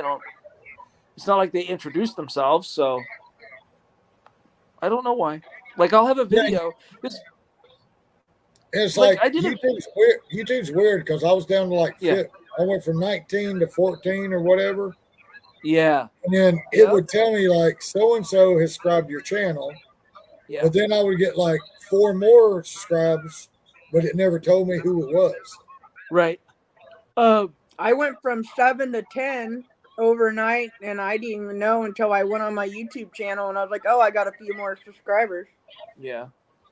Yeah, but it's like one person subscribed, and it told me that they had subscribed, but then next time I go and look, I'd gotten like 4 more, but it never told me who they were. Mm-hmm. So this is an odd thing. So I did a stupid video, a short the other day. I called it, I don't remember what the hell I called it. It was like the tools needed for DoorDash. I don't even remember what. So all I did was do a quick, I said, oh, I need the catering bag, the Grubhub bag, the pizza bag. And then I'm like, and then I showed the bear spray. I said bear deterrent. Then I showed the ammunition I carry my gun, and then the Glock 17 handgun. The damn thing got almost 3,000 views in like 24 hours and got like 100 and some likes. And then I got like 20 more followers out of it. I don't know why. It's just something stupid. When you come on and I was talking to you, I wanted to ask you where she was, but I was sitting here baffling with it because I couldn't. I saw y'all on Steve's channel and y'all were talking everything, but I could not remember if she was your girlfriend or your wife or whatever. And I was like, we're married. Ask him where his girl is. I was like, no, they don't sound right. Oh, no, we're married. And so I just sat back and waited for you to call her your wife. And now it's like, okay, now I can say something. I was waiting for a little wait, because I didn't know exactly what to call her because I couldn't remember her name. I didn't want to call her your girl, your girlfriend, your wife. The boss. I was like, because I didn't want to say, where's your wife at? And you'd be like, oh, there ain't my wife, that's my girlfriend. I'm like, oh, okay. Yeah. So I just kind of sat back and waited on that question. I think you said, and I was like, okay, now I got something to fish with. We got married Oh, now you're on the spot. I like this. a year and a half ago. Okay. And but we met in April of 2019. So 3.5 years ago. So we got married a year and a half ish? Yeah. About a year and a half after we met, we got married. Look, she's looking at you like, you need to get this right about now. Oh yeah, it's fun quizzing them. Oh, it's true. She's just sitting there like, I'm listening Mm-hmm. to every word you're saying. Yeah. So I listen more than I talk. Well, see, and it's really funny because, like, everybody talks about how the guys, forget anniversaries and all this shit, what day this is, what day that is. Yeah. It's really funny because, like, me and my wife, we met in 1993. We Yeah. got married in 1996. Mm-hmm. And we got married on March 2nd, 3/2. Yeah. But for the longest time, on March 3rd, 3/3, she was always like, happy anniversary, baby. I'm like, that was yesterday. Right. And she never believed me until I broke out the freaking certificate and showed her, look, we were married on March 2nd, not 3rd. Yeah. I have the one getting it wrong. Well, let's see. So I have a 15-year-old daughter. So obviously she's in high school.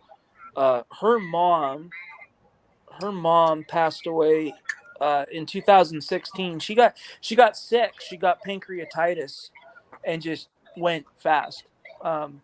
Very odd, just very sudden out of nowhere thing. So I've had her, since, well, her mom and I were split anyway, but I always had my oldest daughter since day one because her mom was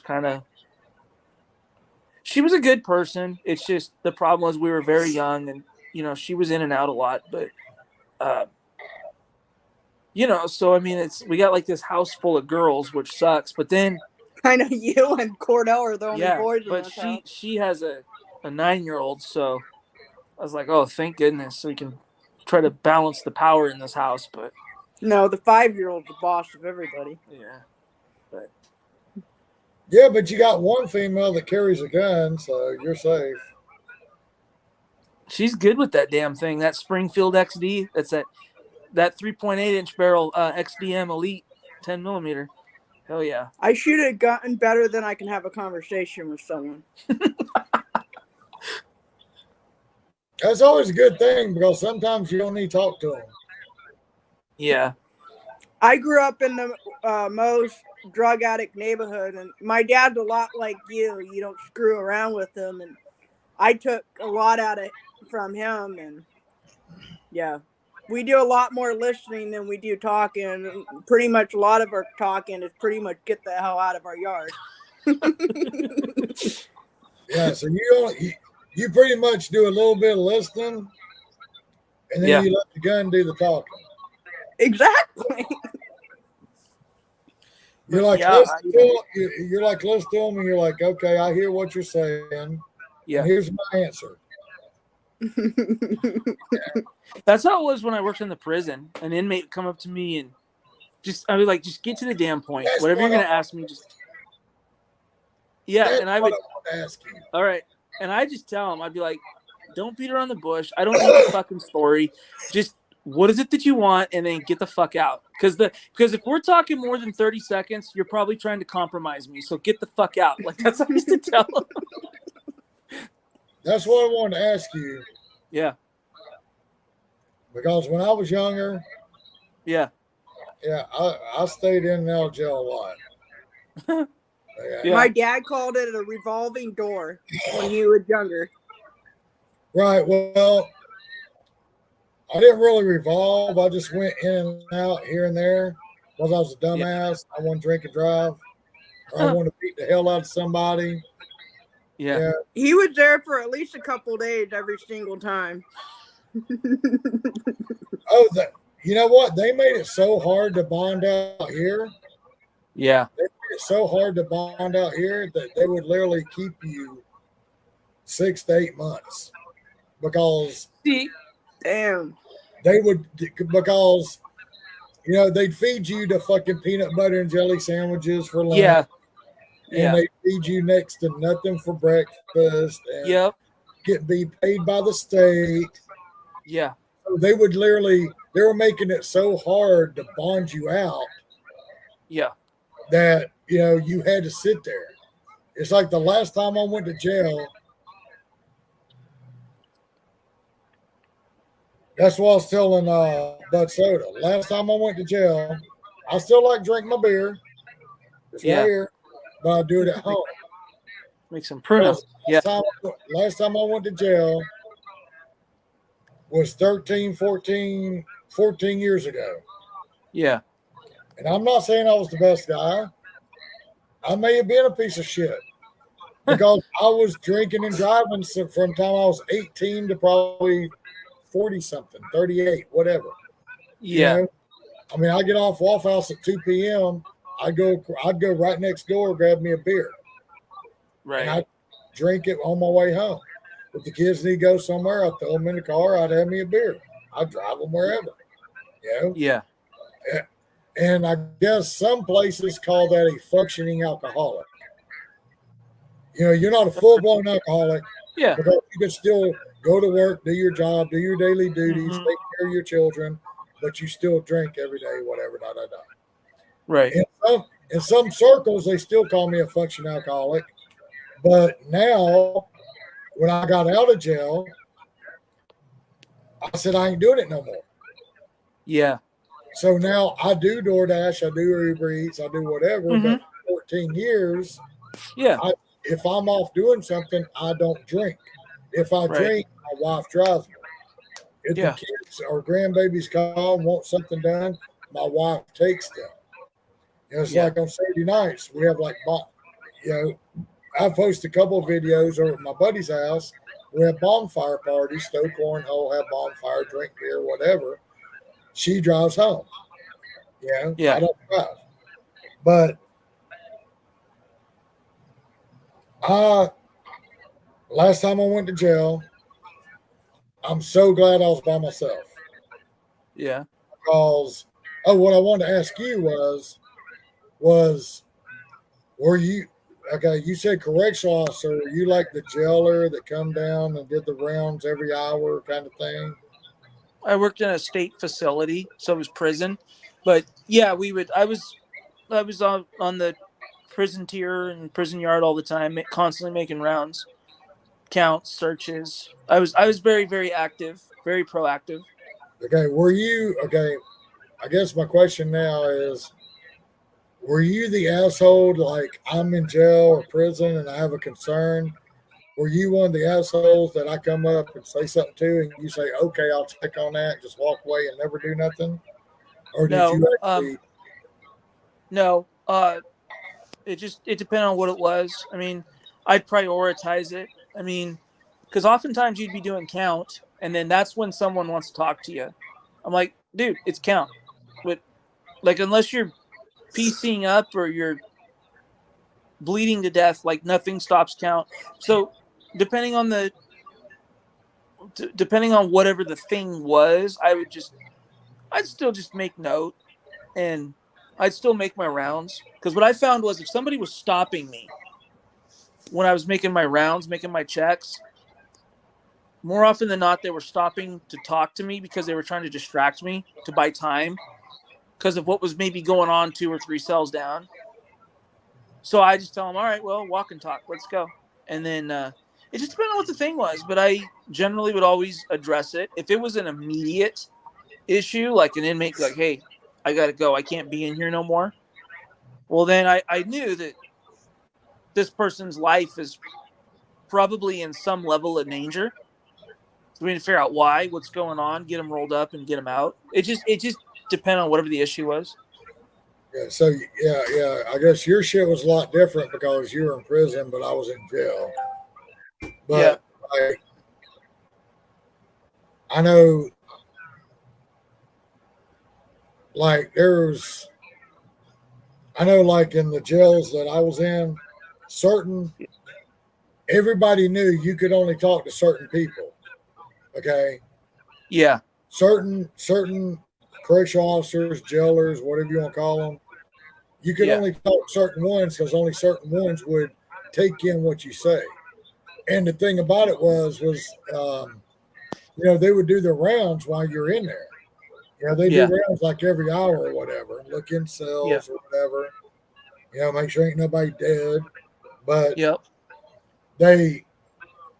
it seemed like the higher up people were the only ones that would actually take any consideration to you.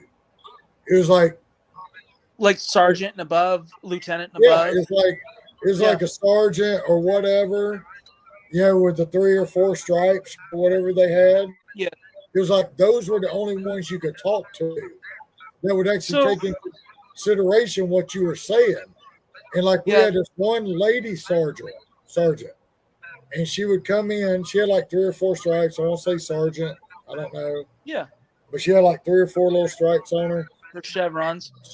She was the only one that if you had a complaint or you had a gripe or you had a question, she would literally walk in with a piece of paper and take down your number and write down what you had to say and say, I will get back with you, and go back. And like when I say she's the only one, it's like I think y'all work like 3 days on, 4 days off, 3 days on, 4 days off, or whatever. It just it depends on the agency, but it's like if something happened and she was off, or you had something, you might have to wait 3 or 4 days for her to come back because nobody else would do anything to help you. Yeah, I know what you're talking about. I thought it was so fucked up. Yeah. It's like I spent 2.5 months in jail before I got a court date. Okay. They gave me my court date. They violated my probation, first of all, because I got the DUI. Yeah. Yeah, I got lucky that they had both my court dates on the same day. Oh, nice. That's lucky. So I got lucky there, but I did 2.5 months in jail before I got my court date. Right. And when they I went on my violation probation first. And they told me they were going to give me my 2 for 1, give me good, time served, this, that, the other. And they were going to give me 6 months. Yeah. Okay. So I was like, all right, cool. I already done 2.5 months. I'll be out in 3 or 4 weeks. Because my 6 months would be like 3 months. I already been here. I'll be out in 3 or 4 weeks, whatever.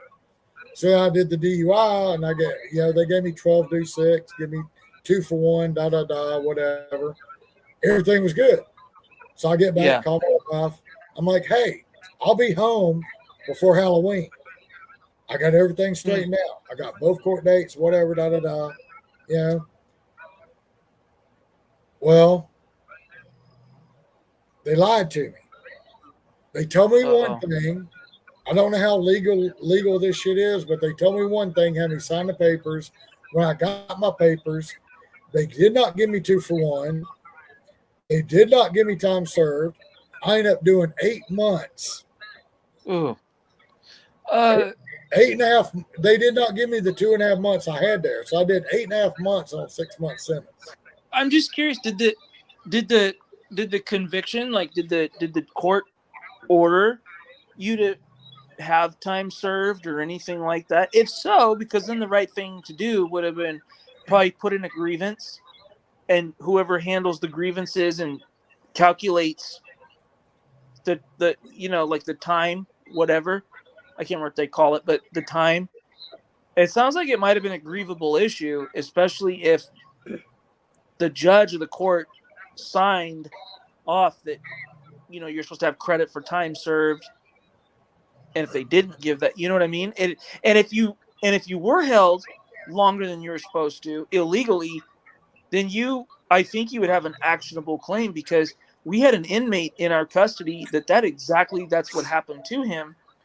they screwed up on his time calculation with his good time. He remained in prison for 14 days longer than what he was supposed to. He was supposed to be done, like he not get out and do parole. He did all of his time. Like his time was 110% satisfied, and he finally got out. And I know that he was filing a lawsuit against the state of Nevada. I know they came to some kind of settlement with him because I was subpoenaed to court because while he was in custody for those 14 days, I physically witnessed him there because I physically counted him in our count every day. And he would come to me every day and say, hey, any word? And I said, no. And he knew I didn't have the control to let him out. Otherwise I would have, and it was terrible. So I don't know. Yeah, they held me 2.5 months longer than they said they were going to. So see, you need to look at the court record and see exactly at sentencing if you were supposed to receive credit for time served from the time that you were incarcerated to the time that you saw the judge and got sentenced by the court. If the answer is yes, I don't know. I mean, I personally, I'm calling a lawyer. That's bullshit, and even though I worked in the system, there's a lot of atrocities that I witnessed in the criminal justice system that is just, I mean, I can't even put words to it. It's, but I will say this. I had, I was firm, fair, and consistent with everybody, but I listened to everybody. But in part of being firm, fair, and consistent, like when I had to work in the protective custody units with all the child molesters, I'd strip tell those guys. I'd be like, unless you're asking me for like toilet paper or you need a piece of paperwork, like if you're just coming up to like bullshit with me for a minute, I don't want to fucking hear it. I'd strip tell them, go the fuck away. I don't want to talk to you. But if I worked in general population, I'd bullshit with the inmates all day within reason, I fully understand that and I fully respect that. Yeah. Because I don't know how I could say this the right way, but I understand you have a job to do. Yeah. But if I was dealing with child molesters and shit like you were, I'd be like, what the fuck were you? I'd pull up a conversation and be like, what the fuck are you thinking? Yeah. Yeah. I mean, if you need it that bad, you can go downtown and buy the shit. Well, these guys would hit the prison yard, and I mean, they had to go straight into protective custody. If not, if they went to GP, these guys would get severely beat or killed. There's things I'll say offline, but I won't say on. But just trust me that. But believe me, I've had normal conversations with people that killed people. I've heard stories about, somebody that was a child molester that actually accidentally got put in general population, and when it got wind of it, they didn't last long. There's incident. Put it this way. There's incidences of cell doors accidentally popping open randomly. So, fuck them. Yeah, well, see, it's like I literally got into a fight with a guy. Yeah. Okay? Because number one rule, you don't walk around telling people what you're in jail for. Well, and I was younger. I didn't know. And this guy asked me. He was like, "What are you in here for?" I'm like, "DUI." I was like, "What are you in here for?" He said, "Theft by taking." I said, a good crime. I said, "Okay." So I just left it at that. Then he walks up later. He's like, apparently it kept eating at him that I was in for DUI for some reason. I don't know. Weird. He come up later. He come back and approached me. Uh-huh. And obviously, I already told you at 18, 19, 20, I'm a fucking hothead anyway. I didn't give a shit. Yeah. And Most people are at that age. That's the way it is. and he come back and approached me, and he's like, I have a problem with you. I'm like, okay, who are you? Yeah. He's like, I was talking to you earlier. I was like, okay. He's like, well, I have a problem with you coming here with DUI. I'm like, why? Why? That's not a bad crime. I was like, what are you in here for? He said, theft by taking. I said, okay, well, I feel like that's worse than what I'm in here for. But it's not a sex crime though, so it's I feel like theft by taking is. I told him, I said, I feel like theft by taking is worse than what I'm in here for. Right. I said, why do you feel like that I'm worse than you? He said, well, because you walk around and you drink and you get behind a vehicle and you can hurt and kill somebody and this, that, and the other. I said, fair deal. So can sober people. I said, okay. Yeah. I said, fair deal. I said, but here, now listen to my take on what you're in here for. Okay. I feel like, okay, I may drink and drive, but I go to work every day. I pay for my car. I pay for my insurance. I pay for everything. And you're the sorry motherfucker that comes to my house and steals the shit that I work for while I'm drinking and driving to pay for the shit because you're too sorry to go get a fucking job. Right. That's when the fight started. Sounds like it probably wasn't about the crime. It was more of trying to pick who he perceived was the baddest guy on the cell block and then make his bones off you. I don't That's know. what I I took just from told it. him, I feel like you're worse than me because you're too sorry to work for what you get and you're going to come steal my shit. We were just looking for a fight. I in jails. I started working when I was 13 years old at a fucking nursing home as a volunteer. Yeah. Just to have something to do after school. Right. So when I tell you, like Bud Soda, I have a work ethic. Yeah. And I was working for free at 13. Yeah. And for you to tell me that you're in here for theft by taking, which tells me you're stealing my shit that I'm working for, I call you a piece of shit. So what these guys do, I know nowadays this is very normal. And this is how it absolutely is. With you go into jail or you go into prison, you're going to have your papers, like why you've been jailed or why you've been committed to prison. You have your papers, your judgment of conviction, your PSI, your pre-sentence investigative report that details everything that's ever happened in your life. If you go to prison, everyone gets what's called a PSI report. And so usually the heavy on the heavy of your race. So if you're, white or Hispanic or you're black, whatever, the heavy will send one of their, fucking minions or little soldiers, whatever you want to call them, to go paper check you to know why you're in there. So if you're in there for a good crime, which is like, robbery, DUI, vehicular manslaughter, murder, cool. Now if you toe the line, you can stay, essentially.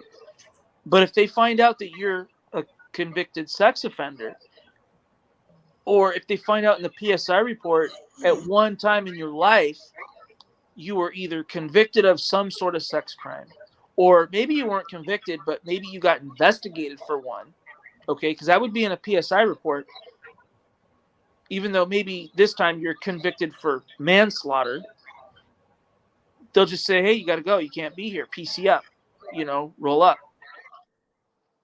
Or they just, and then the minion, the foot soldier, goes and reports back to the heavy, and they say, yeah, he's got to go. Or, yeah, they can be here. There's so many things that. I was looking at Autumn.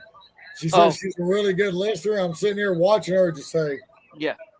And she's because this is a whole side. Because this is a whole side of what I used to do that we don't really sit and talk about. So some of this stuff she's hearing for the first time, like what is this? Like what? So.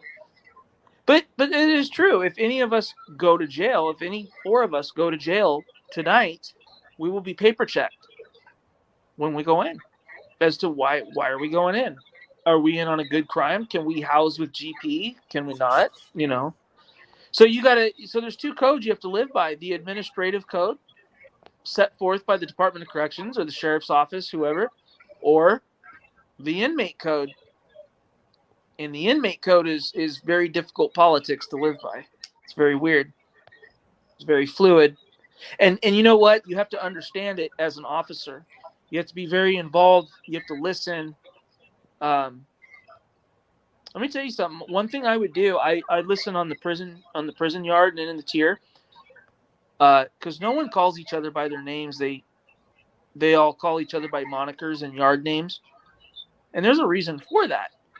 You know, and so for example, we had a guy that got stomped out pretty bad, and the guy was on his way to the hospital, and I remember asking him who was involved. He goes, "Well, I don't know their names." I'm like, "What's the yard names?" And I remember because we had one guy went by the yard name Gizmo, another one that went by the name Speedy. So he goes, "Oh, there was Speedy and there was Gizmo," and I'm like, "All right, cool. I know who these fuckers are." Because I kept a list with the gang affiliation, the real name with the moniker. I kept all those things. So then when he was taken off the yard, going to the hospital, I said, okay, here's who we're going after. We're going after Gizmo, which I remember his real name to this day. His name was Richard Strahl. He was part of the Serranos, security threat group, the Serranos. So we went after. So I said, "This is what we're going after. We're going after this fucker and this fucker."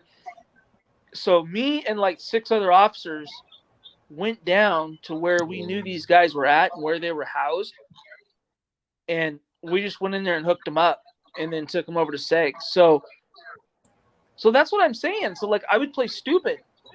Like I didn't know anything. I don't know they have yard names. I didn't hear this shit. I didn't know that. You know what I mean? And I would just fucking learn. And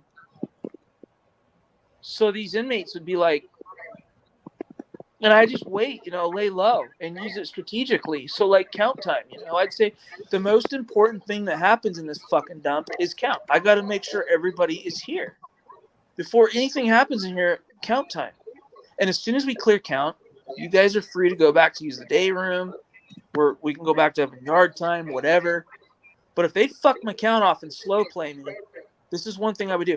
I knew who would obtain the televisions through gambling or illegal means, other than purchasing them legitimately and having them on their property card. So, for example, if the inmates living in Delta 3 had a hot TV, I'd be like, and let's say the guy still at the microwave, slow playing me. Count starts in 1 minute. Why the fuck are you still at the microwave? You're supposed to be locked down.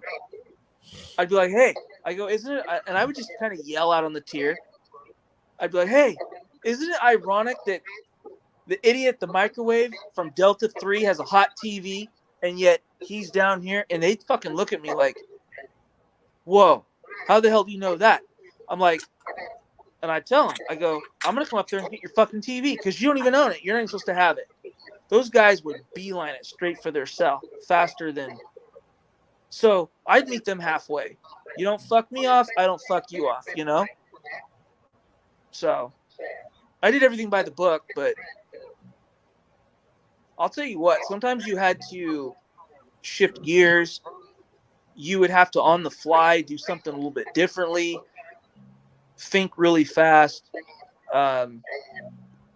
It was a very dangerous and stressful environment to be in. But the worst of the worst is the protective custody units, which is almost always sex offenders. Oh, I hated it. They complained the most. They file the most grievances. I would do something and they'd be like, CO, the policy says this. I went, really, motherfucker? You're worried about policy?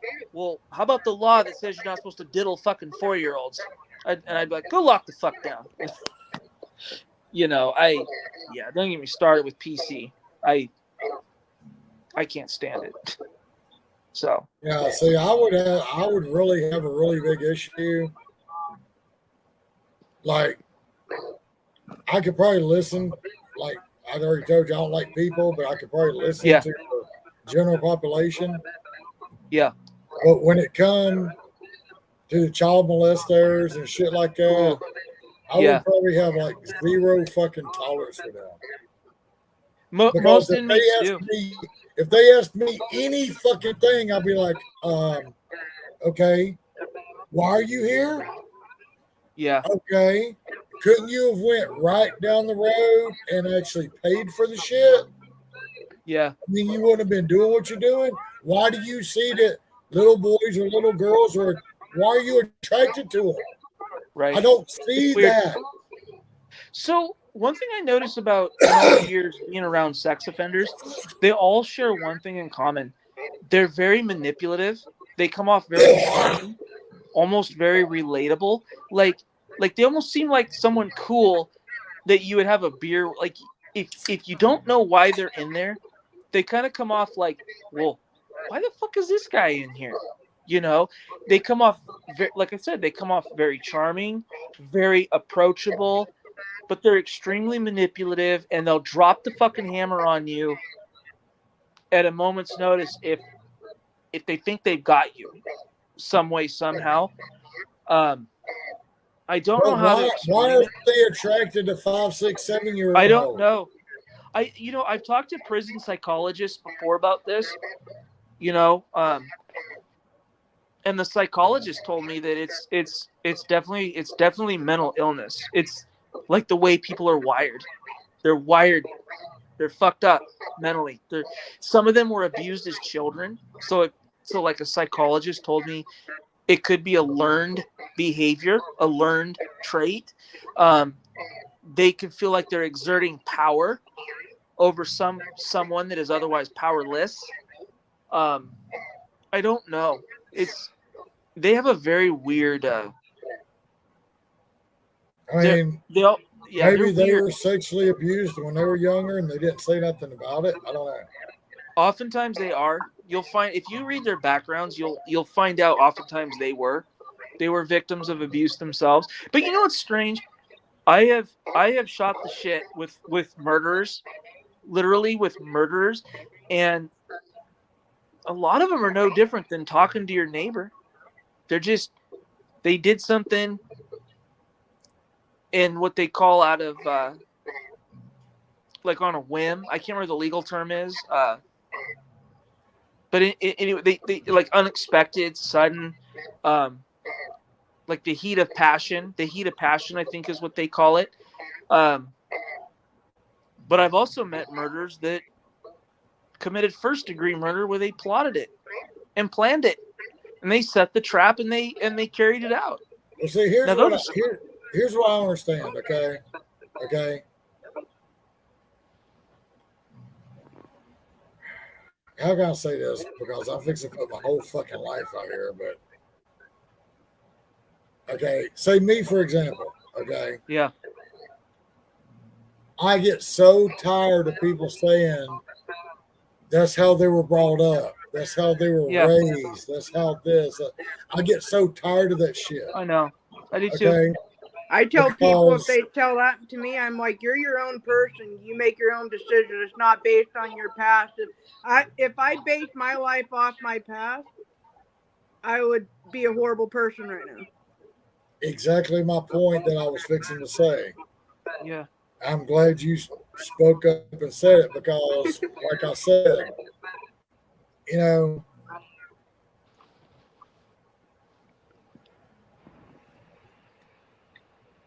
I guess I had a father that was a functioning alcoholic, but he went overboard. Right. And he was, he'd beat my mom every day. He'd beat my mom every night. There were so many times that we would take a nap. Yeah. We'd go take a nap and wake up, and mom would come out with a black eye. Jesus. And that's the way I grew up. Okay? Yeah. But that's not the person I am. I grew up at 13 years old. Me and my sister had nowhere to go. Yeah. My grandfather was old school, and he was like, well, I can't take both of y'all in, Yeah. but I'm going to take in your sister because you're a guy. You got to learn to be a man. You got to learn to take care of yourself.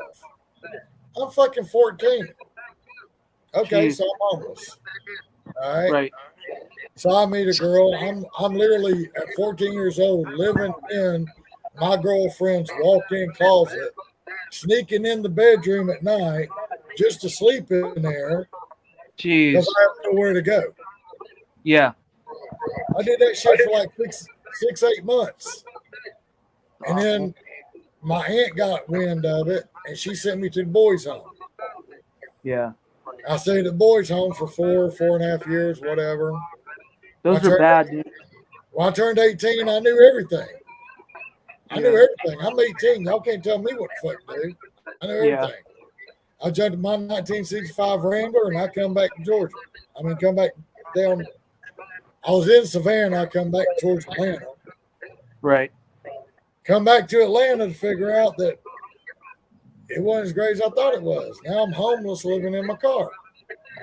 Yeah. And then Well- I meet up with my mom and my dad, my mom and my stepdad, to find out that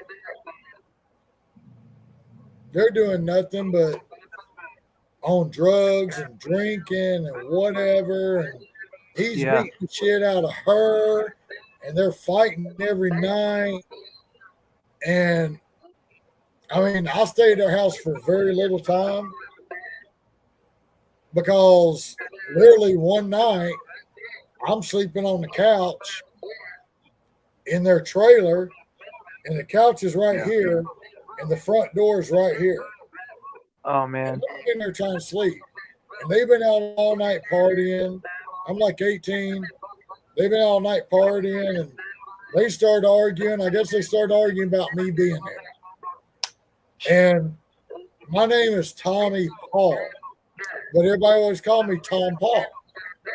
Yeah. Well, that night, he decided to call me Dumb Paul.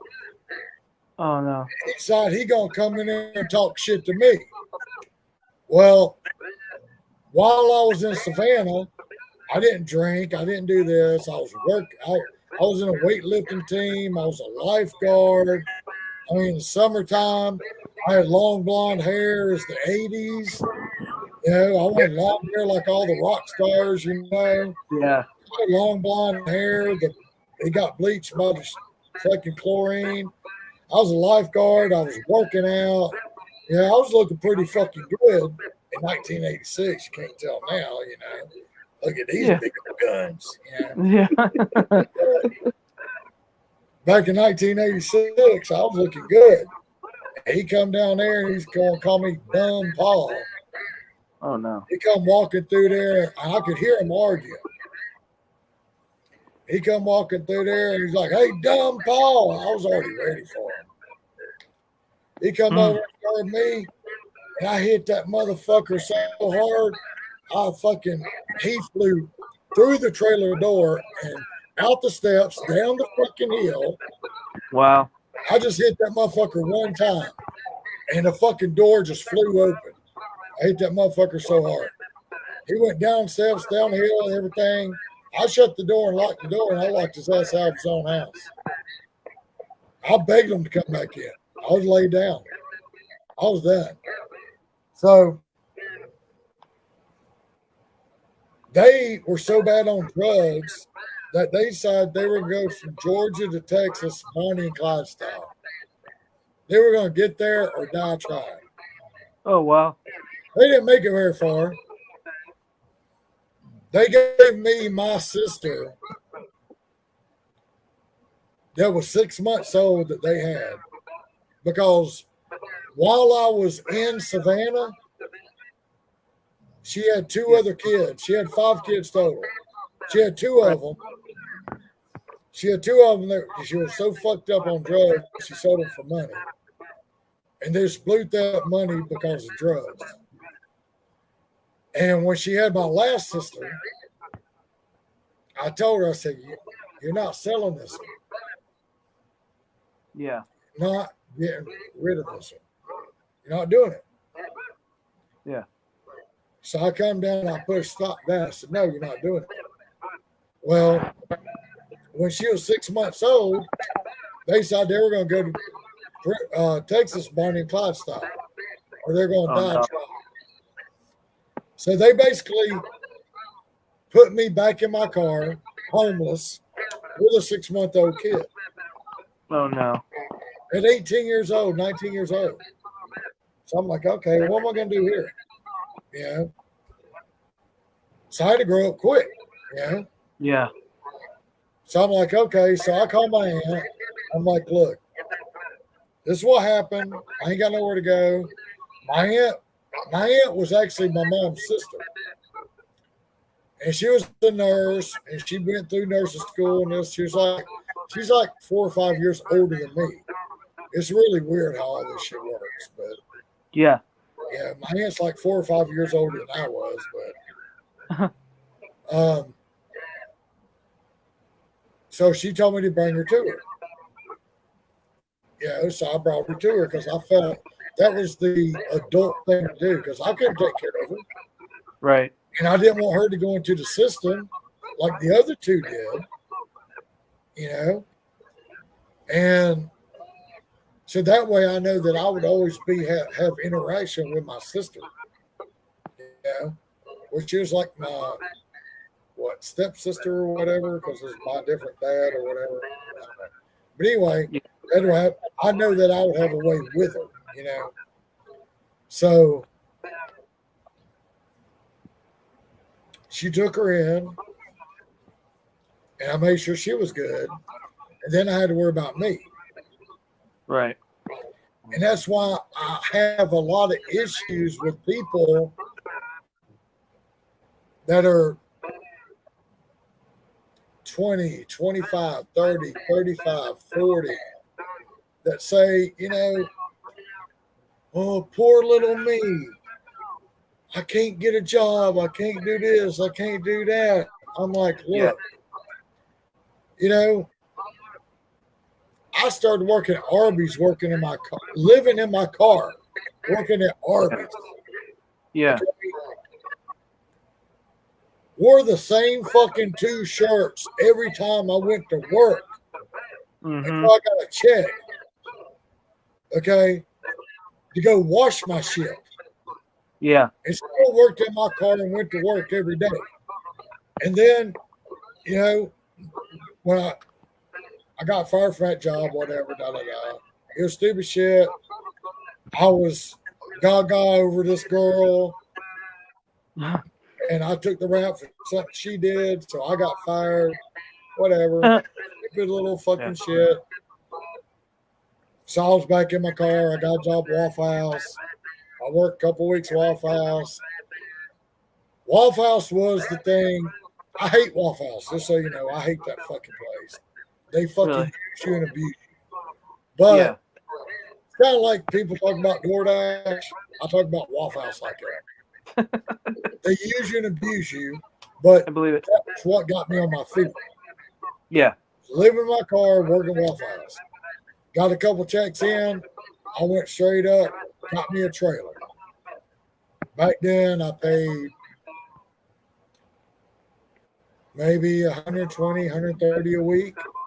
Everything included. That was my air conditioning, my gas, it was like efficiencies these days, or hotels. Yeah. Back then, everything's included. Yeah, not now. And I got it close enough to where if my car broke down, I could still walk to work. You know? Right. So at like 19 years old, I've already grown up. You know? I've got a car, I got a job, I got a life, I've got this. I know that if my car breaks down, I can walk to work and walk home. Yeah. You know, I got everything covered. I meet my wife. I meet her. And I always said, any girl that will screw me at the same night I meet them, I will never marry her. Yeah. She didn't. I'm not. If I Yeah. meet you in one night and you screw me same night, you're never gonna be my wife because you're too Yeah. fucking easy. Yeah. Hell, she actually come into the Waffle House, and I'm up there cooking my ass off, and she actually asked the waitress about me, and I turn around and look and say, "Who?" She's like, "That girl." Oh, she's not there. She went to the bathroom after she asked about me. It's funny. So then we started talking. I was all kind of giddy because it's like she's 7 years older than me. Right. So like I'm 19 and she's 26. And I'm like, why does this older woman want something to do with me? You know? Yeah. So I was all giddy talking to her and everything. And anyway, she ended up moving in with me and she had 2 kids. And we get all this, whatever. But like I said, we met in 93, got married in 96. I think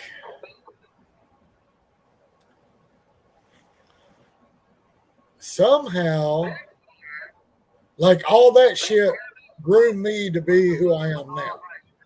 Like Yeah. I did stupid shit when I was younger. You know, we all, everybody's done something stupid in their life. Mm-hmm. You know, I drank and drove most of my life, but I always had a work ethic. You know, and I always had a way to go. I knew that Right. I was going to succeed no matter what. Because no matter what, I'm going to work somewhere. No matter what, I'm going to make some fucking money. You know, I think that's how we feel.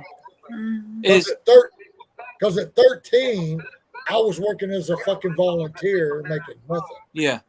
You know? Yeah.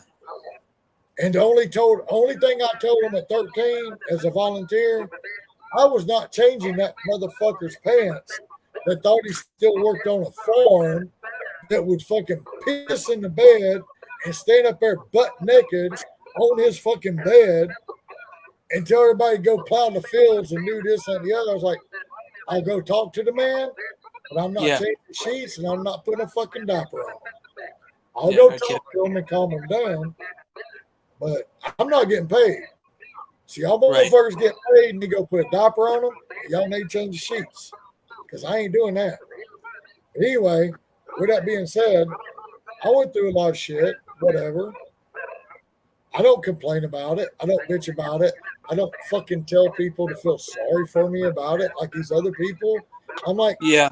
you know, we all go through shit. My shit might have been worse than your shit. You know, your shit might have been worse than my shit. We don't know what we go through. And then I guess that's another reason why I don't like people is because, you know, I'm so tired of these fucking people. Like, okay, you're homeless. Yeah. Okay. I'm a 50-50 thing on the homeless thing because I know, first of all, if you're homeless, you can get a check from the government. Okay? Yeah. The government, you can get Section 8 housing or whatever, and they will fucking put you in, and you can fucking get a $500, $600, $700 check from the government, and your rent's like $18 a month. And Yeah, that something. includes your fucking rent, your power, your cable, your phone, everything. You pay 18 bucks a month. I You wish. know, Yeah. I already know that shit. You know? But I see Right. these fucking high-class homeless down here in Atlanta. These Yeah. motherfuckers got smart because they know that when they come up, we're like, we ain't got no cash. We ain't got no cash. We ain't got no cash. Because you ain't going to bring cash to fucking Atlanta. No. You know? So these motherfuckers literally started putting out signs. They've actually started having cash out signs. Yep. I'm Yep. I've homeless. seen that up here too. I'm homeless. Cash at me to this. Yes. People are running around with Cash App written on their windows of their cars. Yes. Kids are doing that. I saw a card the other day said my daughter's birthday is today. She turned 11. You can cash app any money to so and so. That is so weird. Yeah, it's like, well, I'm not gonna cash app money to some kid just because they had a birthday. I don't know. Yeah. You know? But these homeless people have opened up cash app accounts. Hey, imagine these kids. So this is my first thought. These little kids running around with, their Cash App, right? I'm thinking, what a great way for a pedo to start grooming a child. Oh, okay, I'll start with $20. And then, hey, let me see your face. I'll send you another 20. Let me see this. Let me see that. Here, I'll do 100. I mean, what a way for a pedo to start grooming a child, I mean, that's my correctional officer side coming out. Like, that's what I think of when I see these kids doing this shit. Like, you guys have no flipping clue what's out there. All right, I'm gonna head to bed. I got dialysis. I got to get up at 8 in the morning to put a kid on the bus. Yeah, I'm sorry. I did want to, while we were doing this, I did want to ask you exactly if you're okay with it, because y'all have talked about it on Steve's channel. Exactly what is wrong with you? So I was born with polycystic kidney disease, and I lost both of my kidneys due to polycystic kidney disease. So what it is a whole bunch of cysts grows on your kidneys when they're developing. My mom did drugs and alcohol when I was in her, so that was partly the reason why I got the disease. I had my first transplant when I was 4. It lasted 18 and a half years. And then almost 5 years ago, it rejected.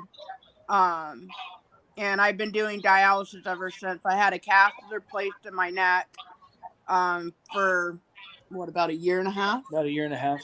I caught a rare disease with perinatal dialysis that goes in your stomach.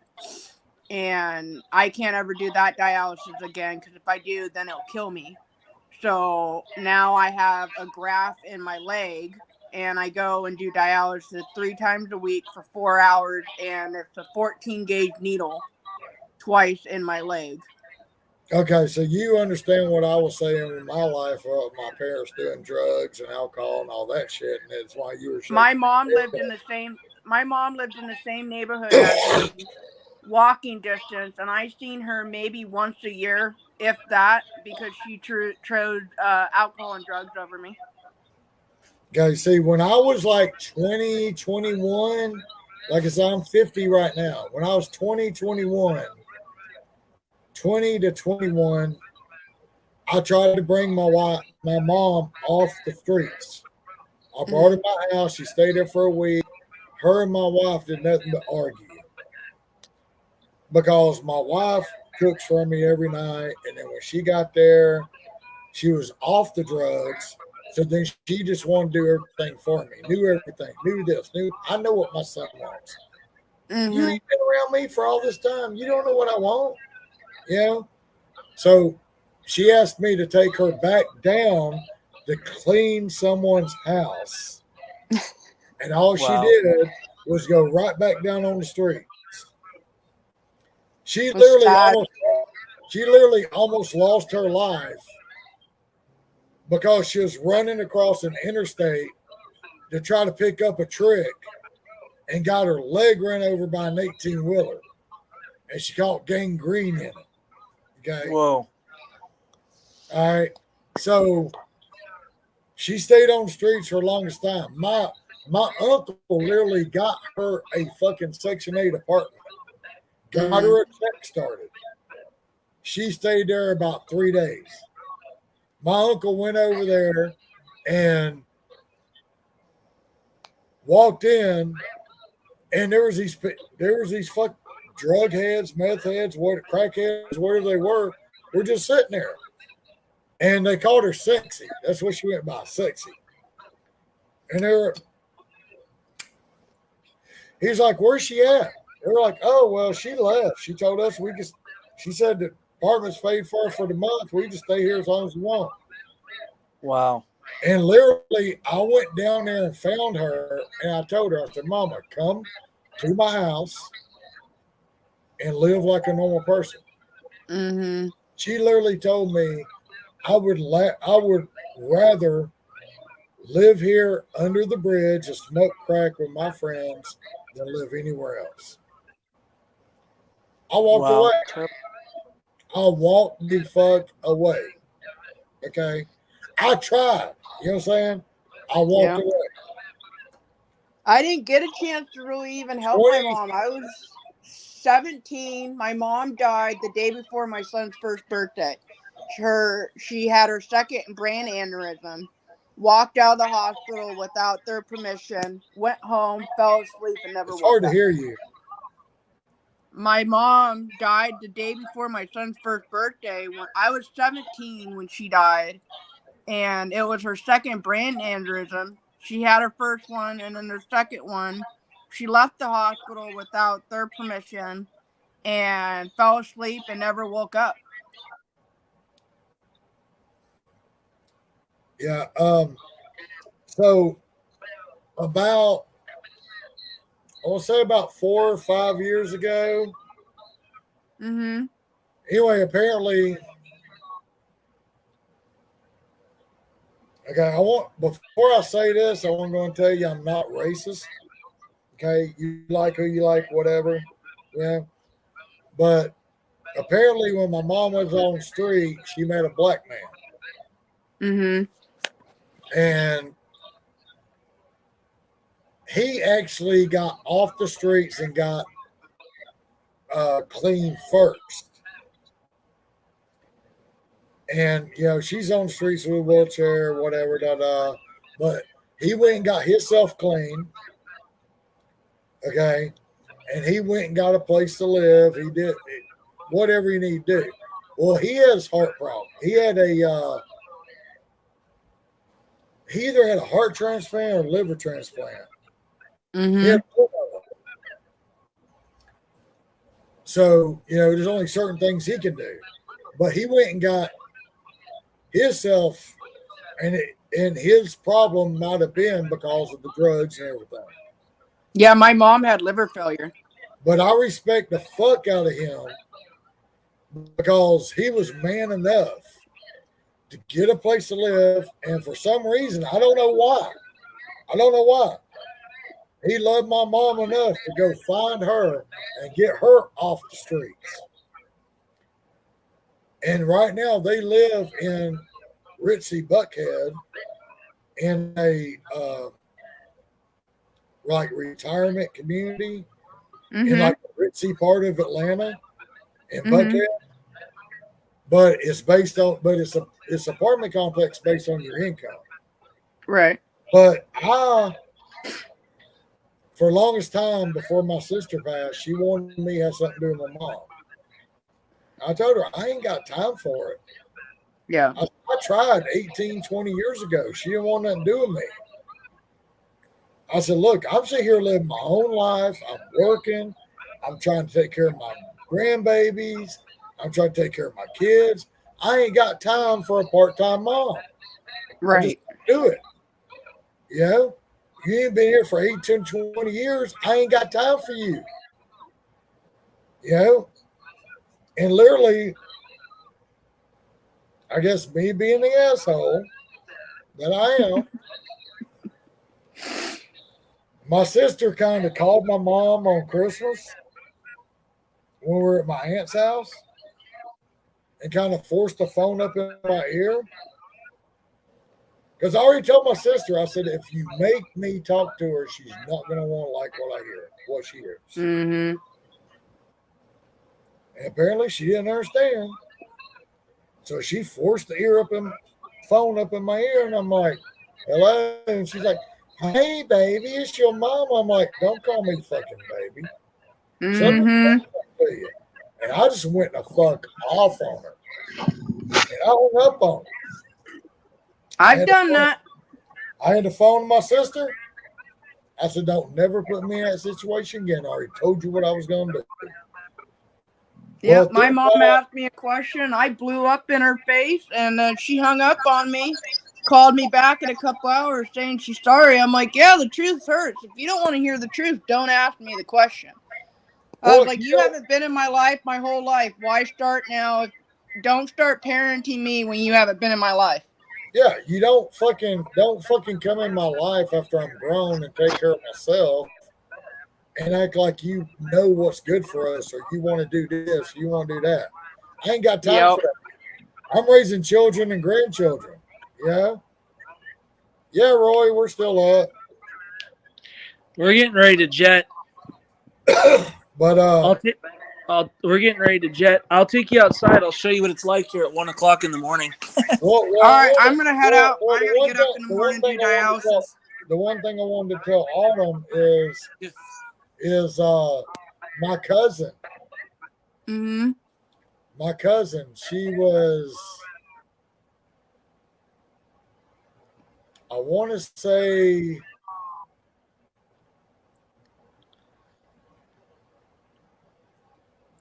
eight or nine, and her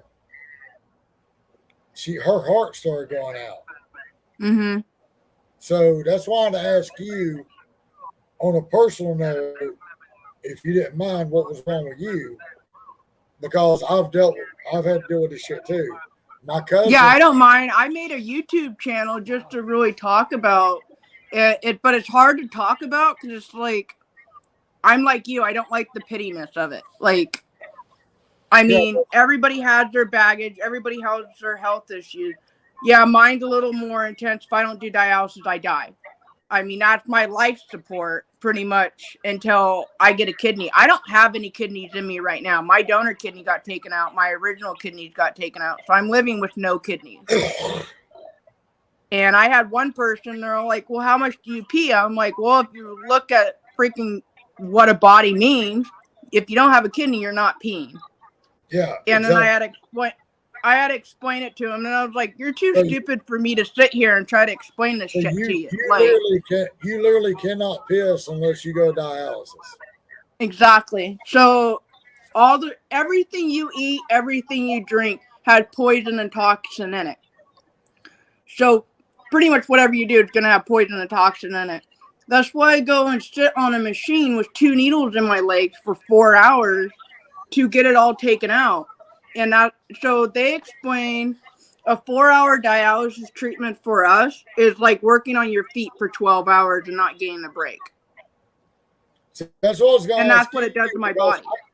I got off on another ramp. That's what I was going to ask you, because when you come home from dialysis, you probably go home and just sleep the rest of the day.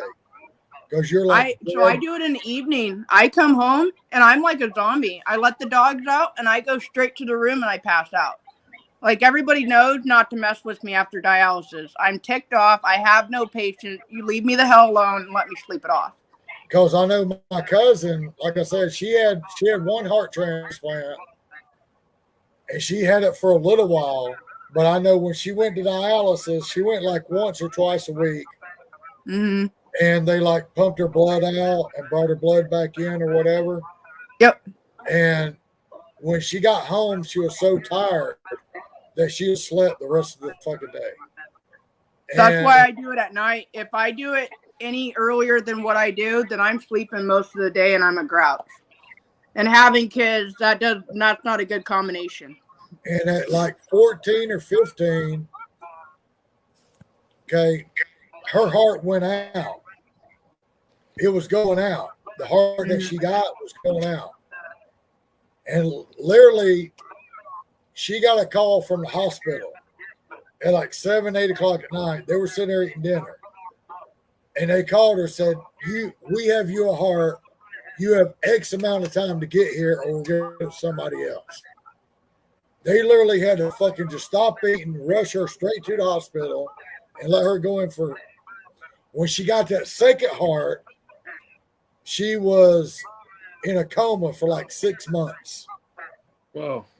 She come out of it, but she had to learn how to walk and talk and everything again. Weird. You know, and she lived to be about 28. She lived to be about, I think, 28 was when she passed. But it was so, I think that death hurt me more than anybody else because she was living at our house when she went to the hospital. And my aunt told us that she would not die until we got there. And they kept bringing her back. And when we got there, her chest was so red. You know, and once she saw us, she was like, I'm good. I'm ready to go. They hit her again and she went. You know, at 28. But, I mean, her as a child, she had to go through 2 heart transplants. And those aren't simple surgeries. Those are major surgeries. Yeah. But between the 2, she lived a life that I only wish I could live. I mean, it's like she knew she was not going to live long. Sure did. You know, so she did not marry. You know, she'd call me, hey, I'm in Louisiana. Hey, I'm in fucking Michigan. I'm here. I'm there. She didn't give a shit. She'd meet somebody and she'd go hang out with them. I'm like, well, you got my number. Call me. You know, Right. she went and did whatever the fuck she wanted to. Because I get it. I expected her to live a lot longer than she did.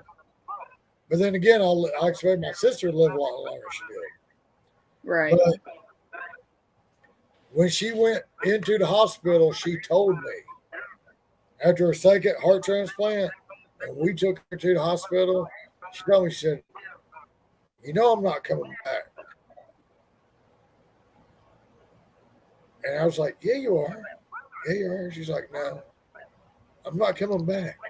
You know, like, yeah, you just know, especially with the hard health issue, you really learn to know your own body. Like, I can read my body better than a lot of people can. And you just know, like, I mean, I know before I go into a hospital, like, a little bit before. And even my husband, like, if I say I'm okay, he knows damn well I'm not okay. Well, I mean, because she told me, she said, look, I've already had 2. She said, I will not live through 3. Yeah. Because the second one, she was in a coma. You know, for months, had to learn how to do everything. She said, I've already had 2. I'm not going to live through a 3rd. Yep. Yeah. Yeah. I mean, I'm thankful that mine lasts 18 and a half years. I mean, that's incredible. And it's like, I've even told my dad, I was like, once I have my second, I'm done. Like, as long as that second one lived 18 and a half years, I'll be happy. I'm 5 years in almost, and I'm mentally and physically drained. I'm tired. But I'm still going to fight until I have no more fight in me. Yeah, I mean, like I said, I know what she went through, so I can kind of imagine what you're going through, but I don't know exactly what any of y'all would go through because I'm not living it. Right. But I do know, like, when I know when she went to dialysis and they did the blood thing, she was so fucking tired she had to go home and go sleep the whole day. That's all she wanted to do. You know? Yeah. I like, don't blame her. So I understand, and you know, like I said, I'm not one to be a pity party. I ain't gonna pity on you. You know, I do respect you for the fact that you know you do want to keep living. You do want to keep doing what you're doing. You know, and I hope you do get a kidney. You know, so that you can start peeing normally. Like I know. It's like, it's weird. Like, sometimes I go to the bathroom, I'm like, oh, wait, I don't even need to go anymore. Like, I still have, it's weird, like, how your body and your brain's connected. But I'm hoping that you actually get one so that you can actually go to the bathroom and use the bathroom, you know, instead of you saying, oh, well, I forgot I had to go pee because I had to pee so fucking long, I just pissed all over myself. You know, because now I have a kidney and I forgot I had one. You know what I'm saying? I can make you laugh, but you know, it's like you said with your brain, after so long, then you might Yep. be watching a movie and forget you got a kidney. Next thing you know, you all over yourself. Yeah. I'm Right. waiting for the time though. I'd rather pee myself than not be able to pee at all. So Right, but you look at him and you're like, damn, baby, I forgot I got a kidney. I just pissed all over myself. You know? he'll be happy about it. He'll be happy I got a kidney. Right. All right, I gotta head to bed. I gotta get up at 8 in the morning. I got dialysis tomorrow. It was nice Have a good talking to you. night. It's good to meet y'all. You too. I'll show you outside real quick. Yeah, you can stay on if you want to. I mean, I'll stay on for a few more. I'll take you outside real quick. Hold on. like I said, y'all are welcome here anytime. I mean, I'll try to do like a late night show because, you know, used to, I'd have like Bud Soda, maybe Omar, Rideshare Lisa used to work at night. Yeah. And I keep them company till like 4 or 5, sometimes 6 o'clock in the morning. It is still daylight there. That's crazy. It looks is. it's Let me go down to the road where we can really look out to the north. The street lights, it's clear. Well, we got past summer solstice, so we're starting to get a little bit more dark at night now. But I mean, it's 1 o'clock in the morning here. It's light. Yeah, so it's what time there? 1 o'clock? Yeah, 1:06. Yeah, and it's freaking 5:06 here. I'll walk out here to the street. I'll show you guys looking north up on the street.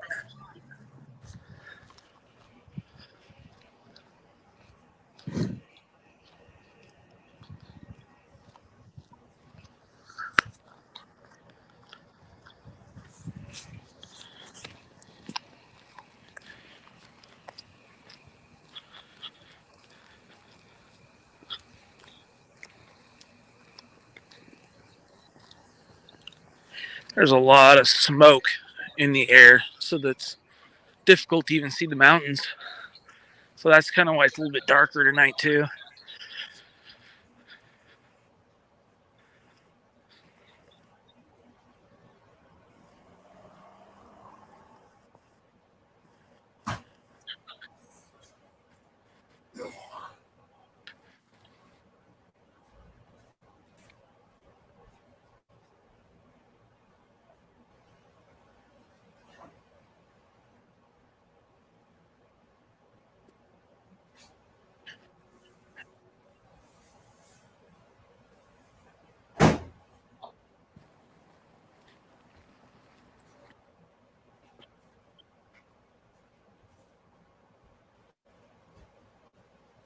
Oh, I ran out of the regular beer, so now I gotta grab the Natty Daddy. There you go. He's the big boy. Yeah, it's a little smoky out. We have forest fires going on, so it's just a little bit darker than usual tonight, just because of the fires. Because I could barely even see the mountains out here.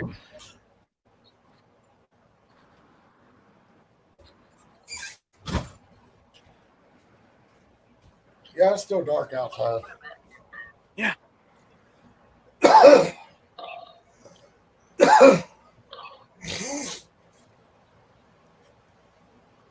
But when I walked outside to look because it's kind of funny because like in the next hour and a half, Yeah. y'all, you could be showing me that it's getting dark out there, and I Yeah. could be showing you the fucking sunrise. So this is the darkest it's gonna be. So in about 2 hours, we'll start having sunrise. In about 2 hours. So sometime between. That's as dark as it's gonna get. Yeah, this is as dark as it's going to get, and it's a little on the dark side tonight just because there's a lot of smoke. But yeah, That's just this is about yeah.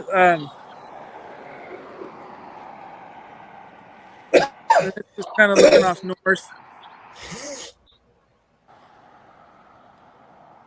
because I was thinking, I was like, well, when it gets dark over there in an hour or two, I could show him my sunrise. No, this is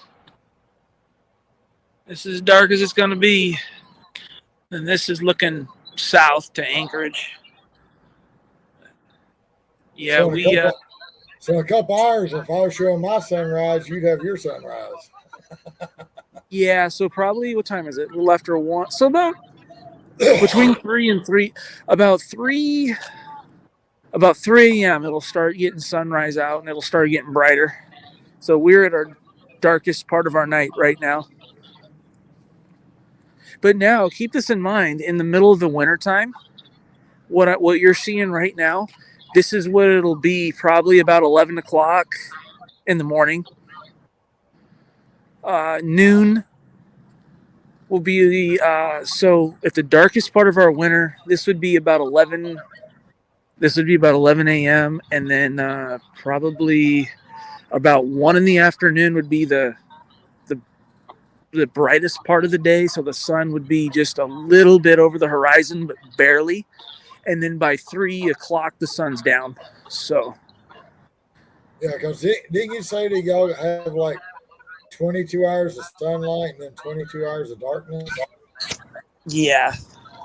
So we'll have so then in the wintertime, it'll just be the exact opposite, basically, of what you're seeing now. So if it gives a rough idea, this will be about this would be about 10:30 to 11 a.m. So by December, it'll look like this, about 10:30, 11 o'clock in the morning. So if we see you in the wintertime, when you're on my channel, it's going to be dark as hell the whole time. Yeah, it'll be pretty dark. And then if it's snowing, like if it's a snowy day, this will be as bright as it gets. It'll be dark. The kids go to school in the dark. The kids come home in the dark. By 3:30, it'll be about like this. By 3:30, by 4, it's dark, like black, dark. And see, again, that kind of thing would be scary with kids, like you were talking about in your profession that you had. Yeah. If you had a known sex offender or pedophile in your area. Yeah. And you got kids going to school in the dark, kids coming home in the dark. Yeah. Well, like around here, you'd be like standing there at the fucking bus stop with a gun, just wait. Yeah. So we have a lot. So aside from all that, kids will be, walking to school, and the biggest threat, probably kids that walk to school, are moose, because moose are kind of aggressive. By the time it, for the most part, starts snowing, the bears are asleep, so they're not really an issue. But like my oldest has walked to school. Her walk is probably, it's less than a mile, but she's run into moose several times where hasn't been able to cross the road because of a moose and her calf, and she's had to come back, and I've had to give her a ride, because she couldn't get to school. So we've had that. Now, like, I know y'all said that like all your groceries and stuff that are flown in, and pretty much everything's double what we pay here. So, well, yes and no. It just depends on where you are in the state. But if you choose to like kill a moose and have it processed and eat it like we would deer, yeah, is that like a cheaper thing, or Yes. You can process an animal for about $300, $400. So, for us to hunt moose, the license, I don't know the exact number. I think the license, the resident tag is like, it's like $50. And then I think the moose tag itself is like $30 or $50. So it's like $100, 75 to $100. I used to live where we used to live. We lived out in this place when I worked on the pipeline. We lived in what's called a federal subsistence hunting zone, where just because we lived there, we were allowed to kill a moose any time of the year we wanted to for food. But we don't live in that portion of Alaska anymore, so we don't qualify for that. But we did qualify for the subsistence hunt a couple years ago. And it's not just moose. You can hunt caribou, ducks, geese, so. that way you kind of get meat, chicken, and whatever. Yeah. Yeah. Cheap hamburger up here is about $7, $8 a pound. Well, we're pretty close to that right now, so. Yeah, so shockingly, I'm really surprised because I have family that live down in Idaho, and we'll compare some grocery prices. So we're paying less for a gallon of milk than my aunt in southern Idaho is paying. We're paying about $4.29. She's paying right at like $5. So, a dozen eggs right now costs about $3.50, $4. A box of cereal, if it's not on sale, is about $8 or $9. So, yeah, I'm really fucking getting tore because, like I said, I've worked at Waffle House pretty much all my life. I love to cook shit. I love to sit at home and cook.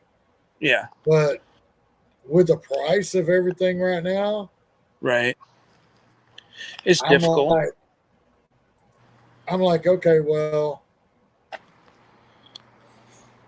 like right now, 5 pounds of hamburger meat here. Yeah. Is about it's like $16 to $18. Mm-hmm. Yeah, for No, us, not it's five, about not even what is it, 5? 5? No, wait, I'm sorry. So we have a 3-pound package that you could buy that was on sale for like $15. It was like $15 or $16.99. Yes, that's what it is. 3 pounds is like Comes 3 $15, pounds. $18. It's crazy. I used to buy a 10-pound log.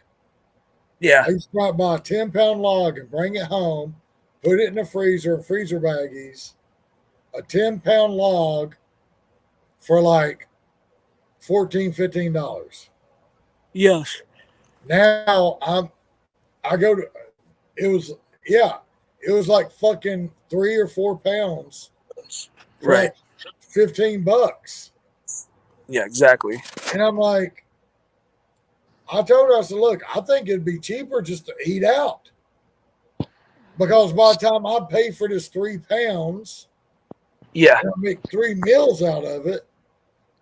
And then I buy all the shit to go with it.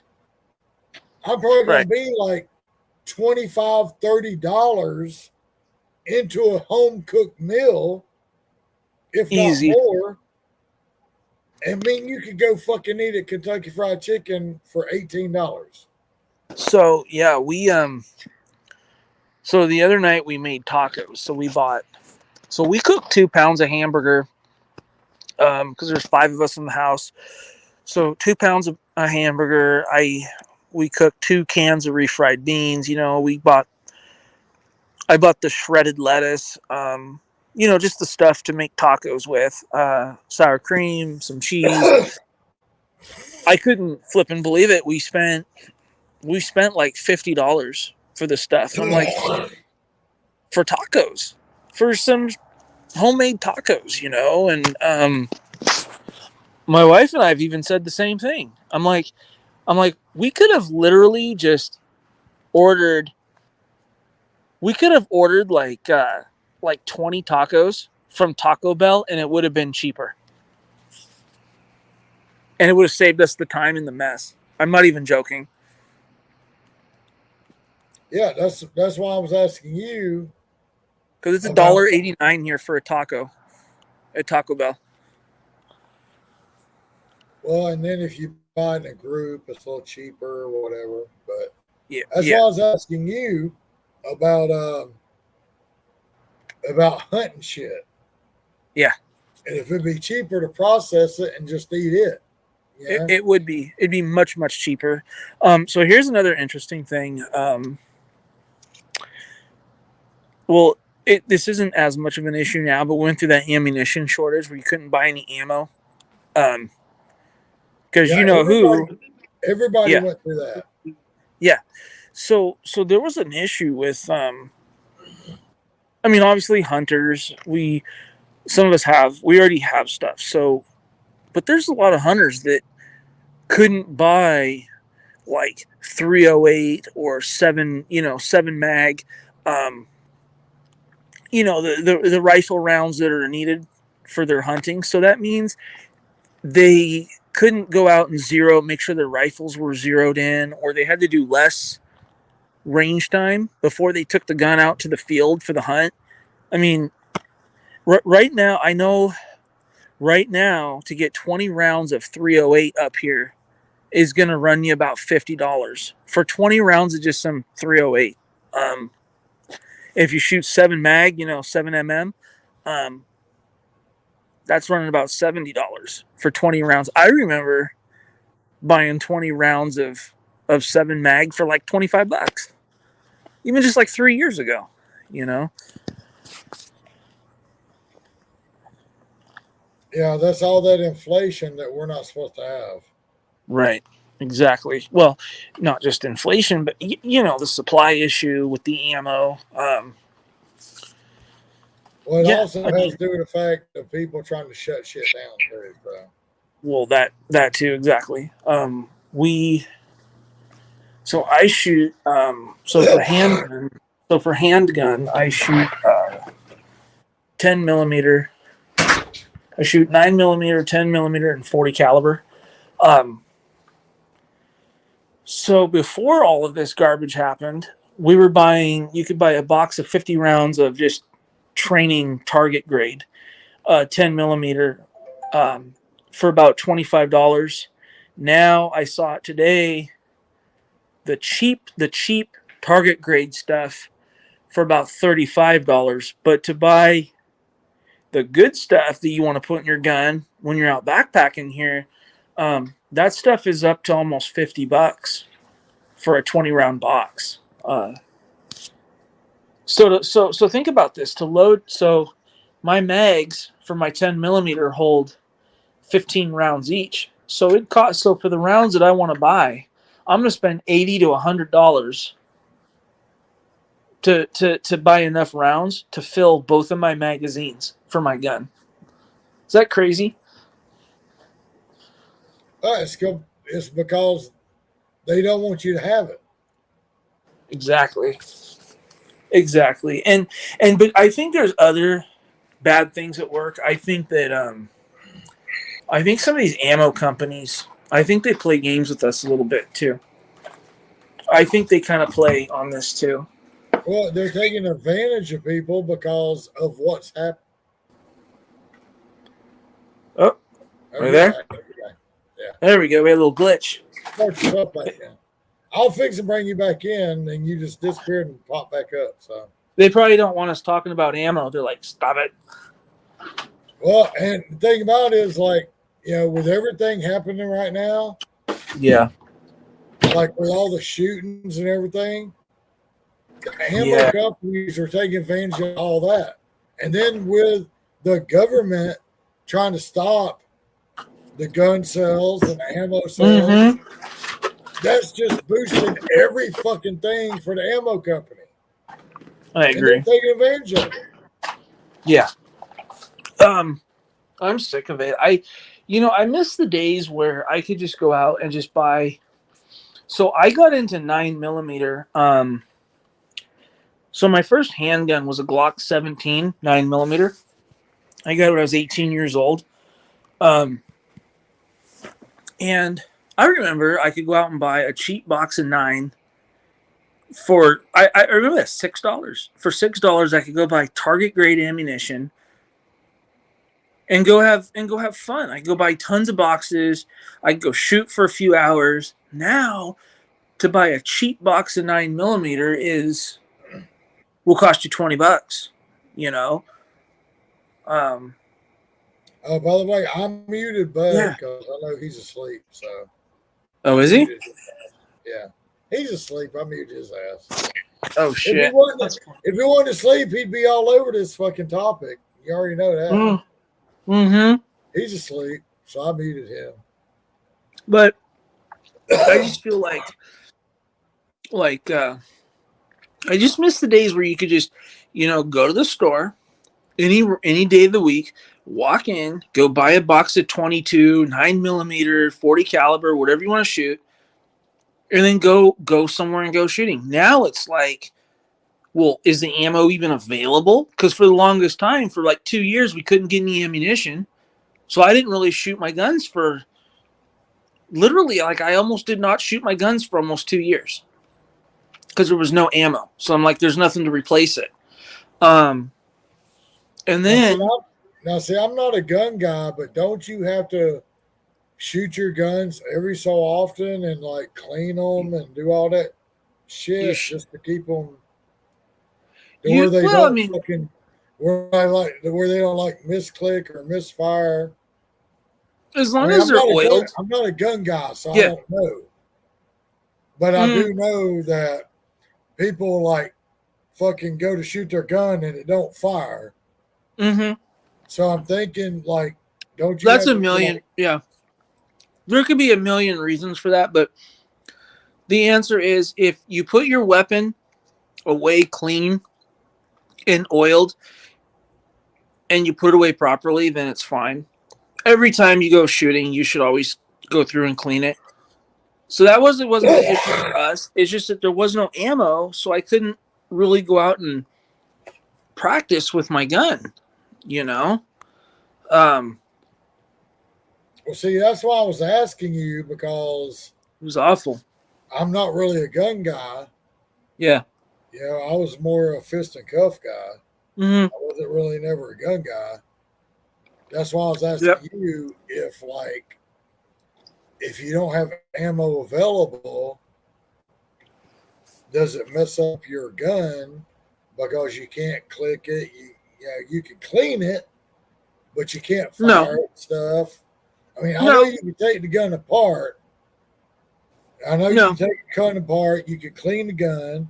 You can put the gun back together, and it'll be okay for the most part. But I thought, maybe you have to shoot the gun every now and then. No. No. You could put the gun away for 20 years and never use it. Just make sure in 20 years it's, oiled up and stuff. But the issue is if you start losing your skill set, so like this year, between Autumn's 10mm and my 10mm, because that's what we take with us hiking, because those things they pack a hell of a punch. They pack a very hard punch. Between her and I, we took 50 round. We took a 50 round pack and we shot some rounds just to kind of be like, okay, yeah, it's good. Everything's functioning. Yep, that's right. I remember how it feels. You know what I mean? So normally we would do a couple hundred rounds, but the ammo is very, very expensive. Like if I want to go right now and go buy ammunition that is the grade of ammunition that we need to be effective against, say, an 800-900 pound brown bear, like I said, to put enough ammo in my gun to fill my mags and fill her mags, we're looking at $100. $100. Before that would only cost us like $50. Yeah, I know when I was working my W-2 job Yeah. and we go out for a smoke break. Mm-hmm. I do not miss that shit. I can smoke anytime I want to now. I swear. Yeah. So the When issue I I was, had, when I was working my W-2 job, yeah, I would hear these because where we worked at, there was a fence yeah, and we could see deer mm, up in the woods. yeah, And these guys would be talking about how they're going to come over here on the weekend. Now, we're talking in a fucking, we're in a fucking,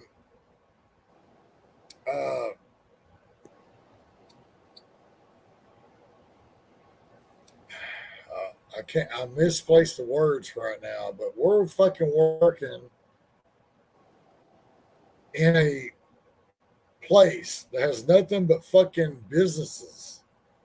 okay, And there's like a little patch of woods uh-huh, in between all these businesses. right, And these fucking guys are talking about coming up here on the weekend with their guns and killing these deer that is in this little patch of woods weird. that work Huh. here. Sound like city deer. You don't want those. You know, and I'm like, are you fucking kidding me? Really? That's all y'all talk about?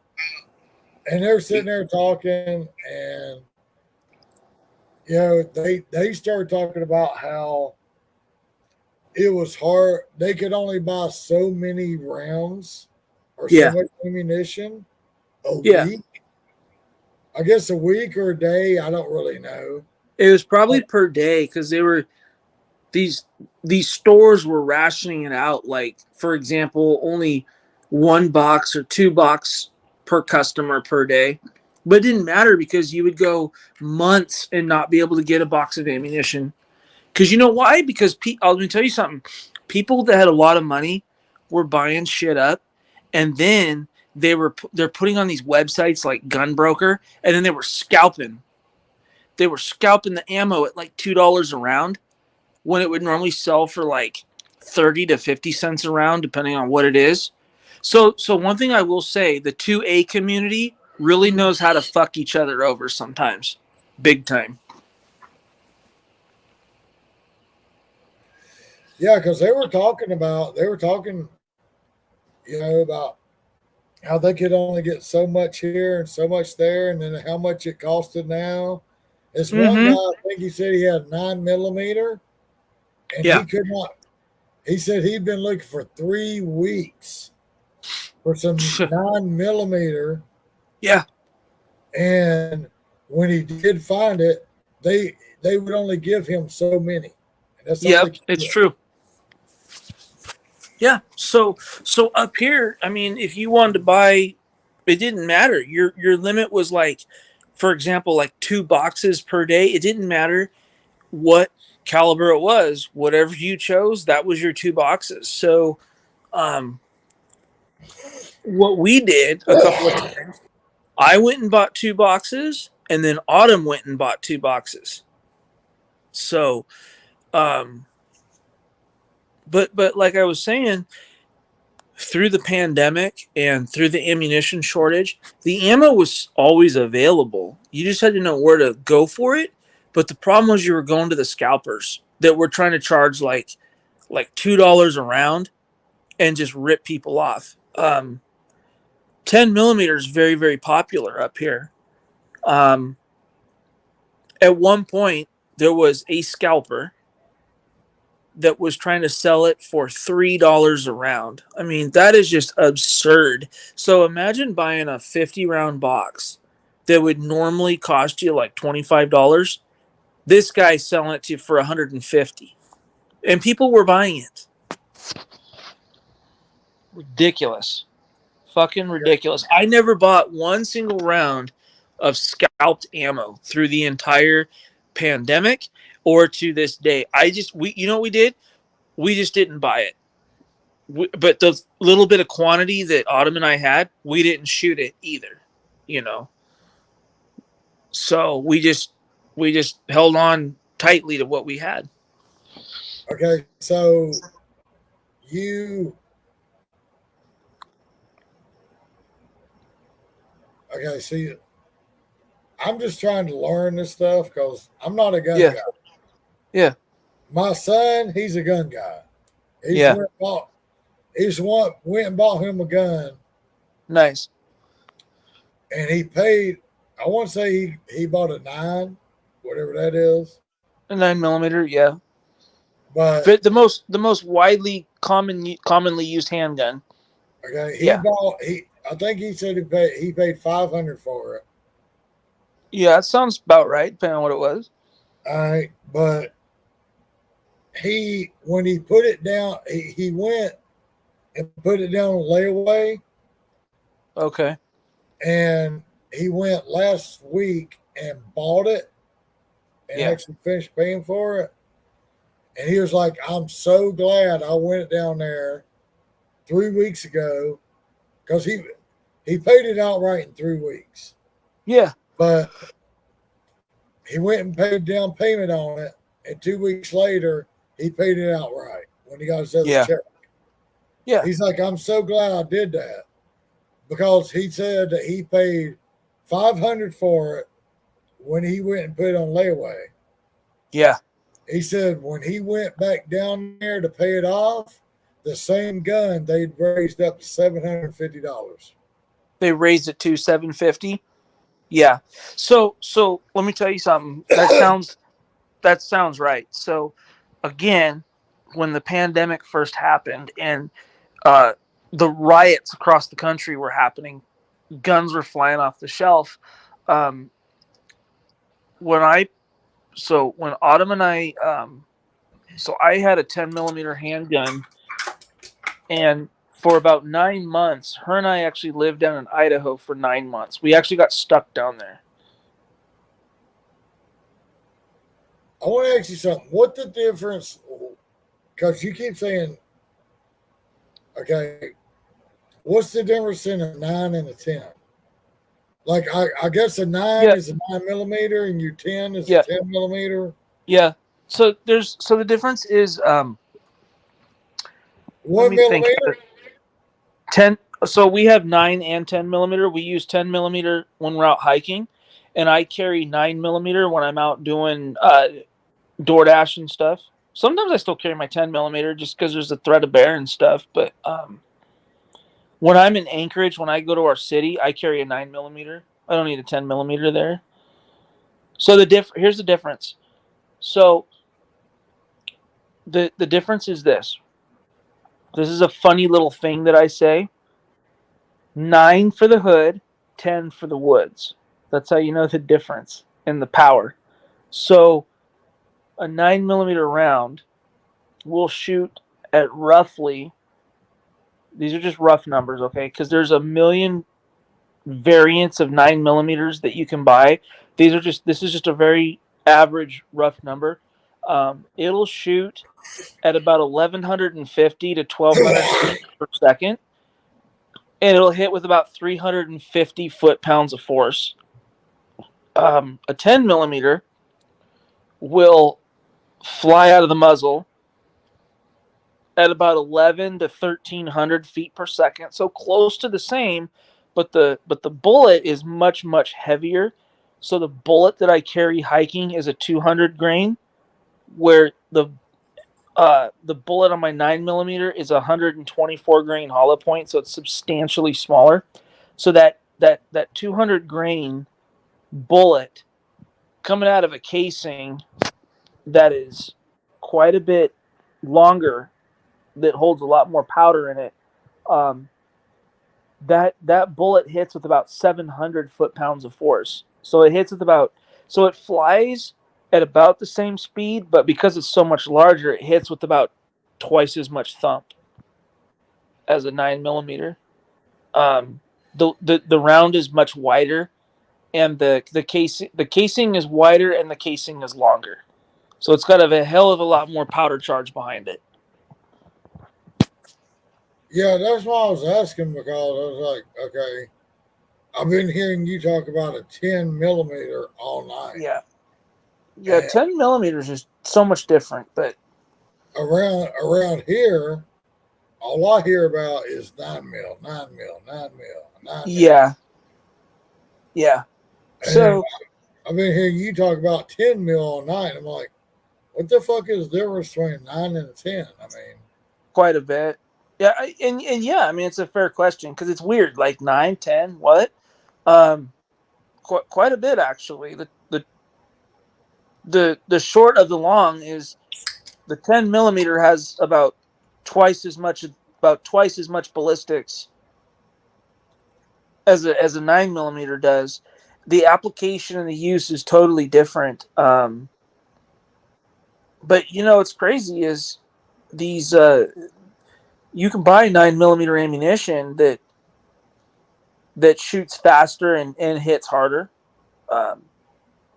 There's just different weight of bullet for different applications. You can buy, full metal jacket rounds. You can buy hollow points. You can buy what's called frangible rounds, which is a whole different thing. You can buy hard cast ammunition. I mean, so we shoot a type of hard cast through our firearms for hiking in our 10 millimeter. So if you have to defend yourself against bear, you want it to enter, you want it to go deep, and you want it just to shatter everything that it can. Versus a hollow point, which will essentially hit tissue, it'll open up, and then it's made to stop. They're not going to go deep. They're meant to go in, expand, tear some shit up, and then stop. So just a different technology.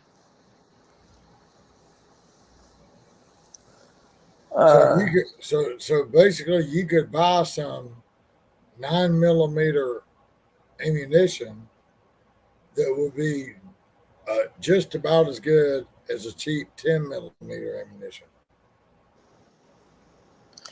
You could no, not quite like that, but you can buy some 9 millimeter ammunition that could start touching on 40 caliber ballistics.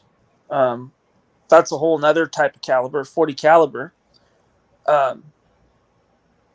You can get some 9 millimeter that can thump. Actually, they have some stuff now some 9 millimeter will thump harder than 45 will. 45 is just slow.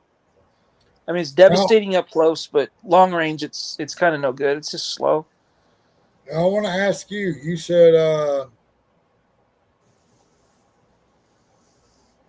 You said earlier, what do you carry like 10 millimeter hollow point just around town? No, I don't own any hollow point for 10 millimeter. I just have full metal jacket, some hard cast, and that's for hiking. For around town, if I'm just in town, I carry 9 millimeter, and I carry hollow points in a 9 millimeter. I do that on purpose because I don't want the over penetration if something happens. Right. So you carry that so that it won't go through to other people. That's the idea. Yeah. You hope it won't. Like I said, I'm learning from you because I'm gun stupid. Okay? No, it's good. So we live in an apartment. So one thing to consider is we have neighbors upstairs and on both sides of us. Well, I don't want to fire a heavy 10 millimeter in my house because if something happened, it could travel to the next unit and kill the neighbor. So for home defense, I carry, we have frangible. I carry frangible ammunition, which is totally different. So it's still like a hollow point. It's only 100 grain round. It's very light. If it hits tissue, it'll go in, it'll stop, it'll cause damage, it'll do what it needs to do. But if it hits sheetrock, if it hits the floor, it just it'll just turn to dust. Like it won't even go through the walls. So I have that for inside for the apartment. So it doesn't actually go through the wall, hit the neighbor, or if we had a home invasion kind of thing. Right. That's what I'm trying to figure out exactly what this different stuff does. Yeah. 'Cause like I said, I'm not a gun guy. Yeah, no, it's all right. There's a million things out there that there's a lot of stuff that I don't know. There's so much different ammunition out there. It's mind-boggling. It's very confusing because the options are literally endless. Literally endless. Yeah, my son's a gun guy, but I'm not really a gun guy. Yeah. Yeah. I always grew up. If you had a problem, you deal with these. Yeah. And that's how. If I had a problem, well, Yeah. the idea of carrying the gun isn't like to solve my problem. My idea of carrying the gun is home invasion, or these lunatics like that what that idiot did in Buffalo, or you know what I mean? People like that. So running around, late at night, slinging DoorDash around town, and who knows what.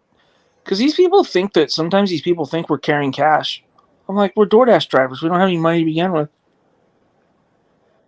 Yeah, and it's like me. I want to go get a gun.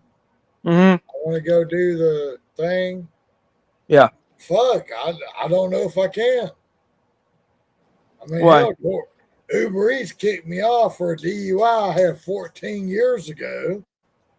Well, DUI won't preclude you from owning a gun. Yeah. Yeah, I mean, the only things that'll preclude you from owning a gun, conviction-wise, are domestic violence or felony convictions. That's it. Well, they convicted me of a felony like 13 years ago for scratching somebody's car. Just depends. You'd have to. See, that's the thing. Well, that's the thing that fucking kills me is the way the fucking law works. Yeah. And you have been in law, so you can understand. Yeah. But the way the fucking law works is fucking stupid. Okay. It is. Okay. I scratched somebody's car, and it wasn't even her car. Okay. What? I hit her car and scratched it, like with my door. Okay. Hit her car and scratched my door. It wasn't no big deal. It was a scratch. Yeah. Okay. Everything's good. I talked to her. Everything's good. Right. Come find out, it wasn't her car. It was her boyfriend's. Oh, great. So, I gave her my information, everything, whatever. He calls the fucking insurance company and shit, whatever. Anyway,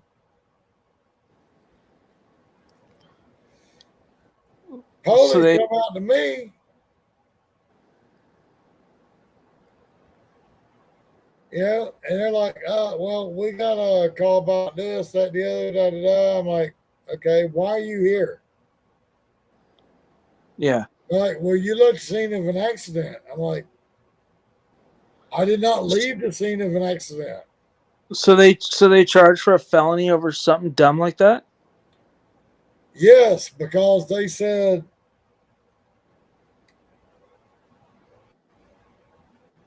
apparently five,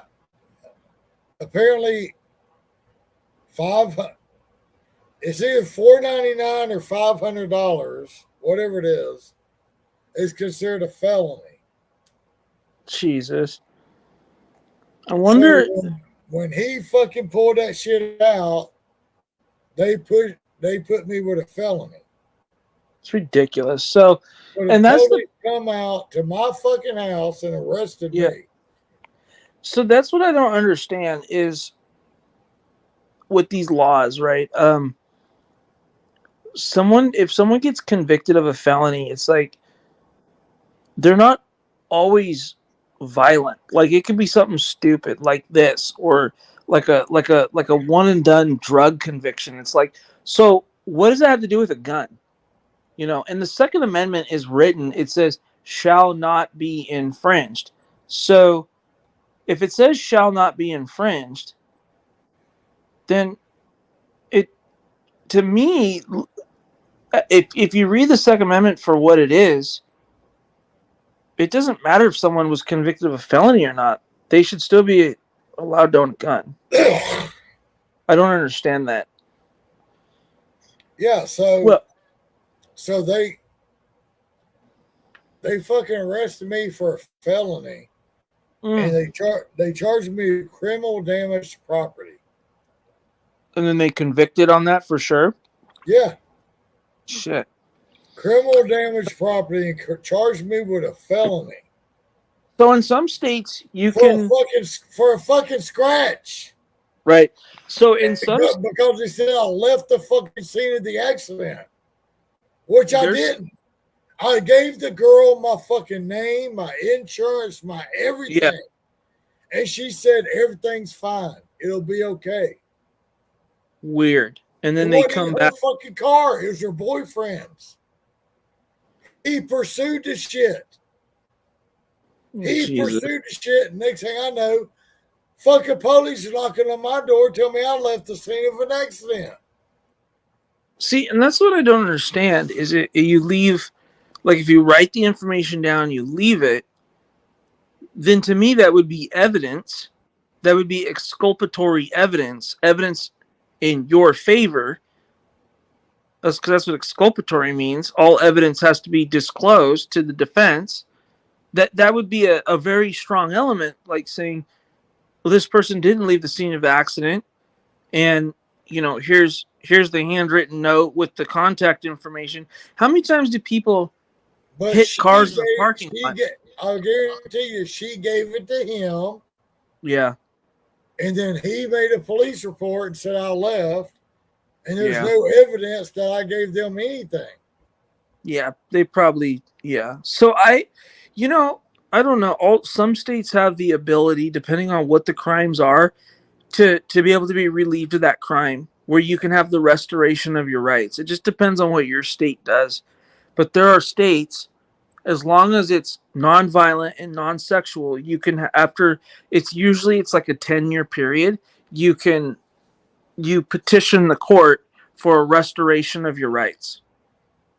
So, but generally for something like that, you probably need a lawyer, because I imagine it's probably kind of complicated, but there's people that do it all the time.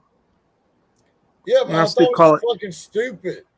Well, it is stupid. I even told her, I said, hey, I'll pay for the paint job. What, $250, $300? I'll pay. Yeah. Yeah, I scratch the car, I'll pay for it, whatever. Right. She's like, no, it's fine. I was like, well, here's my insurance, here's my thing, whatever, da da da. Gave her everything. Yeah. Exactly. Well, I got somebody knocking on my door, bringing me, fucking taking me to jail. Wow. Yeah, I would. They charged me with leaving scene of an. They charged me with leaving scene of an accident. And they charged me with something. They charged me with something else. And the other one was a felony.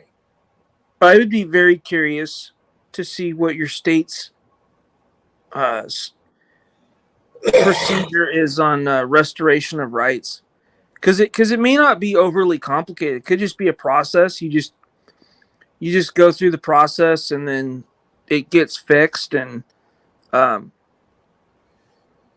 mean that was the only felony I've ever had in my life.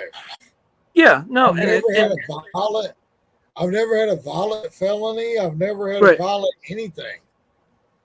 So they charged me a felony for scratching somebody's car. Yeah, it's ridiculous. Like I said, I would just go look and see what your state's procedure is on that. Because it would be worth doing. I think it would be worth doing for restoration of rights. I mean, people do it all the time, and people do it all the time. It's like fucking Uber Eats. Yeah. So there's a content. Okay. it took me like 2 weeks to get on Uber Eats. Yeah. I got on Uber Eats like in August or whatever of last Yeah. year. Okay. I worked Uber Eats from August to February Wow. of this year. Okay. I was doing DoorDash and Uber Eats. Well, I had 1,260 deliveries, a 98% satisfaction rate. Yeah. So I was doing everything right. You know what I'm saying? Mm-hmm. And in February, because what was going on was, like, I had this one guy, he come up, he's like, "You see that 2,500 going on?" I'm like, "No." I said, "What are you talking about?" He's like, "Uber Eats is doing a little thing, promo now. They're like, if you do like 200 deliveries in 3 weeks, you get an extra $2,500. Oh, jeez. I was like, Jeez. I was like, I ain't seen that. I don't know what you're talking about. So he actually showed me on his phone that he done like 50 deliveries or whatever. Right. And it already said on green in the green that the 50 deliveries he's done, he's guaranteed $608. Oh, If jeez. he don't do another delivery in the next 2 weeks, he's guaranteed $608. We get no promos like that up here. Yeah, and I wasn't getting them. And I was like, "Do you have the Uber driver app too?" He's like, "Yeah, I do." I said, "Okay." So I thought that was the problem because my son-in-law, he has Uber Eats and Uber driver, Mm. and he gets the shit. He gets the shit just like Pedro does. Like if he's in an area and it Yeah. says plus $8 Yeah. for an Uber driver, Yeah. he'll get the money plus the $8 for the Uber driver. He'll get the surge kind of thing. So I said, fuck it. Yeah. I don't want to drive people around because I don't like people. I would never But drive I'm people going around to go either. and apply for Uber driver. So I went there and applied for Uber driver. Now, granted, I've already done Uber Eats for 6 fucking months. I got 1,260 deliveries. I got 98% satisfaction rate. There's no reason to kick me off at all. Yeah, I agree. But they do anyway because they do shady shit. As soon as I applied for Uber driver, Yeah. they put my account on hold for Uber Eats Of course. for 2 weeks, and then they deactivated me. Yeah. It's ridiculous. And they deactivated me for a fucking DUI that I had 13 years ago. So have you seen that guy in Denver? Van that makes all the funny things, the take the bus bozo, that guy. Oh yeah, Van the Man, yeah. So they do the same shit to that guy. Like, yeah, but DoorDash deactivated him.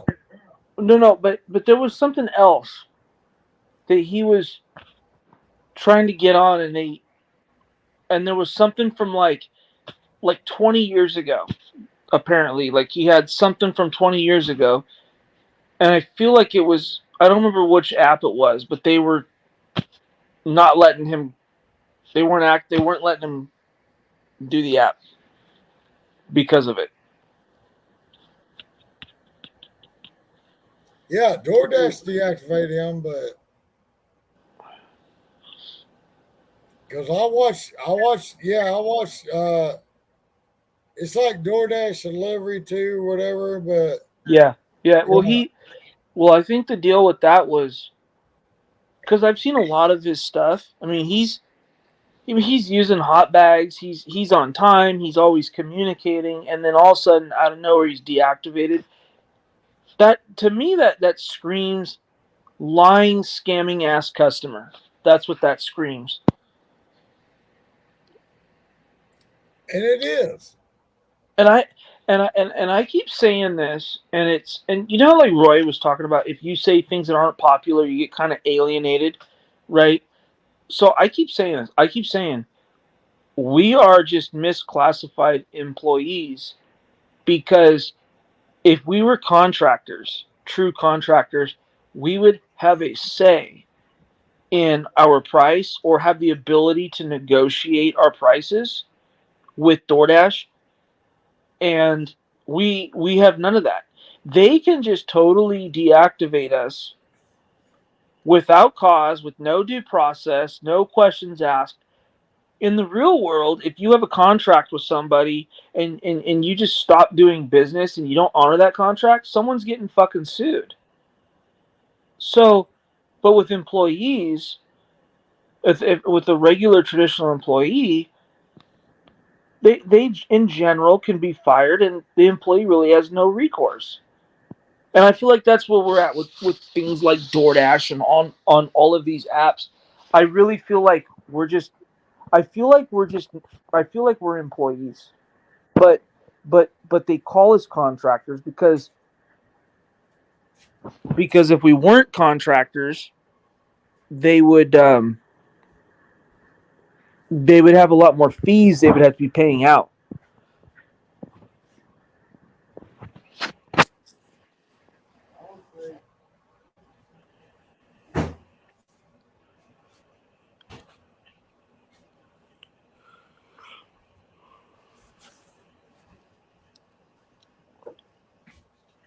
You go ahead. I'm still hearing you.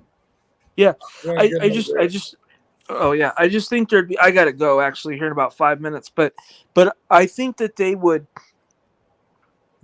be having to pay out a lot more fees, like workers' compensation insurance and unemployment insurance. There's just so much more. I think they would go under. So they call us 1099, but they really treat us like employees. And all I know is if you have a contract and someone breaks that contract, someone has the ability to be sued at that point. We have no ability to do anything to them. So, I lean toward we're just misclassified employees. Yeah, because I mean, yes, it's nice to just wake up and go to work when you want to, and come home when you want to, and cut the app off when you want to, go to your doctor's appointment, cut it back on, whatever. It's all great. But at the same time, I feel like, I love that. But at the same time, I feel like they're taking advantage of that because of what they're trying to give us. Yeah. Like I believe in having. There's no health insurance. Right. There's no this. There's no that. We got to supply our own fucking car insurance. Everything. Well, I mean, if you don't get the right car insurance, then if something happens, you're not covered. Exactly. There's a whole lot that goes into it that they don't even fucking cover you. No. And that's where, I mean, that's the point of being 1099, self-employed, I guess. But because at any like when in history has self-employed had access to insurance? You know, I mean, you got to get it on your own. I just wish, because we are 1099 through them, I just wish that the drivers had a little bit more say in what their pay is. At least have a spot at the negotiating table. I do think the drivers, there needs to be some guardrails in place. Like, I don't think that the drivers should just all be like just willy-nilly, run around, do your own thing. That's why like there's terms of service, you know. I think a little bit of regulation on the industry is healthy, but I don't want like complete dominant government control over it. And I certainly don't want to be a full-blown W-2 employee either. I always tell people this. If I'm going to be a W-2 employee driving around, I'm not doing it for DoorDash. I'll go somewhere reputable like FedEx, you know? Yeah, you don't want to be sitting in California where the fucking they're gonna pay you $20-something an hour. Yeah. Yeah. But you know what though? Here's the problem. The people like us that are living in these states that don't have Prop 22, we don't basically have a minimum wage. You know, we're subsidizing all those workers in those states. And the problem that I have is, you know, you got that one guy down there in California saying, "Oh, you guys are doing it all wrong, you know, take all those no tips."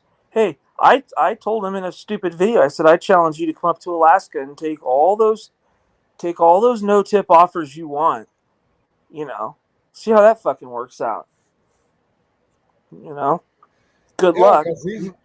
He's down there in California getting Prop 22, so he's making fucking $20-something an hour. Yeah. And that guy's a complete scumbag. So you know damn well he's probably really doing 2 or 3 apps at once. That's what I was saying. That's what I was saying earlier. Yeah. You know, if he takes a Grubhub, a DoorDash, and Uber Eats, yep, he's making even over $60 an hour. Even if he's doing lackluster work and doesn't give a shit, you know. So. But he's going to get on there and tell everyone how it is. I'm like, what a fucking idiot. Yeah, because if he takes all 3, then he's going to fucking make everyone almost late. Almost late. He's going to make sure it's almost late, but not late. Right. So these people are waiting on their food all this fucking time. Getting cold. Almost late, so he don't get a violation. Well, keep in mind, even fucking drop off. Even if he gets deactivated, like 65 hours, $65 for a fucking hour with that Prop 22 shit. Yeah, it won't last long because if he's doing it, there's a lot of fucking idiots like him running around doing it. You know, on one hand, is it kind of smart? I mean, I guess. I mean, you take advantage of it, but the problem is he's running around doing this, telling like saying, "Oh, take all those no tips. You know, you might turn him into a tipper. That's about good customer service." That stupid motherfucker will never come to Alaska. Number one, he probably wouldn't last 10 minutes. But the deal is this. If he could come up here, or I would challenge him to that. Come up here, fling all them no tip fucking orders out here where we live, you know, and show me how it's done. And so he thinks his stupid advice works for everybody. Well, it's one size fit all doesn't fit all. It's like I was saying earlier. You could watch the number one guy on YouTube when it comes to DoorDash. You know, you go over there and go watch Pedro's channel, whatever. Here's the deal. He has some good advice. He has some questionable advice. The things that he says, they won't work here in Alaska. And that's not saying anything negative about Pedro. I'm just saying it doesn't work here. And the things that I do here probably won't work down the ghetto of St. Louis either. So then why? So like I tell people, just take little nuggets of information from what everybody does at different corners of the country. Take it all with a grain of salt. Rethink and make decisions for yourself and execute the plan and go out and make some fucking money. Like just take little bits of nuggets of information,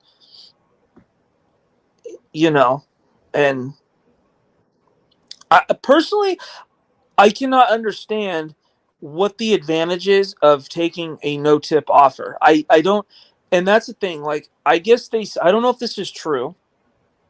They say that he coined the no-tip, no-trip thing. I don't know if that's true. He seems to be the only one that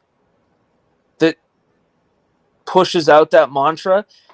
I for the most part agree with that. Like, what advantage do any of us have taking a no-tip offer? Those are generally the ones that come with the most risk, the most liability, the most needy customers, the most unappreciative customers.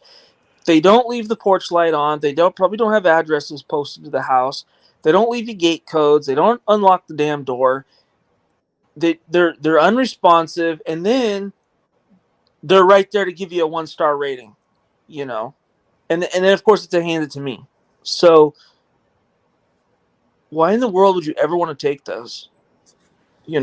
I think that advice he pushes is really, I think it's good.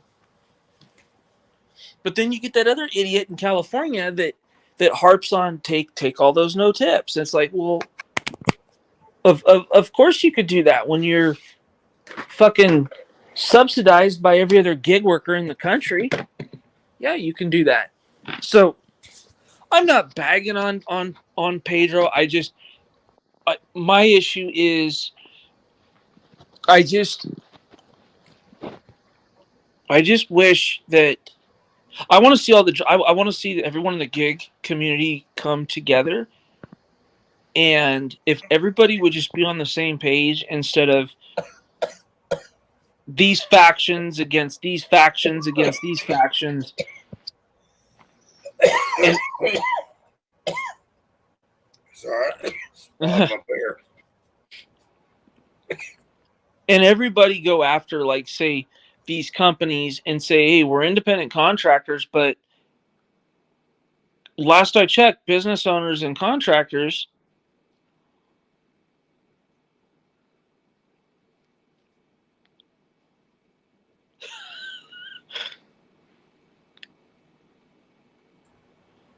Others to you.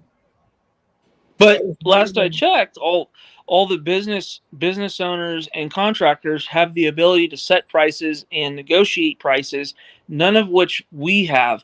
So I think he's done a lot of good for the community, but I think in some ways there's some little things that I don't think are beneficial.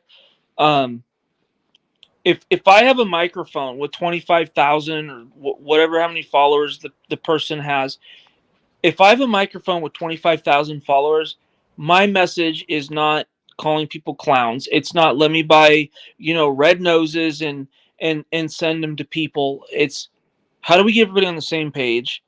It's,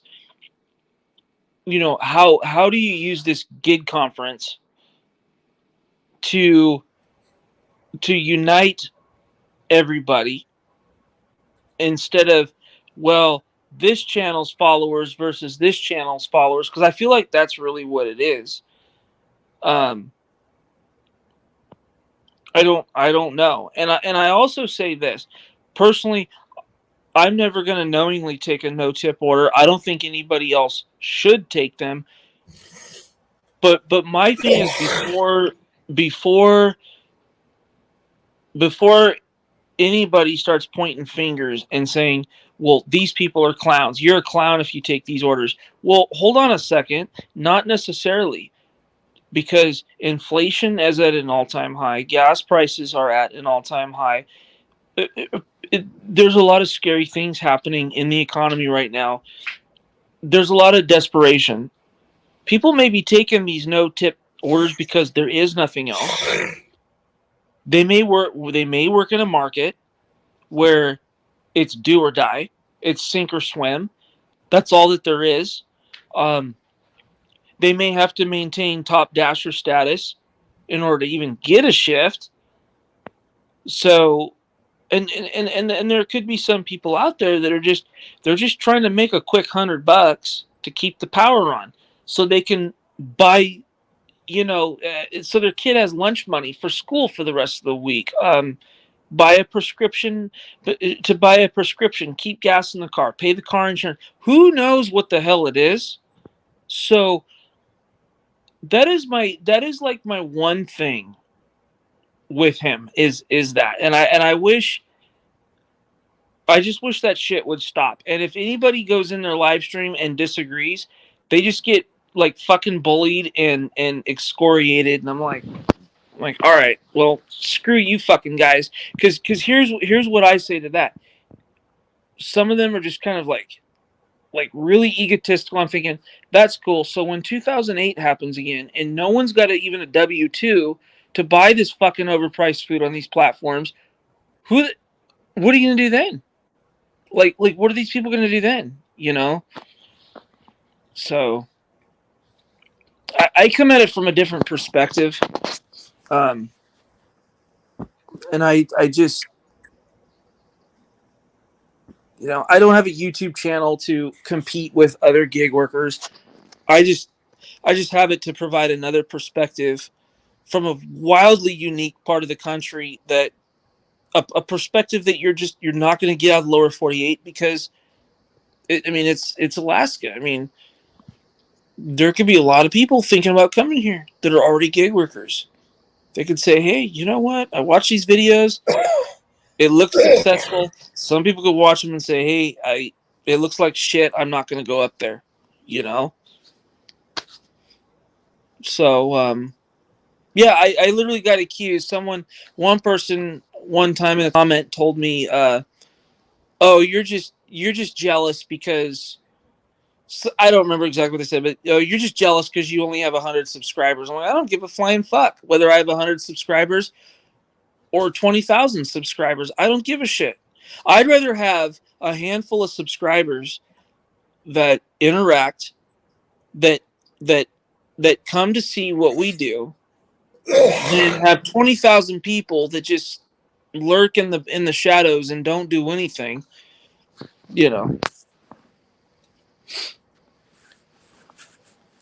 And it may not be today, it may not be tomorrow, but someone will run across the videos that Autumn and I have made that's a gig worker, and it may help them make a decision whether or not to come here.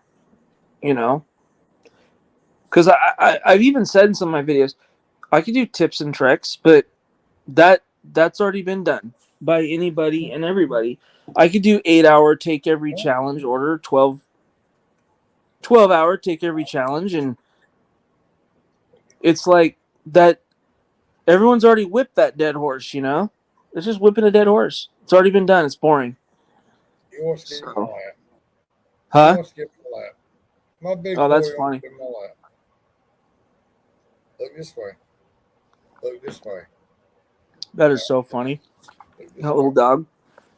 You want to skip my lap?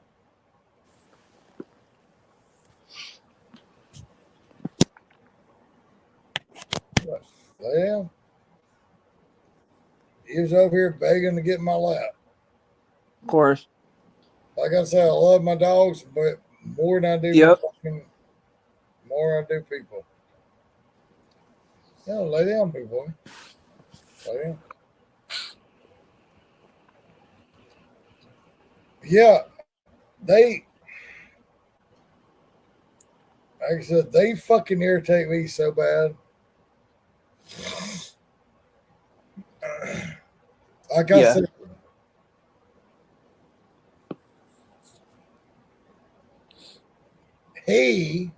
I've not disclosed his name at all tonight, but he I watched him do a hypocrite. I watched him be a hypocrite.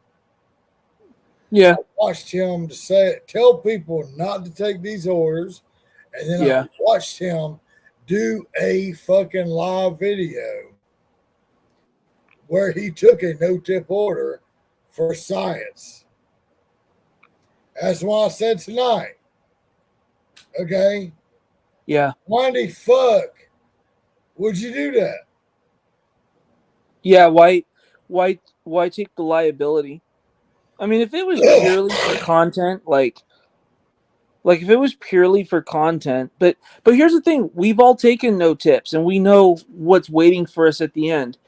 95% of the time or more, there is not a cash tip waiting, but there's probably a 1-star waiting, because the slightest you fart wrong, you fart the wrong ways just slightly with these fucking people, meaning these no tip orders, they're quick to dish out a 1-star because they think that you owe them, like you're their fucking bitch or something. So if he did it for content, I can kind of get it. If it's for content to prove a point, but it's like, but anybody with half a brain cell already knows not to take those. I would think, or Okay, but you preach no tip, no trip, no tip, no trip, no tip, no trip, no Yeah. tip, no trip, no tip, Right. no trip. Okay, yeah, and then you literally take a fucking tip, a fucking order. right. You know there's no tip on it, and you're doing it for science. Okay, Yeah. then It's you it's take it. it's a risk. And you say, "Oh, there's no tip here." You already know No there's shit. no tip. You've been Yeah. doing DoorDash and Uber Eats all this fucking time. Yeah. You know there's no going to be a tip. You already know this. Yeah. Okay? There's And a that's 1-star when I waiting went for you. off. That's when I lost 4 followers because I went off on that motherfucker. Okay? Yeah. That's why I went off on him. Because, I mean, you already know there's no tip. Right. You're a fucking hypocrite. You're fucking doing, you just did what you tell everybody not to do. Yeah. You Well, follow me? right. I do, and Yeah. yeah. It's You liability. You just did exactly what you told everybody else not to do. You just took an order you knew was not going to have a fucking tip, and you did it anyway. Right. And you said, I'm doing this for science. I'm doing this for y'all. You ain't doing it for us. Yeah. You ain't doing it for science. You already know ain't no goddamn tip on there. You Exactly. dumb motherfucker. Well, and my thing is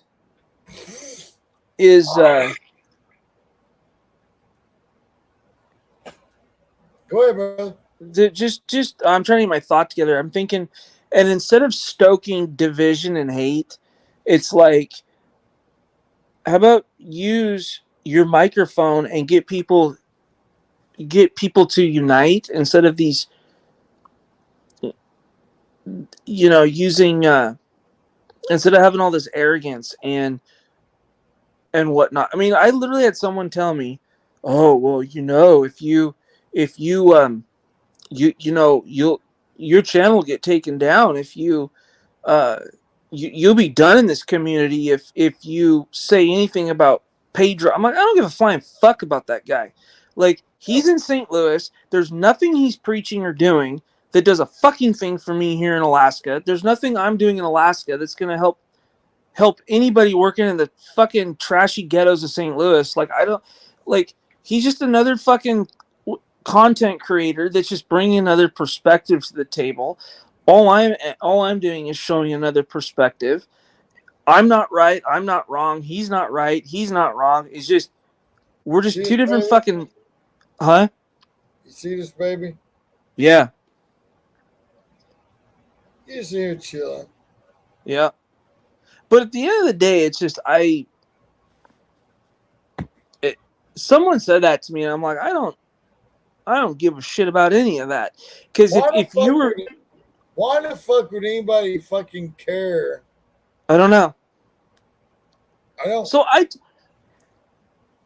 I even said one time, I'm like, I have at the time, I'm like, I have all of like 100 subscribers. Like, what the fuck you worried about then coming from me? The thing that sells our channel is the fact that it's Alaska. That's really what it is. And Autumn and I do this together, so it's a little bit unique because you don't have like a ton of couples doing it. But I think it's really the Alaska factor that sells it. I just there's kind of over there they have a little bit of this weird cult, and there's no reasoning. Like I said, you go in there and say one negative thing, and they just want to crucify you. I'm like, all right, that's cool. Well, when you can take your fucking theory and you can apply it at 30 below zero in the winter when it's dark here, and you fucking let me know, dude. You know, it'll never happen. That's what I'm saying. If somebody's gonna fucking sit there and criticize you, okay, maybe they need to go over there at the wintertime when you got 30 foot of snow. Okay? A lot of snow. Yeah. You got 30 foot of fucking snow sitting there and go deliver fucking food. Well, here's the other thing. Like if you go down somewhere like St. Louis, right, where it's just a cesspool of shit down there, it's like that would not be an easy market to work in because the demographic that lives there primarily is not there. They're not going to tip you, or they're going to tip very, very little. It just is what it is. So the socioeconomics there are not what the socioeconomics are here. We have a high concentration of government workers and military up here. So they all get this guaranteed government check. Okay? And that guaranteed government check and benefits outweighs what probably the average worker in some of these major cities down in the States are getting. And it's like, it shows, because all day long I will take, like if I'm on Grubhub, if I'm in Anchorage and I'm on Grubhub and all that, I can take $12 to $20 orders all day long because that's the way it is. But like everywhere, I get a rash of shitty orders. But I wouldn't go down to the cities down there and just presume that I know what I'm doing and speak like I'm some kind of like fucking DoorDash messiah authority on something. I know Alaska and I know how it works here. I don't know how it works in Philadelphia. I don't know how it works in fucking St. Louis. I just know I don't want any part of it because there's no fucking money down there compared to here. So that would be a very difficult market to make money in. So if you're making money in that market, you're probably working hard, you're grinding, but like I said, I don't dislike the guy as a person. I think he's family oriented. I think he's a good person deep down. I just think the following, I think what happens is the following kind of gives you this distorted, inflated, false sense of importance. And believe me, the day's going to come when it's just going to fizzle and go away. I think some of these YouTube channels featuring this gig work came about in a time during the pandemic when things were quite awful. People were losing jobs. People had no money, so they needed a quick, fast way to make money. These apps provided that way out and that sense of security. But people were like, well, I don't know how to DoorDash. I don't know how to sign up. How do I do this? How do I do that? So they just did what everybody does, get on YouTube. But we were living in a time when everybody was on YouTube. Everybody was streaming. So I think they started their channels and did something that was unique and extremely important. But I think if he had to do the same thing today, I don't think the outcome would be the same. I don't. For the most part, things are back to normal, and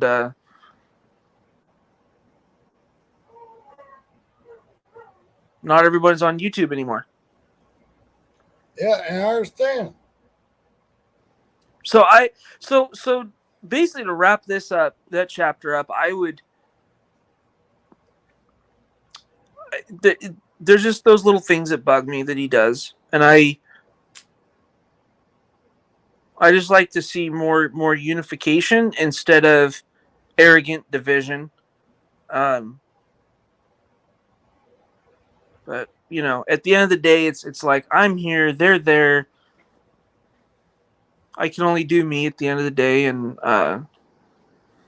provide an honest, non-judgmental perspective on what we're doing here, and then just hope that it helps somebody. And it's like Roy says, we do things and say things that aren't popular, or they don't conform to what other people want, so you're not going to get the popularity or the views, but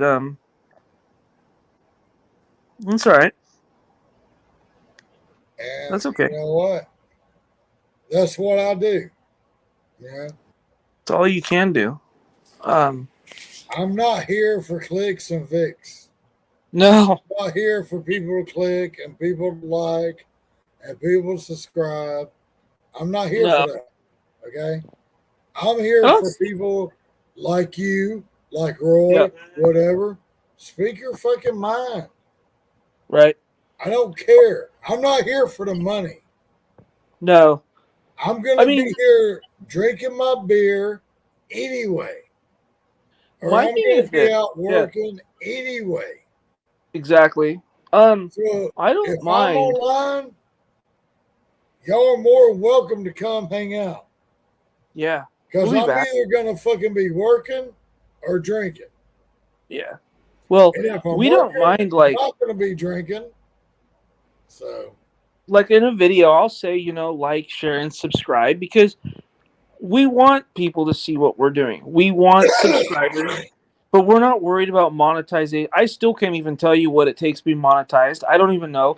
But the thing is, at the same time, I mean, to also be fair and real about it, I also don't want to be just talking to a brick wall.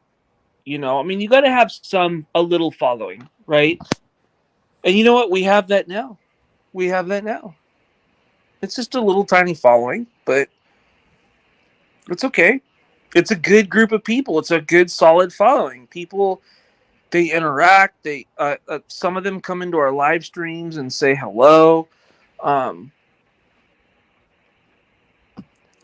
You know, I mean, it's a little bit of fun. I mean, people. The one thing I notice about our videos, it's not really about the gig work that people are interested in. They're interested in seeing the scenery of Alaska. That's why they're coming to our channel. They don't give a flying fuck about DoorDash. You've already got like 9 chuckle fucks out there already making DoorDash content, you know? And none of it's unique. None of it's original. It's just all the same thing. They mix it in a bowl. It's just which content creator is going to pull out which subject. Oh, this week I'm going to do an 8-hour challenge. Really, motherfucker? You just did like 12 of those. Like, who cares? So that's what I'm noticing is people want to see. They want to see Alaska. They don't want to see. They don't care about me dropping some Taco Bell off at someone's door. That's what I'm gathering in the comments on our stuff. right. And see, like me, I don't give a fuck about. I'm never going to go. I fully understand that I'm never going to fucking be, get 1,000 subscribers. I'm never going to be fucking doing anything. Yeah. All I do is I want to do a late night thing. That's all I want to do. After Mr. Flex goes to bed. My thing Yeah. was do a late night thing. I might be sitting at home drinking beer. Yeah. I might be fucking out Atlanta working. It Yeah. don't matter for me. It don't matter for me. It don't matter where I'm at. Yeah. I can do a fucking live stream on my phone. Yeah. That's why you were asking earlier. I was like, yeah, you can do live stream on your phone. You Yeah, just I stay thought on your- I thought StreamYard was only for desktop. I didn't know they had a phone application too. I mean, I'm doing it on the it's- phone, but it's not an application. oh, You have to go like me, I go to like Google yeah. and I go to StreamYard because I use you might use iPhone, but I have an iPhone 12. yeah, okay. So I Yeah. use an Android. But for an Okay. Android, I just type in StreamYard. I go StreamYard, Yeah. put StreamYard in, and for some reason, StreamYard already knows where I'm at. And I just Interesting. click on it, Nice. and I just go and start my live stream. Yeah, we use Prism when we're running around. If we're doing a live stream, like just running around town, I use Prism and it just streams directly to our YouTube. But that's our thing, and that's partly why like we're changing our direction of our channel, because through doing this, I can tell people want to see the travel, they want to see the scenery, they want to see that. They don't give two damn bit shits about, because they're like, oh, this is some other asshole dropping off Taco Bell. Like we need another pickup drop off in YouTube, right? But my thing is this is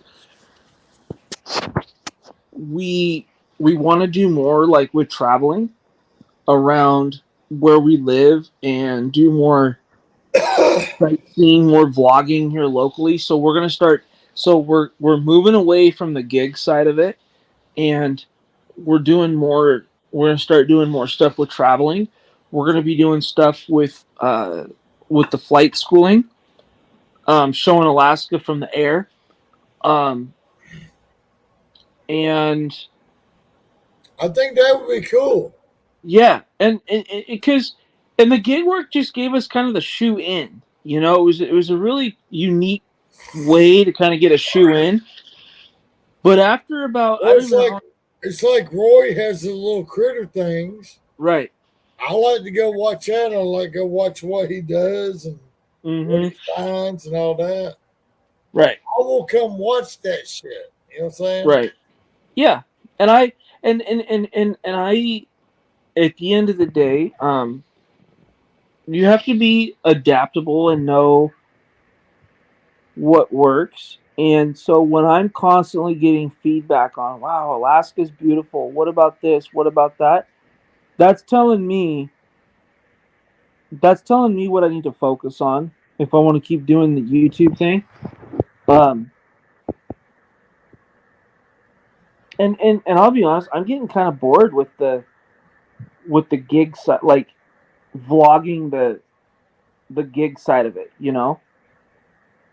I get kind of bored with it, honestly. I'd rather take the phone out and live stream a hike, you know? Yeah, so I can't wait till we start the flying portion of all this. So the flight portion of this starts July 12th.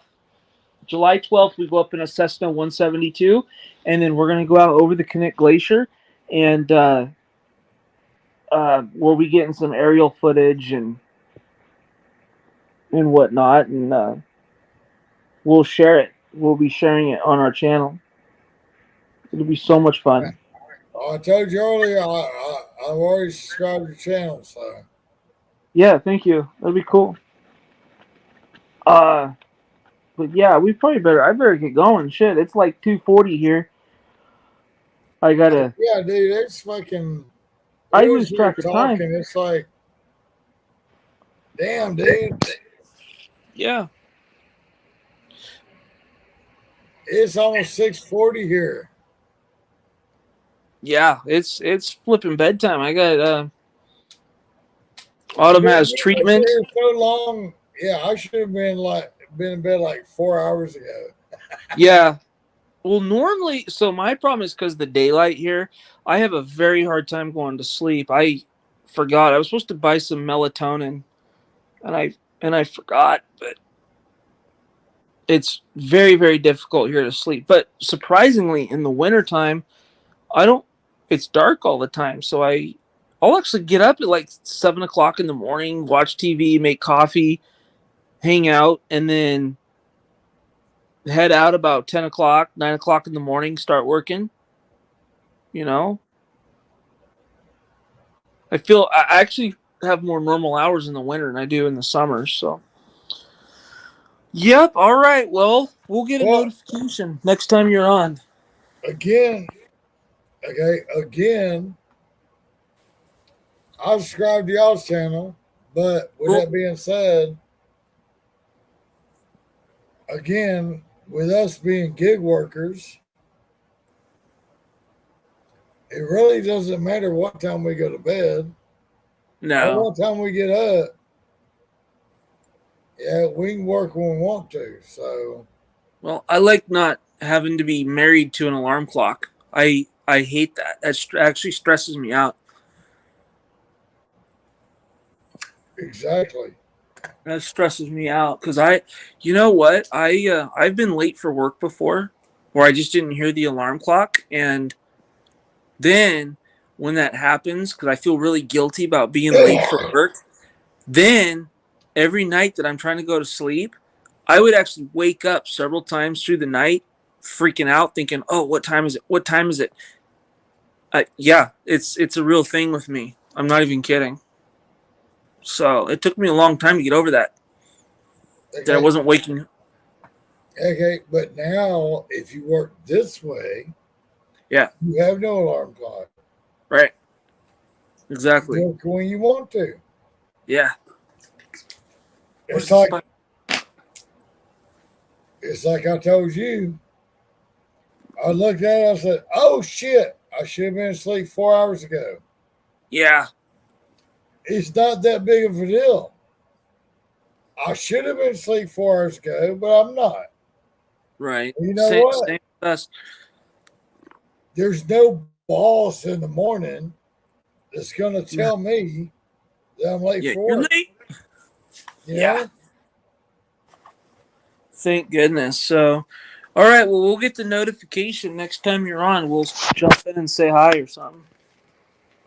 Yeah, like I said, I just do the late night thing for the people that are on late night. Yeah. Tell Miss Autumn I said night night.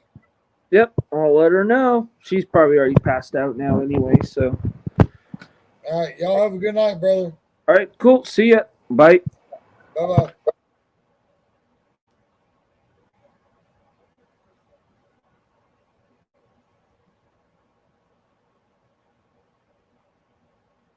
All right.